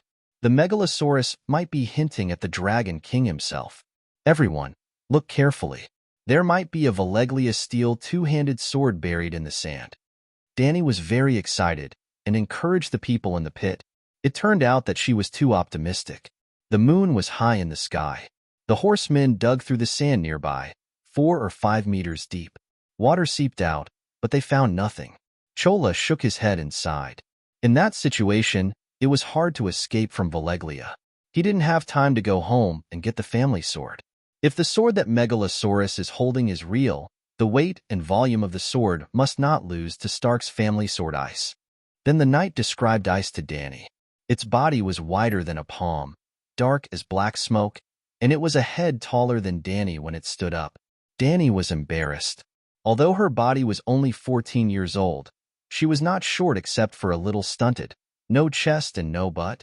She knew without measuring that it must be about 1.6 meters. It was a head taller than her 1.6 meters. Even if it was less than 2 meters, it should be more than 1.8 meters. It's so long. Even if he could carry it, it wouldn't be convenient to swing it, right? She asked curiously. Stark has to use that sword to chop off dozens of heads every year. After a few decades, he must be very skilled. Chola said with a tone full of resentment and mockery. He almost became the experience points for the healer druid's greatsword skill. In the end, Danny agreed with Chola's analysis. Under normal circumstances, the two-handed greatsword could not be carried around. The dead Dragon King did not have the chance to go back and get it. Before midnight, Ma Min dug out more than 20 black dragon bones of different lengths from the sand. The longest was more than 10 meters, and the shortest was as high as Danny's waist. Many of them had obvious signs of breaking, further proving that the megalosaurus was seriously injured and could not fly, so it fell from the sky to the ground. Forget it, let's stop here. It's enough for the entire Carathian to have a dragon bone scimitar. Danny clapped her hands and stopped Ma Min in the pit. Your Highness, dragon bones can only be used to make sword hilts, not blades. Ordinary steel with dragon bones is a waste. In fact, other than Valeglia steel weapons, other steel weapons do not have to use dragon bones. Chola reminded, You said dragon bones are very valuable. Danny said, They are very valuable. There are only so many dragon bones in the world. But you don't need money, do you? Who would complain about having too much money? Danny waved her hand casually. Before she left, Danny asked her men to bury the dragon bones and pile them up into a small hill. This was her treasure, and she could not let others have it. As long as the original dragon bones showed traces, even a fool would know that she had found a dragon corpse in the Red Wasteland. Now that she had buried it, even she was not sure if she could find it next time. In fact, there were too many similar low hills in this plain, and there were no special markers nearby. Piling stones and rubbing wooden poles could only be effective for a short period of time. After a long time, they would be buried and blown down by the wind and sand. Big Black, do you remember? She asked her black dragon. The black dragon did have some intelligence, but compared to humans, it was too brainless, the kind that was really brainless, the kind that was underdeveloped. However, the dragon's sense of direction was particularly strong. It often entered the dragon's dream, the dragon's spirit, and merged with the black dragon's soul. Danny could clearly feel that the dragon not only had the 5 senses of sight, hearing, smell, taste, and touch, but also more than 6 senses and 7 senses. Her dragon did not understand the small universe. Just as birds could use the Earth's magnetic field to determine their direction, dragons had similar means. For example, Danny once tried to leave the dragons in White Cloud City. Then, she rode her little silver horse in a random direction for a few kilometers and finally found a bush to hide in. In the end, the 3 dragons were able to accurately find her. At that time, she deliberately cut off the dragon's dream state. Danny could receive the 7 senses and 8 senses from the black dragon, but she did not know what they were and could not analyze and use them. After asking several times and leaving a distance of 2 kilometers, she let Big Black fly back and try again. Danny was sweating all over and finally reluctantly confirmed that he might have really remembered. Hey, Sir Yora, did the Targaryen of more than 100 years ago have the means to help dragons increase their intelligence? My dragon is too stupid. In the early morning, on the way back, Danny complained to him. It's okay if it's stupid. As long as it obediently listens to me, it's fine. But dragons are naturally unruly. The black dragon is okay, but even I can't control the green dragon and the white dragon. It's too difficult to communicate. I don't know. Bear Island is too far from the center of power. I'm not familiar with the dignitaries other than Stark. The big bear shook his head. You're the official son-in-law of the Hathar family, and the Hathar family controls the City of Knowledge, Danny reminded him. In any case, Yura Mormont had been a guest of the Hathar family for a few years. He should have been to the City of Knowledge a few times, and at least met a few knowledgeable doctors in the City of Knowledge. Well, there were also grades for a bachelor, apprentice, bachelor, doctor, and grand scholar. The bachelor's grade was judged according to the depth and breadth of knowledge they grasped. At that time, I had no interest in the bachelor and the City of Knowledge at all. In fact, I have no interest in them now. They did not encounter any accidents along the way. 2 days later, they returned to White Cloud City with the dragon bones. In the days that followed, Danny carried the dragons out of the city to exercise in the morning and evening when it was cool. In the morning and afternoon when the sun was hot, she began to give the 3 dragons cultural lessons. Their bodies grew bigger and bigger, from a thin cat to a big Pekingese, and now there was a trend of becoming a mongrel. The bigger their bodies, the more food they ate every day. The sand lizards, scorpions, and sand snakes on the red sand plain could no longer satisfy them. So, Danny used food to tempt them to learn. The process was very difficult. In the math class, she demonstrated elementary school math to the black dragon in the dragon dream state. In the language class, she opened her mouth wide and made sounds while telling it the meaning in the soul connection state. There was also physical education. Danny used a wooden stick to hit their scales. In the beginning, the scales of the baby dragons cracked like hard eggshells. White smoke seeped out of the dragon's skin, and before the blood dripped down, it was burned to ashes. Because the black dragon was connected to her soul, she kept comforting and encouraging the little dragon in the spirit sea. Although the black dragon roared angrily, it could still cooperate with her. The white dragon and the green dragon were not so obedient. A month after they were born, Danny completely lost the dragon spirit connection with Little White and Little Green. The closer she was to the black dragon, the greater the estrangement between her and the other two dragons. Not only could she not attend the language class and math class, but the physical education class that trained her body. Once, Danny hit Little White's back and made it bleed. The little guy did not care and sprayed a dragon flame on her wrist. The temperature of the dragon flame was higher than the flame of burning firewood. For the first time, she was injured in the flame. The skin on her wrist had a circle of blisters the size of cockroaches. It was painful and itchy, and it took 4 to 5 days to recover. The only consolation was that there was no scar. Maybe she could really draw power from the flame, or maybe it was because of the increasingly close dragon spirit connection with the black dragon. Her injuries recovered faster and more completely than ordinary people. For example, the scar on her stomach. In order not to let others find out about her plan, Danny did not let the maids help her bathe for the next half a month. Well, she explained that water was scarce, and in the future, everyone would use fine sand to clean the dirt on their skin. She also asked someone to prepare a sand bed covered with fine white sand. Every night before going to bed, she would take off her clothes and rub it on the sand to clean off the dust on her skin. The oil and old skin were all burned away in the fire. But half a month later, Danny began to live the life of a corrupt slave owner. She was surprised to find that the scar on her stomach became lighter and lighter, and finally disappeared completely. Her skin returned to its previous tender and smooth state. It seemed that the high temperature promoted blood circulation, and in the fire, the cell activity was too high. This was a scientific explanation. A more magical explanation was that the dragon and fire had the magical power to restore the body. Just like a year ago, the original Danny had just married Zhuge. She was weak and was not used to the life on horseback.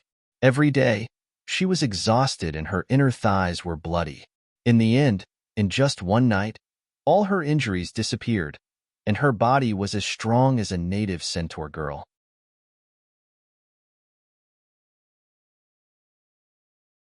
Chapter 35.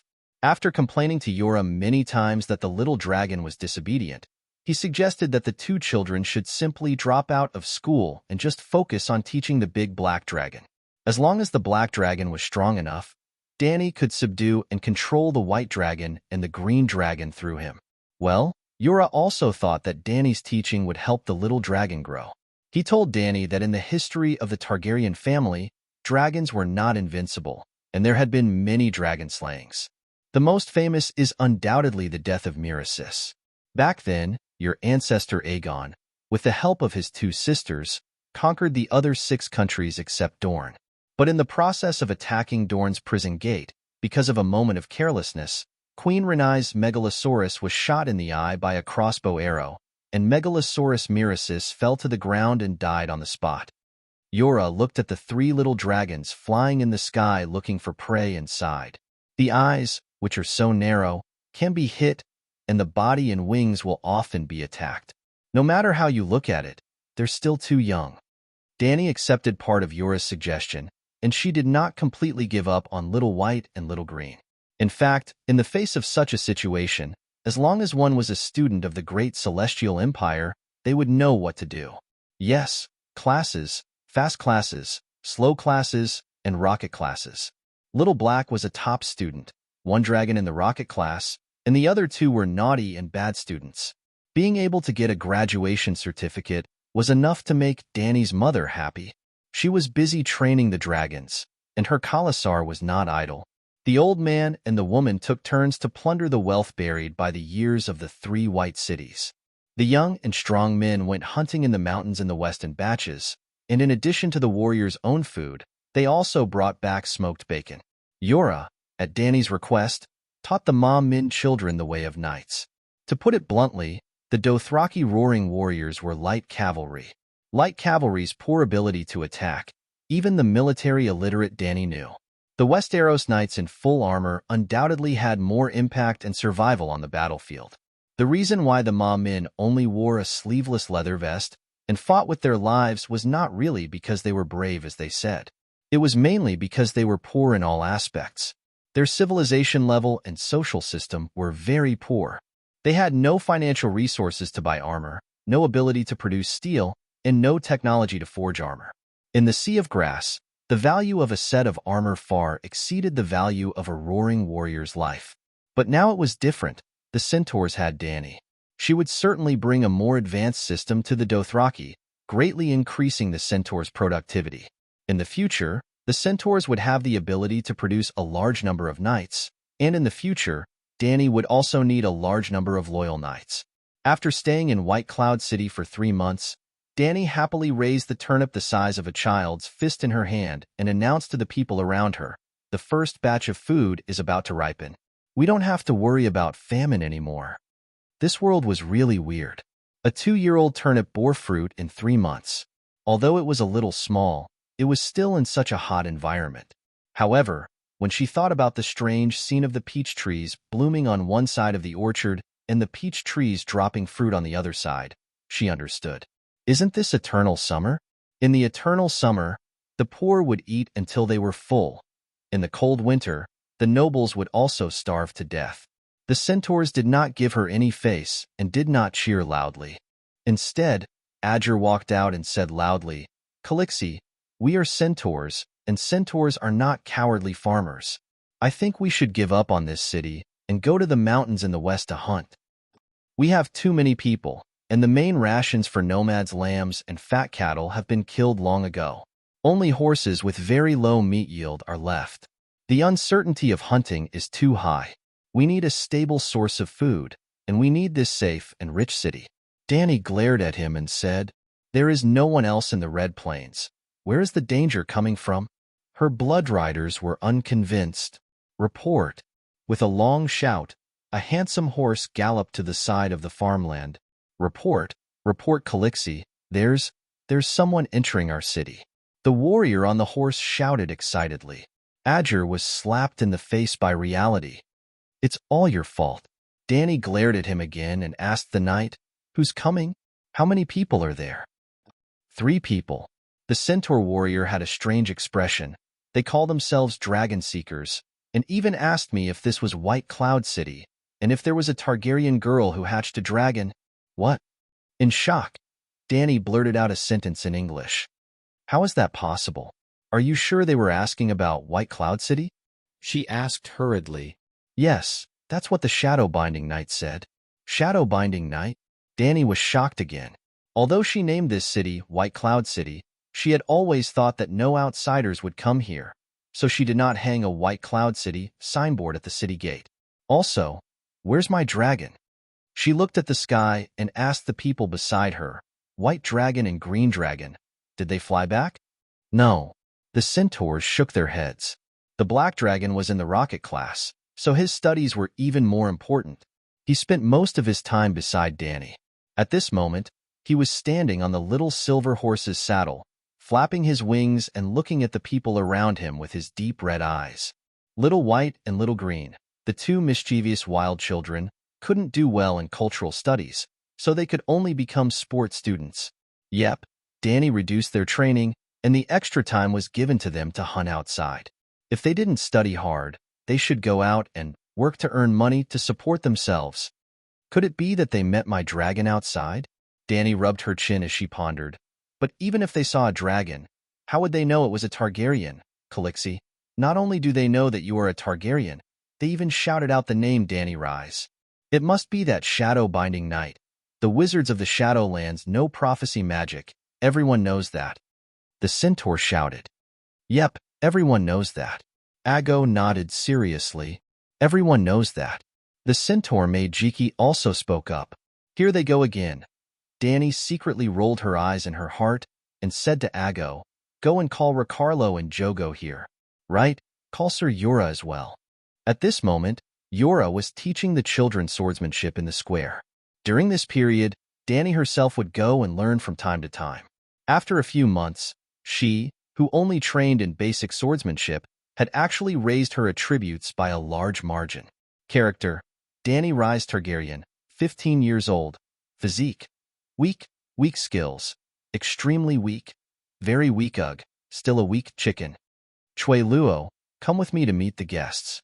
She turned her head and looked at the messenger knight, asking, you didn't let them into the city, right? No, Calixi, you said that outsiders can only enter the city with your permission, Ma Min hurriedly said. Danny was stunned. Did she say this order? But thinking about it carefully, it seemed like she really did say it. On the second day of entering White City, she said it when she asked people to stuff stones into the city gate. It had been so long that she had forgotten. She didn't expect Ma Min to strictly follow her orders. Alas, although the centaurs were straightforward and always contradicted her regardless of the occasion, in terms of loyalty and execution, there was really nothing to be picky about. While riding on the street, Danny was thinking about something. Unknowingly, they had already arrived at the city gate. The wooden gate was hung high, and she led Chui Luo and a dozen other roaring warriors through the cramped city gate to the outside of the city gate. As soon as they were out of the city gate, Danny's heart skipped a beat. Not to mention the three people. Their mounts were camels. She was not a strategist, nor an elite politician, but she was quick-witted and understood almost instantly. The Red Wasteland was a dangerous place for the centaurs, but for others, it was just a slightly more difficult path. The Red Wasteland was not a dangerous place, which also meant that it was no longer a protective barrier for her little Colossa. This place was not safe. Why was it so difficult for the centaurs to cross the Red Wasteland? Danny and her team had gone through a lot of trouble on their way south. If she hadn't watched Bear Grylls' survival program, she would have ended up like the original Danny, dying along the way. Why was it like this? It was actually very simple. The centaurs' mode of transportation was wrong. Just like muscle-type off-road vehicles and road vehicles, they have different uses. If you mix them up, if you use an off-road vehicle to commute to work, you can buy a new car with a year's worth of fuel. If you drive a BMW to challenge the wilderness where there are no man-made roads, you will probably die the moment you leave the road. The grassland horses that centaurs rode were strong and powerful. Their charging power, speed, and endurance were all first class. The Dothraki people had existed for thousands of years, and grassland horses had also been cultivated for thousands of years. The Dothraki people walked on the grassy plains of the Dothraki Sea and the Norn River. Their warhorses were also born for such an environment, but they were ultimately just warhorses suitable for grassland. Their resistance to heat and drought was too poor, and they could not adapt to the environment of the Red Wasteland. So Danny could not control them too much. She could not squeeze the centaur's stamina. Everyone in the Colossa had a horse to ride, but they could only travel 100 kilometers a day. Camels were also known as the boat of the desert. Crossing the wasteland overgrown with demon grass was like taking a stroll in their own courtyard. I am the dragon breeder, Danny Rise of the Targaryen family. Welcome, guests from afar. The weather outside is hot. Let's enter the city. Danny did not even ask for their identities. She directly invited them after they introduced themselves. The three camel riders were also very polite. They skillfully untied the Arabian headscarves wrapped around their heads. After they were fully equipped, they introduced themselves one by one. The man on the left with white skin, blue lips, and shriveled cheeks said in rough Dothraki, Great Mother of Dragons, Khaleesi of the Great Sea of Grass, I am the Archwizard of Queers, Kaya Bli. He was talking to Danny, but his eyes were blazing as he looked at Blackie, who was sitting cross-legged on top of her head. The bald, fat man in the middle was also very white. His skin was milky white, whiter than Danny's white skin. One side of his nose, which was bigger than Jackie Chan's, was embedded with a thumb-sized green jade. He spoke in Valeglia, which was popular in the Free Cities. Princess of Targaryen, thank you for your invitation. Your kindness is as conspicuous as your beauty. I am Zero Zanvin Dassus, one of the 13 princes of Queers. This fellow spoke of his admiration for Danny, but he looked at her as if he was evaluating the value of goods. But compared to the other two, Danny was more willing to deal with him, because he was the only one who did not have power beyond the mortal realm.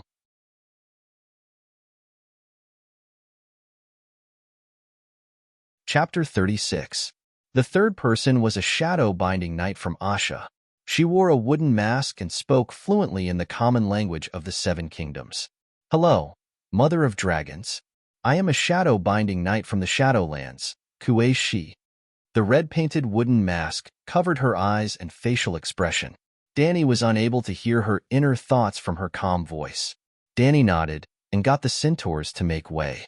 She and the guests went ahead, and they followed behind. Just as they passed through the city gate, Danny saw Sir Yura and her blood guards coming together. So, on the way to the palace, she introduced them to each other again.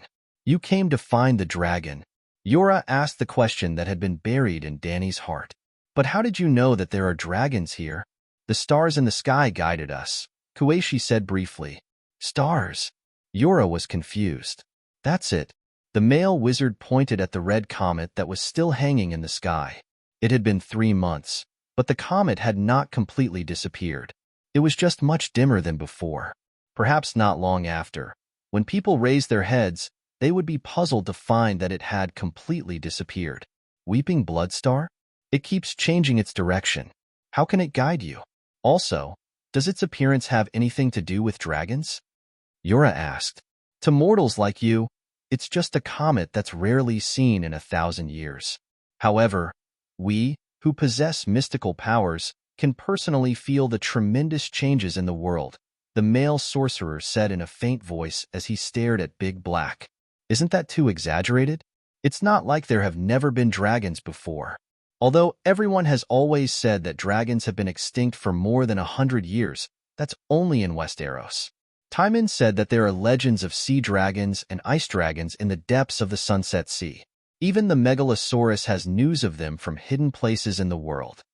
Yura thought that the male wizard was boasting and was probably trying to deceive his princess. The male wizard's strange blue lips were clearly mocking. He did not even bother to answer the question of mortals. TSK, TSK, TSK. This is a city full of sand and decay, completely unworthy of the honorable mother of dragons. The merchant, Queers, whose head was as round as a boiled egg, whipped the camel's buttocks and hurried to Danny's side.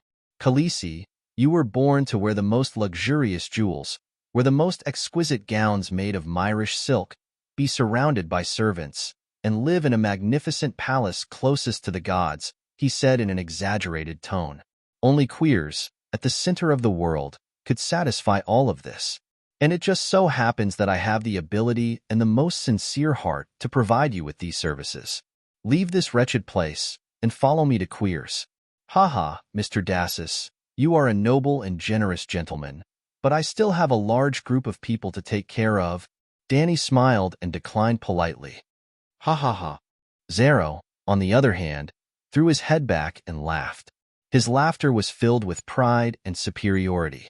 Khaleesi, you really should have gone to Qualls. This barren land has polluted your vision. Even the smallest room in the corner of my house can easily accommodate all of your subordinates. In fact, the kings and nobles from all over the world who come to Queers to visit me have more servants than you, and I once received 35 noble guests at one time. Well, it was easy to understand. Any toilet in my house is bigger than your entire house, and my house has 35 toilets.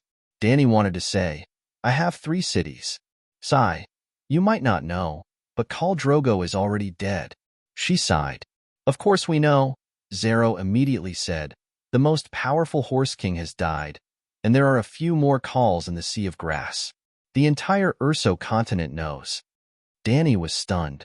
She was surprised by the strange speed at which information spread in this world. Actually, she would not be so shocked if she had seen the crazy abilities of the messenger crows with her own eyes. The problem is, the usurper has not let up on his pursuit of me. He even dared to poison me in the Holy Horse King city. Without the call's protection, what if he sends more people after I leave this place? Khaleesi, don't worry. The one who usurped your father's throne, Robert Baratheon, has been dead for almost half a year. Then, Zero began to tell her the news from the land of the setting sun, similar to the plot of the TV series that Dany had seen.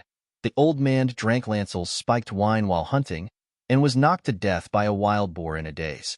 How great he was when he was alive. How cowardly he was when he died. Yes, Lancel Lannister, Queen Cersei's cousin, who was also a self-motivated self-defense rod. As for the old man, when he was young, he was a complete mess. His warhammer could be ranked third in the Ice and Fire Weapons Manual, second only to the modified Magic Mountain and the Daybreak swordsman Arthur Dane, who wielded the greatsword Dawn. Red Viper, Horse King Drogo, and the Sea King's first court swordsman, Cilio, were all one level below the old man. Rhaega and the White Bull were one level below. Jorah Mormont, who was beside Dany, was a little embarrassed. He was probably 1 or 2 levels below the White Bull. This was not to flatter the old man. In the Ice and Fire book, he was the only one who had maxed out both his strength and dexterity talents. Skills could be trained, but talent determined a person's upper limit.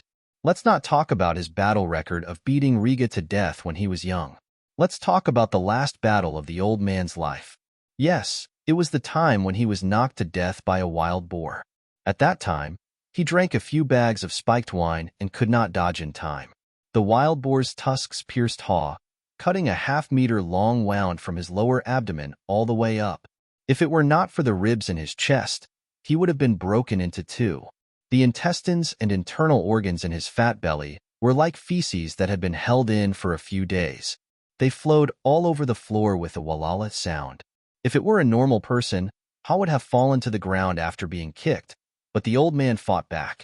Even with such a serious injury, he used the spear in his hand to kill the wild boar hanging on his chest. He was brave to the extreme. After the battle, he hung on for a few days, leaving a will and reminiscing about the past with his good friend Druid. Only then did he die with the help of poppy milk. But such a brave warrior was cheated on countless times by his wife, the sex queen. None of his 3 sons were his. Yes, Cersei's and her brothers. Cersei did not want to give birth to her husband's children. Even in bed, every time the old man came to her when he was drunk, she deliberately made it look like they had sex. In fact, she did not even touch his hand. The first time Cersei was pregnant with the old man's child, she seemed to have deliberately aborted it. After Ide became the prime minister, under the hints of a few people with ulterior motives, he quickly realized that his good friend was raising someone else's child. Then, he let the sex queen know that he knew. When the sex queen knew that he knew, she made the first move. She had one of her lovers, her cousin Lancel, poison the old man's wine. The old man died tragically under the tusks of a wild boar, just as described. Of course, Zero did not tell Dany the details. He only said that there were rumors that Robert was killed by Cersei. So, you don't have to worry about the usurper anymore, he comforted Dany. In Qualls, under my protection, no one can hurt you. Dany nodded and followed his words. How far is it from here to Qualls? How many days did it take to get here by camel? About 1,000 miles. It took us about a week to get here. Dany estimated that their speed was about the same as her Khalasar's southbound speed. The only difference was that the camel could travel another 1,000 miles in this environment, while her Khalasar was on the verge of collapse after traveling only 500 miles. They chatted as they came to the front of the palace. A group of old people and children in the square looked at the 3 guests on the camel in surprise. Dany prepared water and hummus for the guests to quench their thirst. She also left 3 bedrooms near the garden empty for them to rest in. At night, she held a bonfire party in the square. There was roast horse meat dipped in plum sauce, mushroom and smoked venison stew, butter beets, turnip stew, and saved wine. It was almost the best food that her Khalasar could bring out. The 3 guests from Qualls also took out red wine, sausages, and caviar from the bags hanging on the camel's back. Dany even took out her 3 dragons that were the size of hunting dogs for them to see, and even let them touch the baby dragons. She and Cora had been observing their reactions to the dragons. Kashy's movements were full of reverence, and the wizard's eyes could not hide his desire. The merchant Zero's eyes seemed to sparkle as he expressed his surprise at the high temperature of the dragons to Danny. All in all, the guests were very satisfied with Danny's hospitality that night. Finally, when they were sent back to their rooms to rest, Danny told Zero that she would seriously consider the possibility of going to Qualls. What do you think? Danny did not go to bed immediately. She called Cora, the Bloodriders, a few old people, and 3 maids together for a meeting on whether to go to Qualls. Unlike the other calls who treated the old as useless burdens, Danny valued the old people who could live to 60 years old in the cruel environment of the Sea of Grasses. Apart from Watson's slight misjudgment, the Wrangler Effendi and the old blacksmith Solomon had brought her great surprises. Effendi, for example, was a master at raising horses. The Red Wastes was a desolate place, but there were no fewer horses. In a few months, there were more than a dozen newborn ponies. In modern society, the world-famous horse racing clubs would probably fight over him. Solomon was a green-haired, green-eyed foreign bannerman. The Dothraki had no blacksmiths and relied on foreign slaves to repair their weapons. When Drogo's father asked Khal for a gift, the Prince of Trade gave the imprisoned Solomon as a gift to the centaurs. Well, after Valeglia was destroyed in the Cataclysm, Khal's blacksmithing skills were the best in the world. Lis prostitutes, Mir's crafts, Khal's cloth and blacksmiths, Pinto's spices and dairy products, Bravo's iron treasury, Volantis slaves, the 9 free trade cities traded everything, but they each had their own specialties.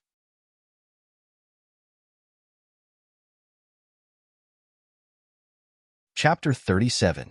Whether or not to go to Queers was actually like whether or not to lead Khalasar south back then. It seemed like the future was unpredictable and could not be decided easily, but there was no other choice. Your Highness, it is clear that they are here to search for the dragon. They also care about your dragon beyond interest. If one of them intends to take it by force, it will be more dangerous for you to stay here, Cora said after thinking for a moment. Oh? As long as it is a trading city-state, no matter if it is an ordinary merchant or a trading prince, they value profit over righteousness and have no sense of honor. However, there is one thing that everyone trusts. Cora's eyes flashed. That is the foundation for them to settle down and establish their lives. It is also the foundation for trading city-states to exist in the world. Trust. To put it simply, on the sea or on the road in the wilderness, any merchant can turn into a bandit and use force to seize what they want. However, in a trading city, they will skillfully use deceit, extortion, enticement, and other means to profit, but they will never forcefully take the other party's property. Seeing Danny's thoughtful expression, he smiled and said, "The greater the merchant, the more sinister and gentle their methods are. However, this world is vast and information flows smoothly. If Zero and the other 2 sent you an invitation, theoretically, they also bear the responsibility of protecting your safety. It is not that they are noble, but their credibility in the hearts of other merchants is far more valuable than any benefits in front of them. Your Highness, you have been wandering in the various city-states of the Western continent for a long time. You should have a deeper understanding of this." Danny nodded. The usurper's bounty on the Targaryen siblings had never stopped, but every trading prince and governor who had entertained them did not chop off their heads and sell them for money. The benefits were not equal. However, there were only 3 dragons in the world. It was enough for anyone to voluntarily throw away their honor and credibility. Even the popular rights of guests in the 7 kingdoms have been trampled on, right? She said. Cora seemed to be stunned by her words. He widened his eyes and said in disbelief, "Other than the legendary rat chef, who trampled on the rights of guests. The stupidest, craziest, and most ignorant person would not take the initiative to destroy the rights of guests. Haha, in 2 years, when news of Robb Stark's death comes, you will not be so surprised." "Who is the rat chef?" she asked. Chef Rat is a night watcher. He works as a chef in Longnight Castle. He held a grudge against the king of Casterly Rock at the time, and when the king of Undulls led his son and vassals on a tour of the wall, the Night's Watch entertained them. One night, the rat cook found an opportunity to assassinate the king's son. Then, he made a large pie with onion, carrots, mushrooms, and other condiments. He sprinkled it with pepper and salt, paired it with bacon and dark red Dornish wine. He presented it to the king, who ate his son's meat pie, exclaimed that it was delicious, and asked the cook to bring another one. Even the gods couldn't stand it anymore. They turned the chef into a white mouse that was as fat as a sow from then on. He could only eat his own children. The rat chef has been wandering around Long Night Castle, driven by a hunger that can never be satisfied, constantly devouring his own offspring. Under the dim light, Cora's blurry face had an indescribable gloom. Danny's two centaur maids huddled together, their almond-shaped eyes filled with panic as they looked around, as if looking for a white mouse that would appear out of nowhere. Ahem, a great bedtime story, but isn't this a little too weak? Danny coughed a few times and said, "This is true. In the north, even children know about it," Cora said unhappily. The first half of the story should be true, but the punishment of the gods at the end. Danny shook her head and asked him, "Which god do you think punished the rat chef?" Cora immediately said, "The gods are the gods." Of course, all the gods can't stand the rat chef's behavior of trampling on the guests' rights. Haha, the north, especially the area around the wall, is the territory of the old gods, and the Undulls believe in the seven gods. Perhaps the humans will accept the reality of the seven gods and the old gods coexisting because of political harmony. But the doctrine of the seven gods only recognizes itself as the only god. If it is true, why would it cooperate with the old gods to punish a human? Cora sighed and said helplessly, "Your Highness, the purpose of this story is to warn the world. A person has the right to revenge, but the gods will never forgive killing the guests under their roof and trampling on the guests' rights. Whether or not the gods exist, or which god punished the rat chef is not important. What's important is that we have to understand the principle of respecting the sacred rights of guests through this story," he concluded in the tone of educating naughty children. "Sigh, the one who doesn't understand is you, Big Bear." Because the meaning of this story was too obvious, the authenticity of the story was greatly reduced. This story made smart people understand one thing. Using others' trust in the guest's rights, one could easily and freely take revenge, but the gods would never punish him for it. The rat chef's ending might be tragic, but the one who punished him would only be the sad king, not the gods. To the rat chef, he was a commoner who was even sent to the wall. He had almost lost the chance to take revenge forever, not to mention that the target of his revenge was a king. The guest's rights meant nothing to such a person. However, there were some things that she could only think in her heart. If she really said it out loud, others would definitely look at her differently. "I didn't expect your highness to be such a person." It was as if she had already done something. "So," Danny just asked, "you suggest we go to Quills?" Cora nodded and said seriously, "Quills is a big city that connects the eastern and western worlds. There are things you need there, such as ships and sailors. If we find that the people of Quills are up to no good, we can immediately leave by ship." "Robert Baratheon is dead. Do you really not have any thoughts?" He stared at her, as if he wanted to see through the violet fog in front of him and go straight to the depths of her heart. "Let the other ghosts be the king of the seven kingdoms." Danny complained in her heart, but did not show it on her face. Instead, she showed a look of desire and said, "I have a chance?" The Westeros was Cora's hometown. He was willing to be a spy for Robert in order to go home. There was no doubt that between Theon, Bella, and Danny, the balance in his heart was greatly tilted towards Danny. However, if he knew that Danny had no intention of returning to the Seven Kingdoms, the other side of the balance would no longer be loyalty to the King's Landing and the current king, but the temptation to go home. Homesickness and love were existences on the same level. Besides, someone had already given the poor knight the good guy card. "I can't receive any information here, and I can't judge the current situation of the Seven Kingdoms. The only thing is that even if the usurper is dead, he still has two sons, and the queen is Lannister. At the very least, Theon, Bella, and Lannister will obstruct your return. Stark treats Robert like a brother, and he won't support you. Irene of the Valley and Tully of the Trident River are in-laws with Stark, and they also," Cora said with a troubled expression. He did not know that none of the queen's sons were Theon, Bella, nor did he know that Ide had been imprisoned by the queen. Perhaps he had already been beheaded by the new king, Joffrey. In the past few years, The political situation of the Westeros was even more unpredictable than the storms on the sea. Kars was still too far away from the King's Landing, and the information delay was high. Sigh, Your Highness, let's avoid the Westeros for now and wait for the dragon to grow up. Cora gave an old and wise suggestion. Dany nodded. In fact, Yora had always been cautious and realistic. What do you suggest? She looked at the centaurs who had been watching the show for a long time. Calixi, you are my blood. I will go wherever you want me to go. Xiao Gu said impatiently as he scratched the bald top of the moon gate. The centaurs did not want to go far away from the grasslands. They believed that the sea water was poisonous and should be avoided.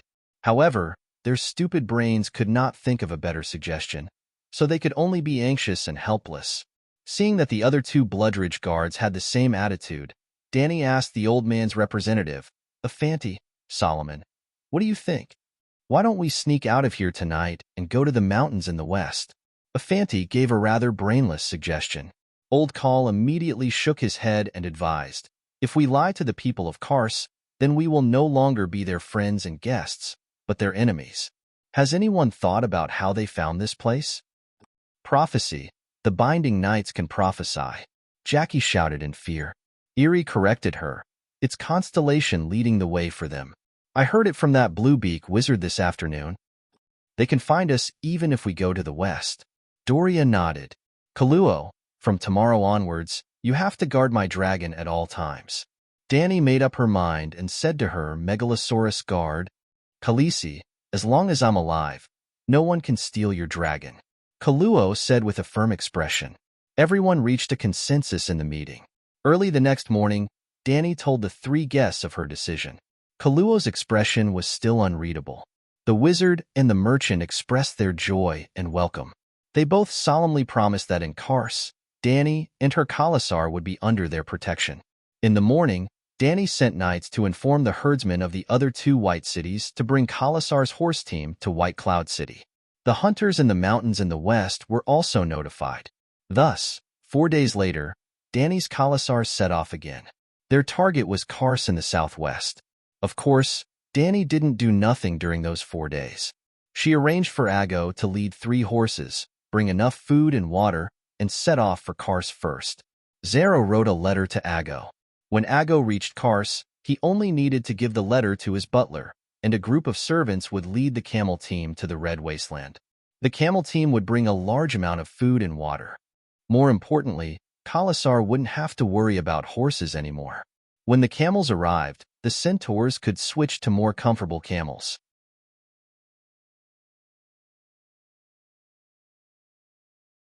Chapter 38. Adger did not care about the horses. 3 days later, they encountered a village affiliated with Quill City. Before Dany and the others had even set off, 300 camels loaded with supplies had already set off for White Cloud City. The Khalasar traveled for 4 days straight. 70 to 80 horses had died, and the team had almost run out of water and milk. Finally, they met the scouts of the Camel Brigade. Just like that, the 1,000-kilometer relay race was finally completed. Dany was relieved and began to focus on her own problems. The sorceress Mealy and the prophecy of the Dragonseeker had made Dany completely understand that other than dragons, this world really did have magic and witchcraft. She wanted to ask Kashi for advice. As for why it was not a wizard, well, the merchant Zero had been bad-mouthing the wizards to Dany these days. The wizards did have a period of prosperity. At that time, even the Dragon King of Valeglia looked at them differently. When the other 2 guests were not present, Zero whispered to Dany, but today is different. Those blue-lipped fellows are like the weak veterans in the taverns of the docks. They only know how to brag about their past bravery, completely forgetting that strength and skills have long since left them. They hide in the Hall of Dust, read decaying scrolls, and drink the water of the night shadow until their lips turn blue, hinting that they have terrifying power. But compared to their predecessors, they are just empty shells. What about Kashi? She asked again. That woman. The merchant's eyes flashed with awe. He mumbled, she comes from Asha of the Shadowlands. As the saying goes, it is better to swallow a poisonous scorpion than to believe in the Shadow Child. Her power will only make her more dangerous. Khaleesi, don't believe her. Just like that, Dany also figured out who had prophesied her existence. It was not the wizard Kaya who had been talking to her about metaphysics, but Kashi, who was so low-key that people ignored her existence. That woman was not simple. Looking for an opportunity, Dany moved her camel closer to the woman wearing the wooden lacquer mask. She whispered, "Miss Kashi, do you know anything about prophecies?" Since there was a camel to ride, Dany naturally wanted to free her little silver horse. Not only was Kashi wearing a wooden mask, but she was also wearing an Arabian scarf. Her head was turned towards Dany, and her eyes and expression were completely unreadable. "Dany Leezy, Miss is not popular in Asia Summer," she said in a clear voice. "Okay, Master Kashi." Dany took advantage of the situation. "Can you predict whether I can have another child in the future?" "Sigh, my poor leg, that which called Millie cursed me, saying that my womb can no longer give birth to life." As she spoke, tears welled up in her eyes, and she sadly turned her head away. Kashi paused and finally said something that made Dany cheer in her heart. "Please let go of the sadness of the past. There are more important things waiting for you in the future. As for children, sigh, I can't predict such things." "Why? You haven't even seen me, and yet you know that I've hatched a dragon. Why are you still in White Cloud City?" Dany did not seem to want others to see her red eyes. She pulled the scarf around her neck and wrapped it around her head a few times.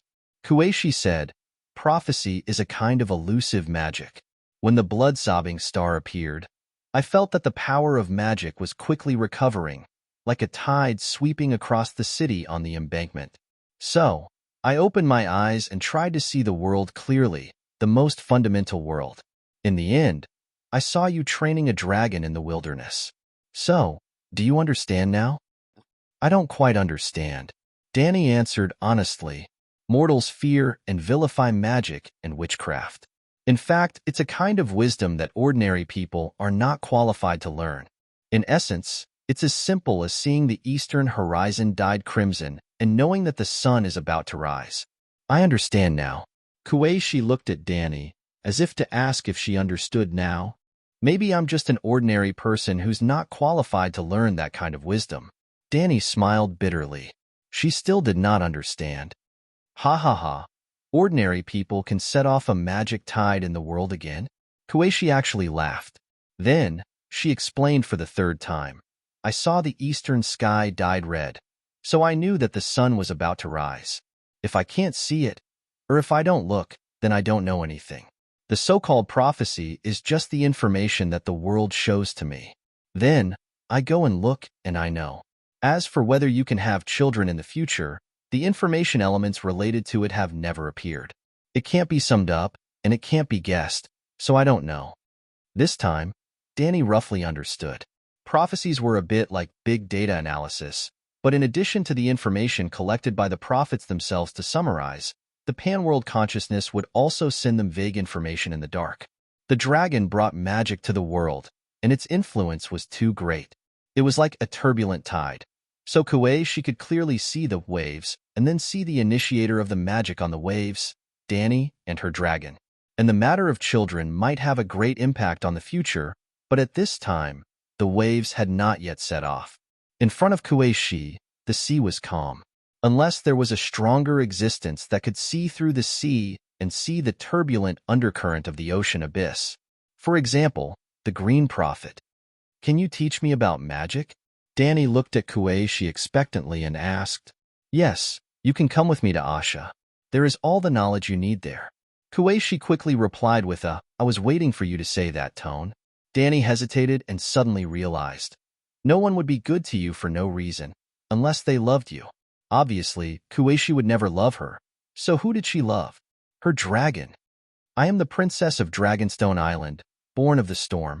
Reviving the dynasty of House Targaryen is my responsibility and mission. My goal is the Westeros of the West. I can't go in the opposite direction." At this moment, she was not fighting alone. Morong Fu was with her. When Morong Fu said that he wanted to revive the Yin Kingdom, who would not believe him? Naturally, Kashi believed him. And so, she returned to her previous silent state. It seemed that if Dany did not go to Asha, she would ignore her.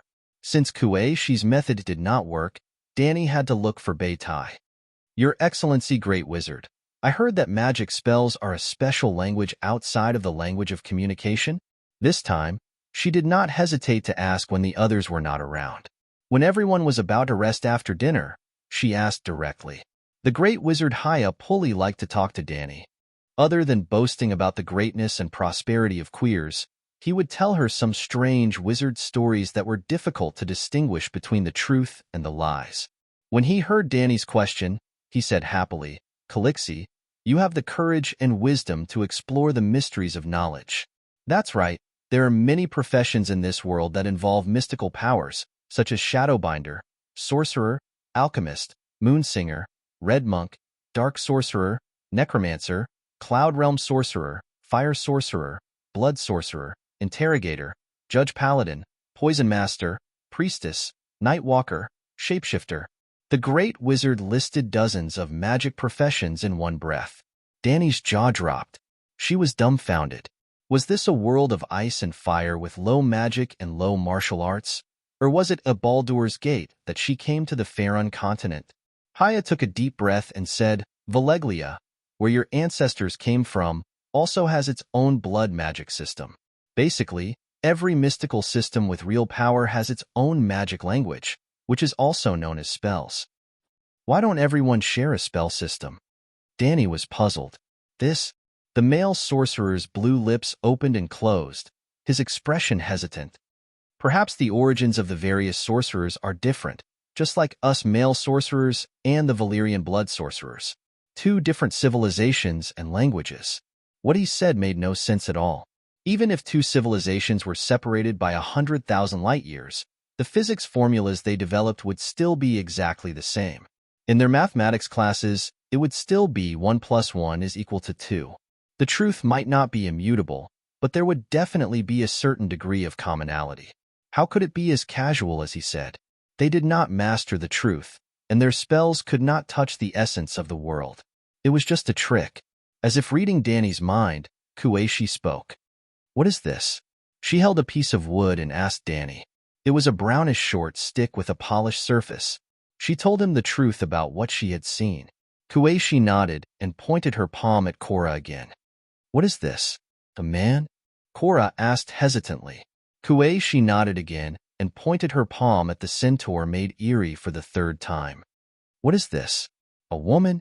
Eerie glanced at the shadow binding night in fear and said weakly. When Kuei-shi pointed the wood at Ago, he said it was a lion. Finally, Kuei-shi opened her palm completely. Under the light of the torch, one could see a small and exquisite wooden sculpture standing in her fair palm. It was a three-headed warrior with short hair, roaring angrily, a long-haired woman with a gentle face, and a lion baring its teeth and roaring. Now Danny understood. Kuei-shi had only shown a part of the sculpture to each of them, so the four of them had made different judgments. Do you understand now? Kuei-shi's wooden mask was pointed at Danny, reflecting the flickering red light under the light of the torch. Even the greatest magician can't master all the truth. Danny nodded. Simply put, it was like a blind man touching an elephant in the wizarding world. Korra suddenly asked, Sir Wizard, when you said the shapeshifters, did you mean the children of the forest? Everyone in the northern region grew up with horror stories about shapeshifters. They might not have heard of names like the Moonsinger or the Cloud Realm Wizard, but shapeshifters were as impressive as the Rat Chef. Once, the wizard shook his head and laughed. Undals, I know what you're thinking.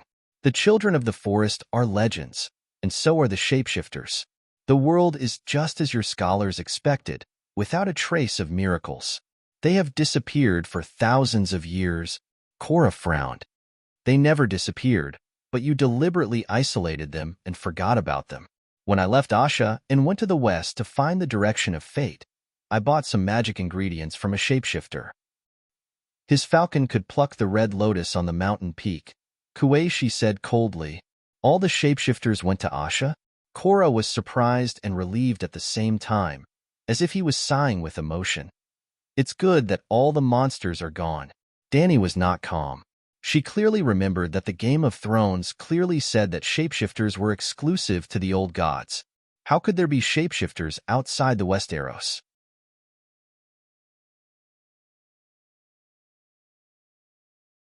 Chapter 39. I heard that only the believers of the old gods in the northern Westeros can become shapeshifters. Does Yeshaya have weirwood too? You believe in the old gods too? Dany asked. Dany, do you know what the old gods are and what shapeshifters are? Kuashi asked. Dany looked at Yora. Is the old god a tree with a human face on it? That's the heart tree. The old gods are the collective name of many ancient gods, Yora said slowly. The old gods are a religion that believes that everything has a spirit. Shapeshifters who are believers can awaken the spirit of nature and become one with spiritual animals. Kuashi said to Dany, an old shapeshifter who was seeking wisdom told me this. He came from outside the Great Wall of the Sunset Continent. Savages from beyond the Great Wall? Yora exclaimed. How did they go to Yeshaya, which is tens of thousands of miles away? The savages you mentioned are also intelligent people. They have the desire to seek wisdom and civilization. But when he left the Great Wall, he felt a deep sense of despair because you people are so jealous of shapeshifters. So, he came to the Temple of Mystics, Yeshaya in the Land of Shadows. Kuashi said slowly, her wooden mask facing Dany. Dany, the Westeros of Undulls can't tolerate you and your dragon. This sentence floated into Dany's ears, but no one else reacted. Secret sound transmission? Dany was shocked. For the next few days, Dany was anxious and did not dare to be alone with Kuashi. She asked Yora and the wizard. Wizards and magicians could not make physical attacks like making fireballs or throwing icicles. They could only hurt people indirectly through spells, shadows, and blood. She was afraid that Kuashi would secretly cast a shadow-binding spell on her, so she asked the maids to take turns sleeping with her at night. However, Dany seemed to be overthinking.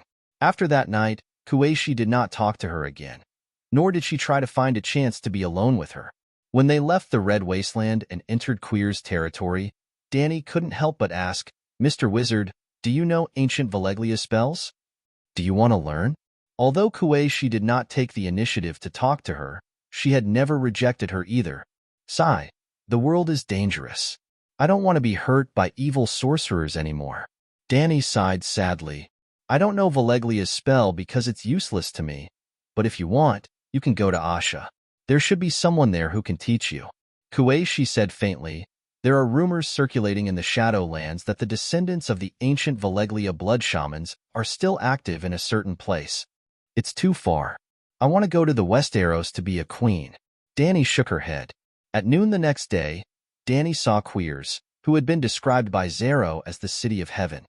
Clang! On the sandstone city wall, which was the same color as the Red Wasteland, there was the sound of a gong being struck. Targaryen, the Stormborn, the mother of dragons, Dany Liz, come. Someone shouted towards the city. Even Dany, who was half a mile away from the city gate, could hear the shout. Before she could ask Zero what was going on, woo woo woo, there was another long and loud sound of a bugle horn. Looking up, there was a circle of black men with shiny skin standing on the 10-meter-high city wall. Their upper bodies were exposed from the battlements, and their muscular bodies were coiled around a strange bugle horn that looked like a giant bronze snake. Da-da-da-da.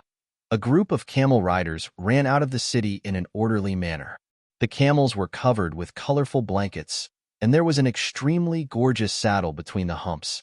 The rubies and garnets embedded on the saddle shone brightly under the sun.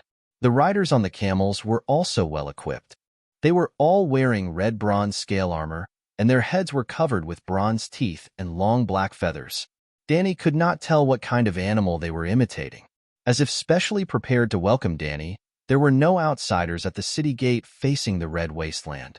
2 rows of camel riders started from the city gate in an orderly manner and stretched out for a full 200 meters. Ho ho ho!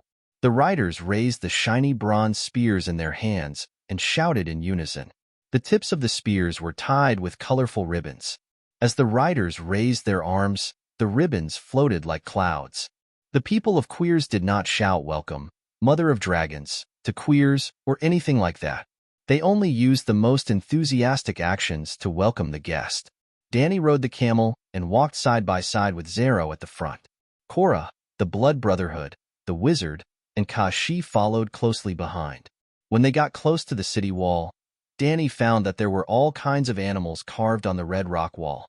Snakes that slithered and crawled, kites that spread their wings, fish that glided and swam, wolves that howled at the moon on the hills, and even zebras and elephants. But when Danny got close to the city gate, the solid bronze wooden gate that was just closed opened with a creak. Queers had 3 city walls. After passing through the gate on the outer wall, a group of children immediately ran over. They carried baskets of flowers and smiled as they followed Danny's camel. They threw colorful petals at her, and Danny kept returning the sweetest smile. In fact, she had been complaining about the strange customs of the people of Queers. The children only wore golden sandals on their feet and nothing else on their bodies. However, they were not naked. Their bodies were covered with colorful drawings. The middle wall was 12 meters tall and made of gray granite. There were also many carvings on it, but they were not of wild beasts. Instead, they were vivid and lifelike war scenes. Warriors crossed swords, contradictions struck each other, arrows rained down below the city, heroes were fighting, babies were being slaughtered, and burning crematoria. The iron and solid wooden gate opened wide, and the clamor and cheers were like a flood that suddenly rushed towards Danny, who had just entered the city gate. Those were the cheers and shouts of countless people. There was a long street between the middle wall and the inner wall. The street was filled with colorful buildings. There were dreamy rose-colored stone buildings, violet towers, bronze arches inlaid with green jade. The balconies of these buildings were filled with people of Queers. The women wore toque robes that exposed one side of their breasts, while the men preferred silk skirts with beads. The fair-skinned people of Queers were either throwing red rose petals, waving colorful scarves in their hands, or shouting at Danny, "Dang, dang, dang." The bell on the city tower rang.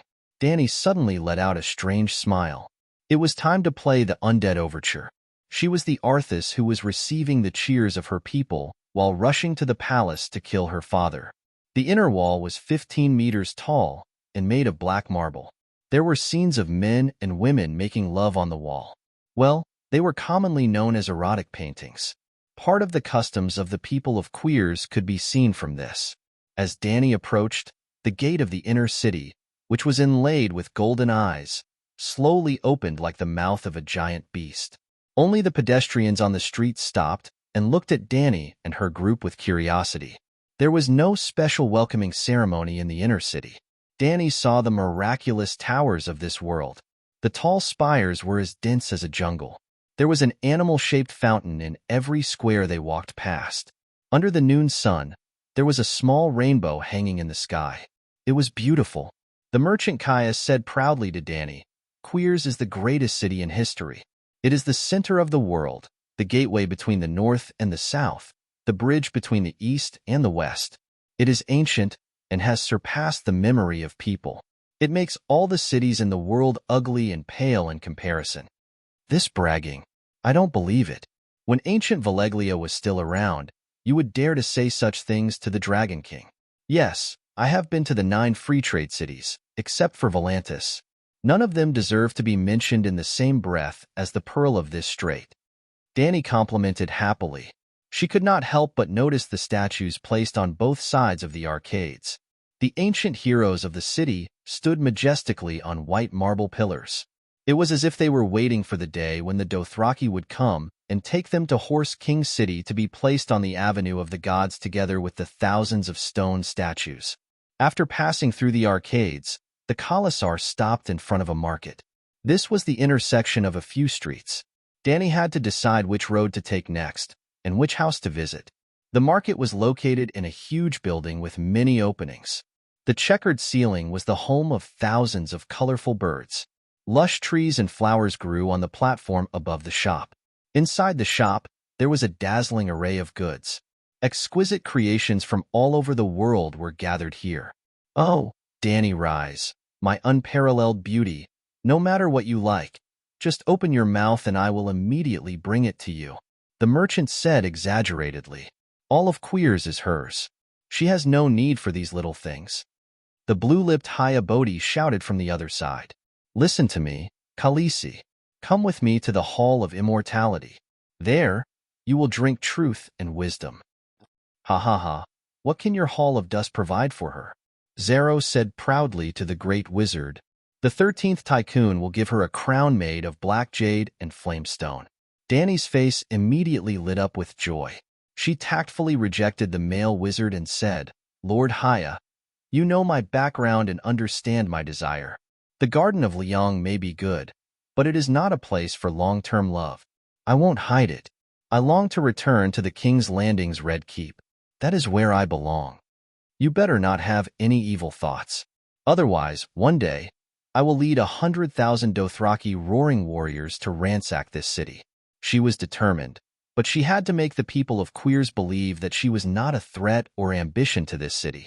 Haya's blue lips curled up as if he was smiling elegantly.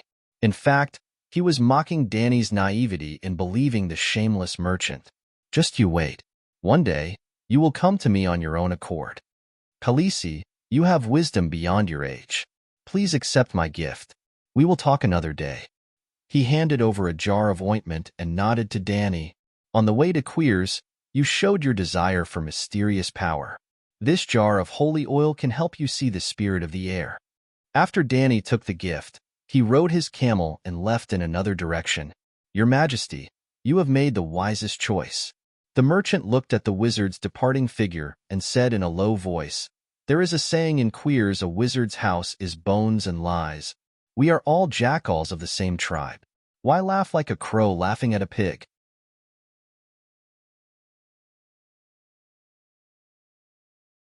Chapter 40. Zero lived up to his name as one of the 13 giants of Quills. Even the knowledgeable Dany was amazed by the residence he had prepared for her. There was a large garden full of exotic flowers, a wide marble bath, a towering crystal divination tower, an observatory, and even a garden labyrinth. The palace was even larger than the bazaar she had seen before. It could fit twice as many people, let alone 200. In fact, Zero had prepared 200 servants for her. After the Colossus centaurs had settled down in the palace, Dany sat by the pool, enjoying the pleasure of the fish kissing her toes. She was amazed that the Quills people even had kissing fish. Suddenly, the sky above her darkened. She turned around and was surprised to see Kueishi appear silently beside her. I'm leaving, she said. Oh, goodbye. Dany was shocked. She thought something had happened. Be careful, Kueishi said without thinking. She was stunned for a moment before asking, Be careful of what? Be careful of everyone. From now on, they would have to witness this miracle of rebirth day and night, and then greed would suddenly arise. Because a dragon's flesh is made of fire, and fire is power. Dragons are the source of all mysterious power. Although the red mask covered her expression, Dany could still hear the seriousness in her voice. After warning Dany, Kueishi left as inconspicuously as she had come. Dany had lost interest in the luxurious life of the palace. She immediately called Korra and the Blood Brotherhood to the pool. She told them about Kueishi's warning, while letting them enjoy the gentle kissing of the kissing fish. I don't like her, because I can't see through her. Korra spoke first. Every shadow binder deserves our vigilance, but she didn't threaten us this time. From the moment we entered this city, I felt a very unfriendly aura. It made it hard for me to feel at ease. I don't like the way the milk people look at us. Ricardo's expression was heavy. He gritted his teeth and said, It's like they're looking at a rare animal caught from a barbaric land. The skin of the Quills was unusually white, milky white. It was clearly whiter than that of other white people, so the Dothraki called them milkmen. Dany looked at him in surprise. She didn't expect her Blood Alliance guard to have such sharp senses. That's right, the people of Queers had warmly welcomed them today, but there were many different kinds of welcome. Welcoming VIPs to the city and welcoming pandas to the city was definitely different. Therefore, when Dany passed through the middle Wall Street, she would unconsciously put herself in the shoes of Arthas. Lord Darren welcomed Arthas's victorious return with the sound of bells, cheers, and petals that filled the sky. Arthas then unleashed the undead calamity in Lord Darren and massacred the entire city. They want to see the dragons. Danny turned to Kue Luo, arranged 2 groups of guards, one in the open and one in the dark, to guard the 3 dragons. As long as they're here, they can't let their guard down.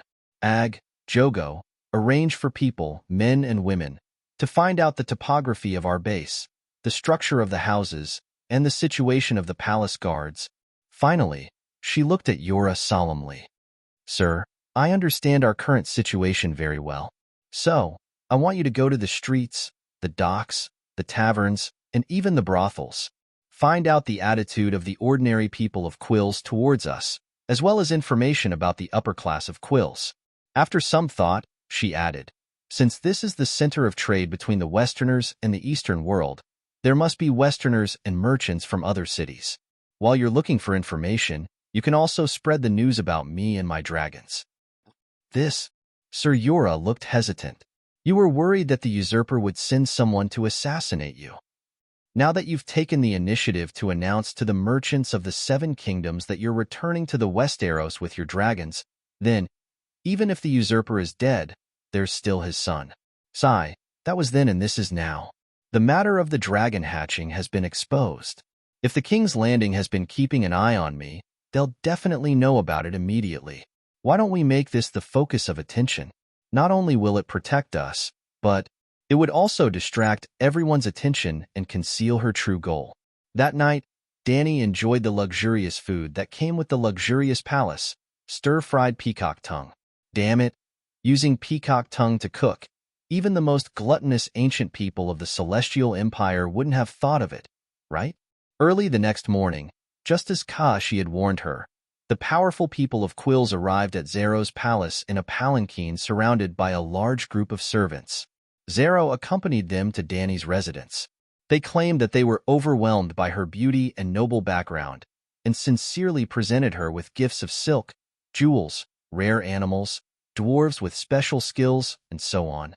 In the end, they praised the greatness of the dragon with tears streaming down their faces as they looked around with wide eyes. Well, the people of Quills loved to cry. They believed that crying was a symbol that made them appear more civilized. Danny understood what they meant and didn't refuse. She immediately took the chain dragon out, causing the nobles of Quills to cry even harder. The upper class of Quills was made up of 3 major organizations: the royal family, the merchants, and the wizards. In the era when the Megalosaurus disappeared and magic was extinct, the once powerful wizards lost their power and authority. The royal family controlled Quill's camel cavalry and the city's fleet, nominally ruling the city.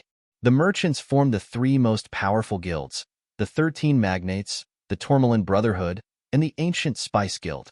In a city of commerce, the real power was, of course, in the hands of the merchants. However, the internal struggle between the 3 guilds was very intense. If it wasn't for the fact that they wanted to keep the royal family in check, they would have already fought for control of the city. On the first day, it was the other 13 magnates who visited Danny. On the second day, it was the Tourmaline Brotherhood. After the gem merchants saw the Dragon King, they specially spent a week to create a 3-headed dragon crown for Danny. The magic dragon's curl body was gold, its wings were silver, and its 3 heads were carved from jade, ivory, and agate.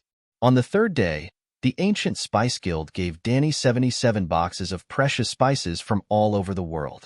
Well, when the Targaryens united the 7 kingdoms, in order to integrate into the Westeros as conquerors, they abandoned the ancient gods of Valeglia and converted to the Church of the 7 Gods. In theory, Danny should also believe in the Church of the 7 Gods. And to the followers of the Church of the 7 Gods, 7, 77, and 777 were all auspicious numbers. On the 4th day, Danny began to receive the middle and lower class people of Quill's power. Small merchants, government officials, fleet commanders, camel cavalry captains. When she asked if the Zero royal family would come, he said with disdain, "The royal family now, other than supreme dignity and ancient glory, what else is left? You should accommodate them and take the initiative to meet them." However, it was not that easy to meet the royal family.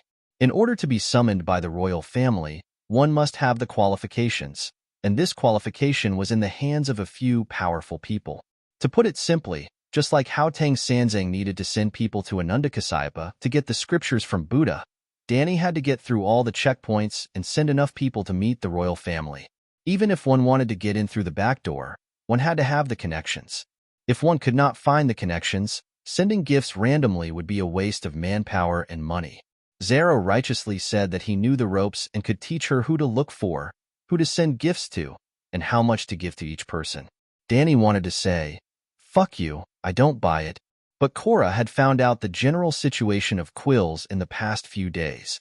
The royal family had indeed lost the actual control of the city, but the camel cavalry and the moat fleet were under the royal family's control. Danny did not understand why the royal family, who had military power, had lost their ruling position. Perhaps this was the characteristic of a trading city-state? Or perhaps the merchants were richer and could hire more armed forces, such as mercenaries. Zero's persuasion of Danny to use connections to meet the royal family was not a secret among the higher-ups. The royal family had most likely already opened their pockets and was waiting for her to throw in gold coins. If she did not go, she would be disrespecting the royal family, and disrespecting the royal family would mean that they were not friends. Not friends, not guests, then I can make a move on you. Cora advised her. This is the custom of Quills. Even in Westeros, you don't necessarily enjoy the rights of a guest just because you visit my house. The rights of a guest only come into effect when the guest is under the roof of the host and receives bread and salt provided by the host. If the host places an unsheathed sword on his knee, it means that he has no intention of establishing a guest relationship with the guest, and the guest's rights naturally do not exist. But isn't it too low to ask for bribes? Is it also popular in the Seven Kingdoms for hosts to ask for gifts from their guests? Danny said angrily. Cough, cough, cough. Cora coughed as if he had been choked. Even his full beard could not hide the redness on his face. No way. Danny opened her mouth wide in disbelief. It's not as blatant as Quills. Sir Cora hurriedly explained. The guest gives a guest gift to the host mainly to express his gratitude for the food and shelter provided by the host. And when the guest leaves, the host may also give a guest gift to the other party. This tradition usually happens when the guest is in a weaker position, because he is afraid that the host will deny the guest's rights. Danny did not pay attention to the details when she was watching the drama. What Cora said was especially obvious between the Night Watchers and the Savage Caste. The Savage Caste beyond the Great Wall, the first ghost father of the world of ice and fire. He married his own daughter, and continued to marry the daughters that his daughter gave birth to. In this way, he continuously married dozens of daughters and granddaughters. He also had sons, but all of his sons were sacrificed to the deviant ghosts as soon as they were born. It could be said that other than the Night King, almost all of the deviant ghosts were his sons. Deviant ghosts were different from corpses. Deviant ghosts were transformed from living people, while corpses were dead people who were revived by deviant ghosts. Without caste providing a house and food, the Night Watchers who left the Great Wall and went north would almost double the mortality rate. Therefore, the Night Watchers had to ask caste for help. Not only did they turn a blind eye to his incest, but they were also often blackmailed by caste for iron weapons, which were guest gifts. It was also because of the guest's rights that the Night Watchers commander-in-chief, Elder Xiong, could not harm caste even if he knew that he was related to the deviant ghosts. The guest's rights were two-sided. Not only could the host not harm the guest, but the guest would also not harm the host even if the host was making a deal with the devil. Cora saw that Danny was in deep thought and could not help but persuade her again. The ancestors have a tradition of guest rights, and the Undals have a similar law. Perhaps the guest rights are universal, but the specific forms of expression are different. All right, I give gifts to the royal family. I hope that they can give me some guest gifts too. Danny sighed.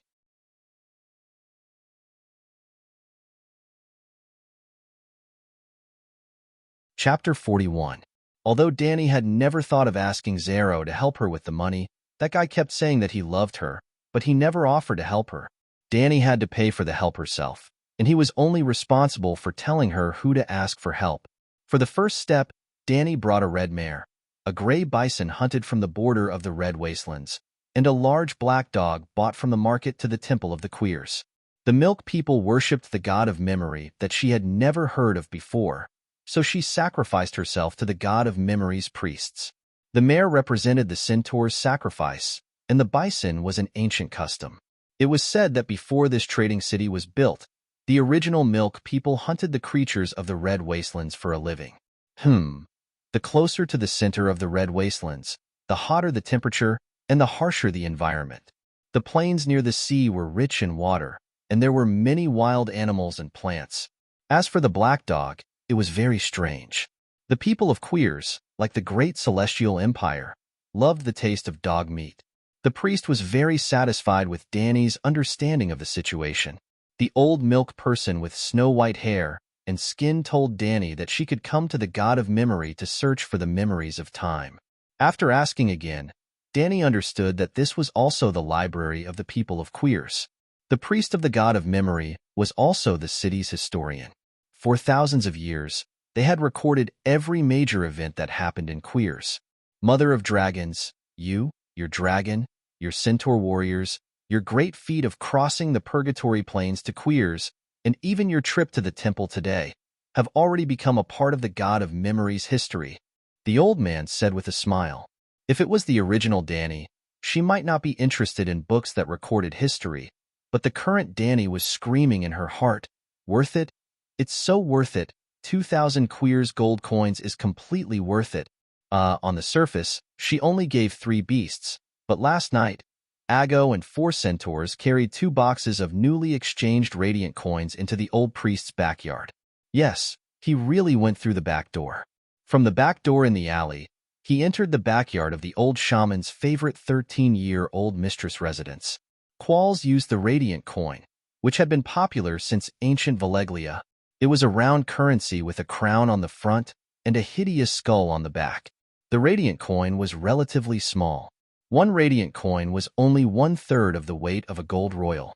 2,000 coins would be about 2,000 times 4,000 is equal to 8 million yuan in purchasing power. This was equivalent to the Middle Ages, and their productivity was far inferior to the modern Celestial Empire. 2,000 radiant dollars was definitely a huge sum of money. It was easy to understand why the old shaman was so nice to Danny. After obtaining the library card from the memory temple, the second back door Danny went through was the keeper of the Register of Queers, who were also the city's administrative officials. Bags of gold coins were sent out, and Danny suddenly found that half of the Zhuoji's gold that she had stashed away had been used up. She told Zero bitterly, "I have no money left. I only have some antique jewelry that I excavated from the City of Bones." Zero's heart was as cold as ice in the face of a peerless beauty's request for help. He did not have the slightest intention of paying out of his own pocket. Instead, he gave her a bad idea. The news of the existence of a true dragon has spread throughout the East, and more dragon seekers have come to visit. Now, there are countless people in Queers who want to see you and your dragon. Why don't you accept their requests? At the same time, everyone who meets you will receive a gift. Danny thought about it. This was beneficial to her. Not to mention how many zoo tickets she could receive, as long as her reputation was spread, and she and her dragon were known in the East. Some people would not dare to use the most direct and vicious methods against her. Wasn't this the reason why she asked Cora to spread the news of the dragon in the docks and the taverns on the streets? When no one knew that she had a dragon, she would rather hide in the White Cloud City for a long time and try her best not to let this news leak out. But as long as one outsider knew about her and her dragon, then the hidden plan would be completely destroyed. When no one knew about the birth of the dragon, she was the safest, and her threat index was 1 star. When a few people knew about the birth of a true dragon, she was the most dangerous, and her threat index was 4 stars. In the Far East, after everyone knew about her story, some people had scruples, and her threat index was lowered, and her threat index was 3 stars. When the news traveled tens of thousands of kilometers and reached the Westeros in the far west, her threat index rose again, and her threat index soared to the most dangerous 5 stars. But whether it was a few people or all of Queers who knew, the speed at which news of her dragon spread to the Westeros would not change. Given the distance between Queers and King's Landing, she had about 2 years of buffer time for the news to spread quickly. Either her dragon could grow up in the next 2 years, or Dany could establish perfect security measures in the next 2 years, which was commonly known as building up her own force. In that case, she needed money. Dany agreed to Xero's plan to build a megalosaurus zoo. That afternoon, Yora brought a captain to the living room of her palace. "Your Highness, I've brought you a sea merchant from the Midsummer Islands." It was a black uncle. His dark skin was like polished obsidian, dark and shiny. "Your Highness, my name is Kuhuluimo, the captain of the Laurel Wind. I come from High Tree Town in the Midsummer Islands." The black man with a yellow and green feather cape, dressed like a peacock, bowed and introduced himself. "He brings you news of King's Landing," Yura said. "You came from King's Landing?" Dany asked. "No, I set off from the old town half a year ago and brought a ship full of wine from Chinting Island. You've been away from home for a long time, and you must miss the taste of home, just like how the people of the Seven Kingdoms miss you," Kuhulu said. He had given Dany 3 barrels of high-quality wine as a gift. If they were sold in Queer's Market, they could be exchanged for 4 radiant coins. How stingy! But she quickly remembered that this captain's business wasn't very big.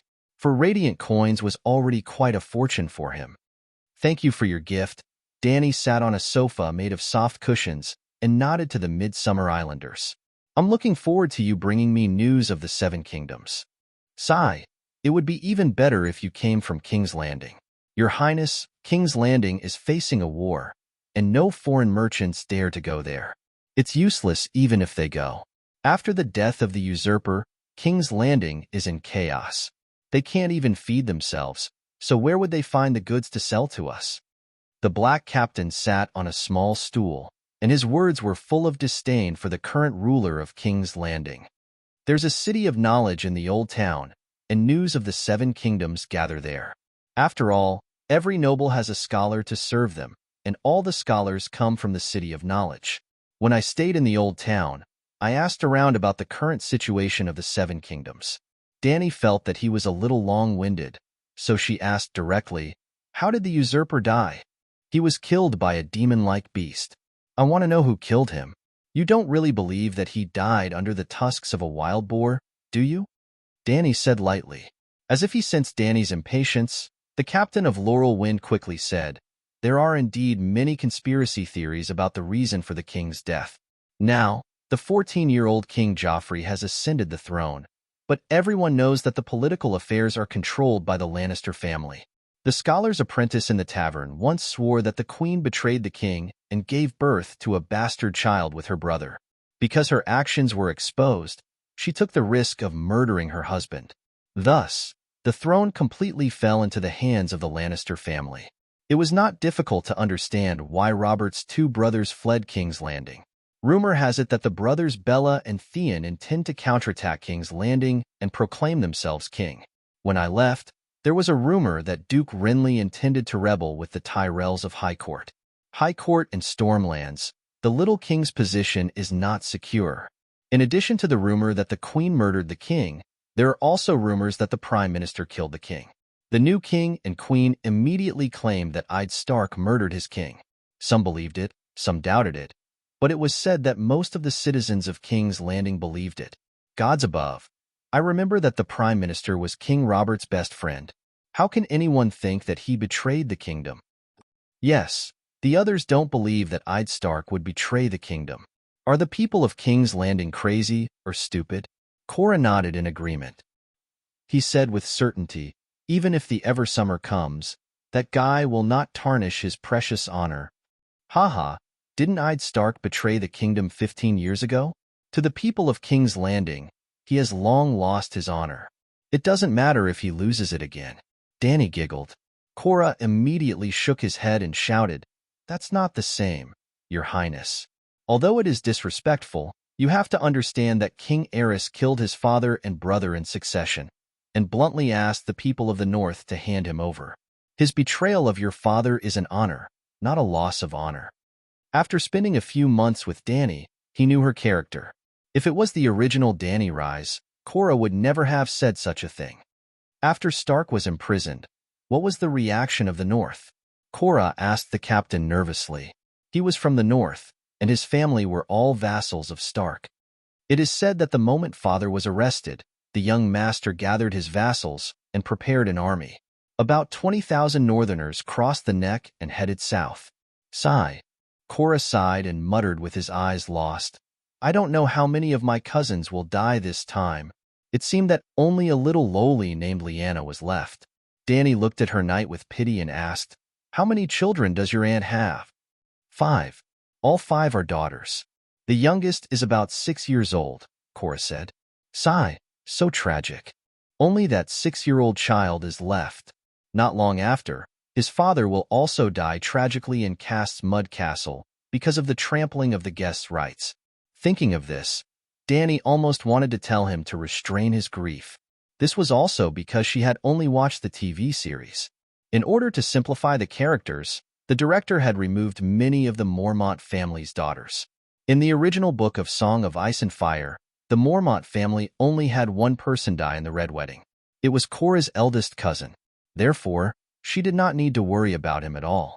The young master is Robb Stark? He asked the Black Captain. Yes, Robb Stark is the commander. He's only 14 years old, right? Cora's expression was dim. I've seen that kid before. He's half a year younger than the princess. He's as tender as a flower bud in summer. What should we do? This time, there's an 80% chance that the brat will drag the entire northern region down with him. It was really a prophecy. Maybe he was born handsome? Danny comforted him. Then I should be even more worried. Cora rubbed his face and said faintly, If he loses the battle as soon as he leaves the neck, the people of the north will immediately retreat to the neck. Then they will never lose in this game of power. For more than 10,000 years, no army has defeated the defenders of the neck head-on. If that kid is lucky and wins 1 or 2 battles, his heart will become arrogant. Then the north will really be finished.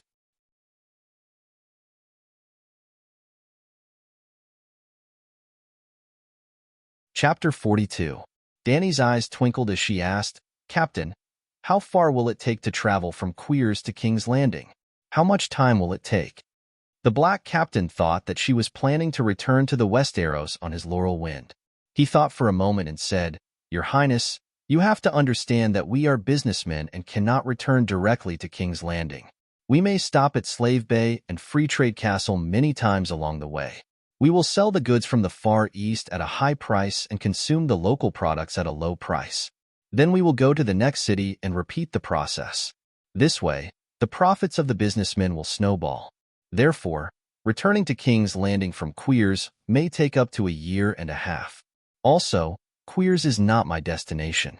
My ship will pass through Queers Strait and follow the trade route around the Jade Sea. This way, the delay will be even longer. The next time I go to the Sunset Sea will probably be 3 years later. Well, if I don't die at sea. If you don't do business and speed up all the way to King's Landing, how long will it take? Danny asked. Even if you don't do business and run empty, you will still need to replenish food and water along the way. You also need to let the sailors rest. It will take at least 3 to 4 months, and this is assuming that the sea doesn't lose its temper. Danny nodded and thanked him. You have brought me valuable information. I wish you a safe journey and a prosperous business. I should be the one thanking you. Your Highness has given me the most generous reward. The captain's eyes lit up. Oh, what reward? Danny asked. Dragons. He looked straight at the dragons gnawing on bones beside Danny. I saw a real dragon. This is the miracle of my life. I will repay you even more. Danny smiled and waved at him. Come and touch them. Kuhalu was surprised and happy, but also a little scared. He stood up and took 3 steps forward and 2 steps back. He was very nervous and hesitant. Can I really? Will they bite me? Will they spit fire at me? They won't. I am the mother of dragons. They all listen to me. Danny comforted him. Then, the Black Captain came over, sweating profusely, and looked at Danny with an inquiring gaze. I'll give you the highest honor. You can touch the most powerful one. Yes, it's called Black Diamond. Danny pointed at Big Black in front of her.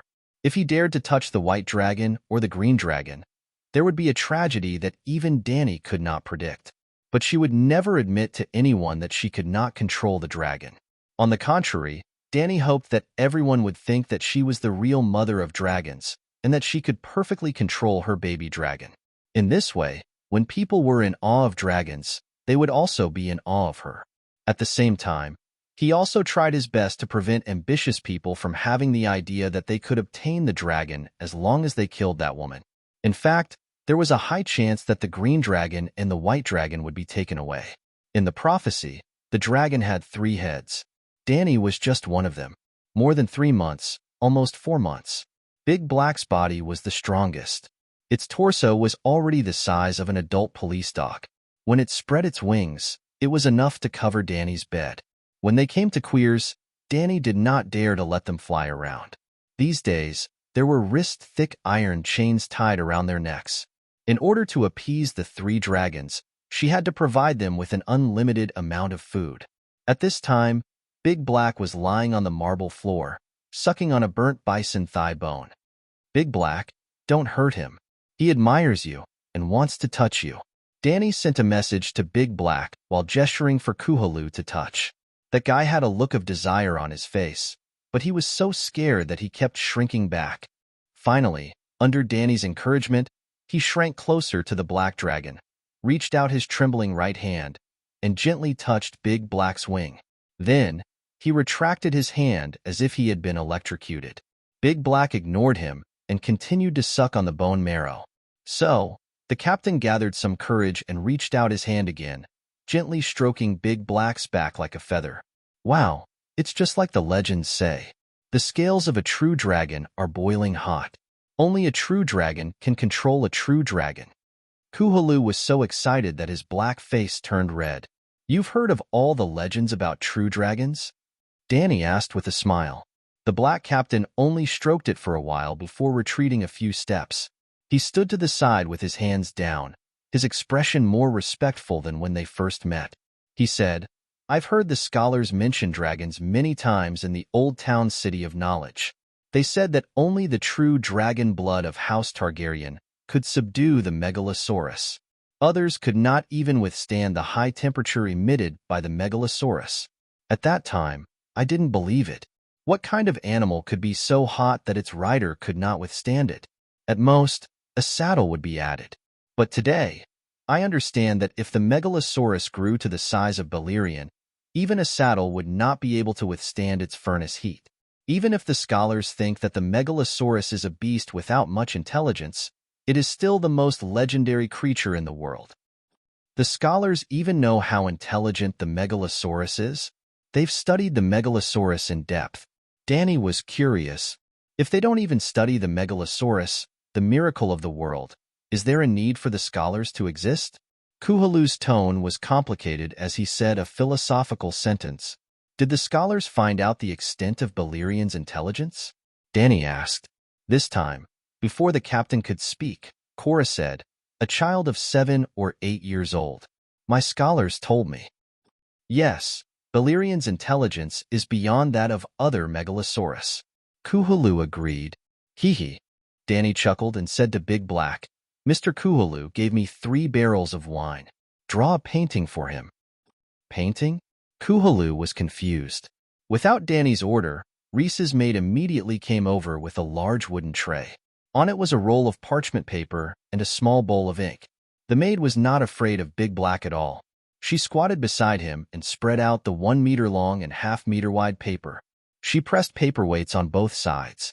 Then, she placed the bowl of ink at the bottom left of the roll of paper. Big Black glanced at Kuhalu and extended its right claw. Dragons, like humans, had 5 fingers. Big Black's other 4 fingers were clenched into fists. After dizzying in the bowl, the pen moved like a dragon.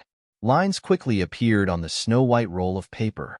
At first glance, the lines were messy, as if a child was doodling. Kuhalu did not expect much at first, but he was not disappointed when he saw this. At least it did not use its dragon claws to make a handprint. But as time passed, he saw something different. The stripes of varying thickness and depth gradually outlined 1 or 2 figures, and one of them was, God bless me, I'm not seeing things. He opened his mouth so wide that one could stuff a goose egg into it. This is me talking to His Majesty. Even the gauze by the window of the palace makes me feel the breath of the breeze. This Even the court painters of Bravos are not as good as this. Kuhalu swallowed hard. His gaze towards Big Black was no longer one of reverence, but of pure reverence. There was no fear. In his heart, the black dragon in front of him had already been sanctified. It had the will of a god and would not hurt people like a wild beast. Actually, he was thinking too much. Big Black's intelligence might be higher, but it was still far from that of an 8 or 9-year-old child, let alone a god. At this time, Big Black could also calculate. If Danny asked Kuhalu to add and subtract within 100, Big Black could probably give the answer too. It used its claws to carve words on the floor. But that was it. It was not as shocking as drawing an audience with the queen on the spot.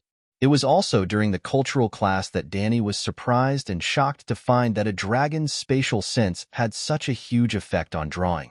Those who had taken sketching classes knew that one of the most important skills was the three-dimensional analysis of the structure of objects. Why did Da Vinci keep drawing eggs from different angles? Wasn't it to cultivate body sense? And the black dragon's natural body sense talent was full points. Its perspective was more complete than a human's. Kuhalu took a scroll of parchment and left in a daze. What he saw and heard today had changed his worldview. The visit of the captain of Laurel Wind set a precedent for normal visitors. Merchants from all over the world came like a trickle, gathering into a torrent at an unimaginable speed. The captains of the merchant ships brought lace from Mir, boxes of saffron from the barbarians, amber and dragon crystals from Asia. The poorer traveling merchants offered bags of silver coins. Other than merchants, there was also a large number of craftsmen, wandering poets, singers. The silversmiths brought rings and necklaces. The blacksmiths made an araximeter and two-handed sword for Danny based on her body size and arm length. The dyers and weavers gave her colorful cloth. The rich colors made her exclaim in surprise that the ancients had such great wisdom. Then, countless tailors rushed into the palace, volunteering to sew the world's most beautiful clothes for her. There were also flute players playing for her, actors performing acrobatics to make her laugh, and entertainers performing magic tricks. 2 dwarves rode on a sow and a large dog, learning from the Westeros knights, competing with each other in lances. There was a young Volantis man with blonde hair and blue eyes. He begged Danny to take him in as her attendant, promising that he would write poems with the queen as the main character in the future. In between his words, he even hinted that he was proficient in the 7 cries of spring from Kaiwan City. Danny couldn't stand the man's lecherous gaze, so she had the blood guards throw him out. Later, even the Jajesni people from the north of the barbarians came. They gave Danny a zebra with black and white stripes. The barbarians, it's the great celestial empire of the world of ice and fire. To make it easier to understand, it can be roughly understood like this. Westeros equals England, the city of Gith at Slaver's Bay equals ancient Egypt, the western continent of Ursus equals Europe, the Dothraki Sea equals Russia, the Dothraki people equals Cossacks, because people equals Suez, the barbarians equals Great Celestial Empire, and the Jajesni people equals nomads to the north of the Celestial Empire. Just like the works of all Westeros, as long as it involves the capital of the Great Celestial Empire. Ice and fire isn't too dark. It's just that the area of the barbarians is too small, and the Westeros are too big. Alright, I've digressed. Danny invited the 2 Jajesni people to stay as guests, and they accepted, overwhelmed by the favor. During the banquet that night, Danny told them, "You are like the Dothraki people, warriors on horseback. I would like to ask the 2 of you for some wisdom in leading a tribe." You're tuning in to the Romance Rendezvous YouTube channel. We're so grateful for your support, and don't forget to subscribe to join us on this incredible journey through captivating stories. Your generosity through donations truly makes a world of difference, as it's the primary source of revenue that allows me to expand and enhance this channel for you. Thank you from the bottom of my heart for being a part of this adventure.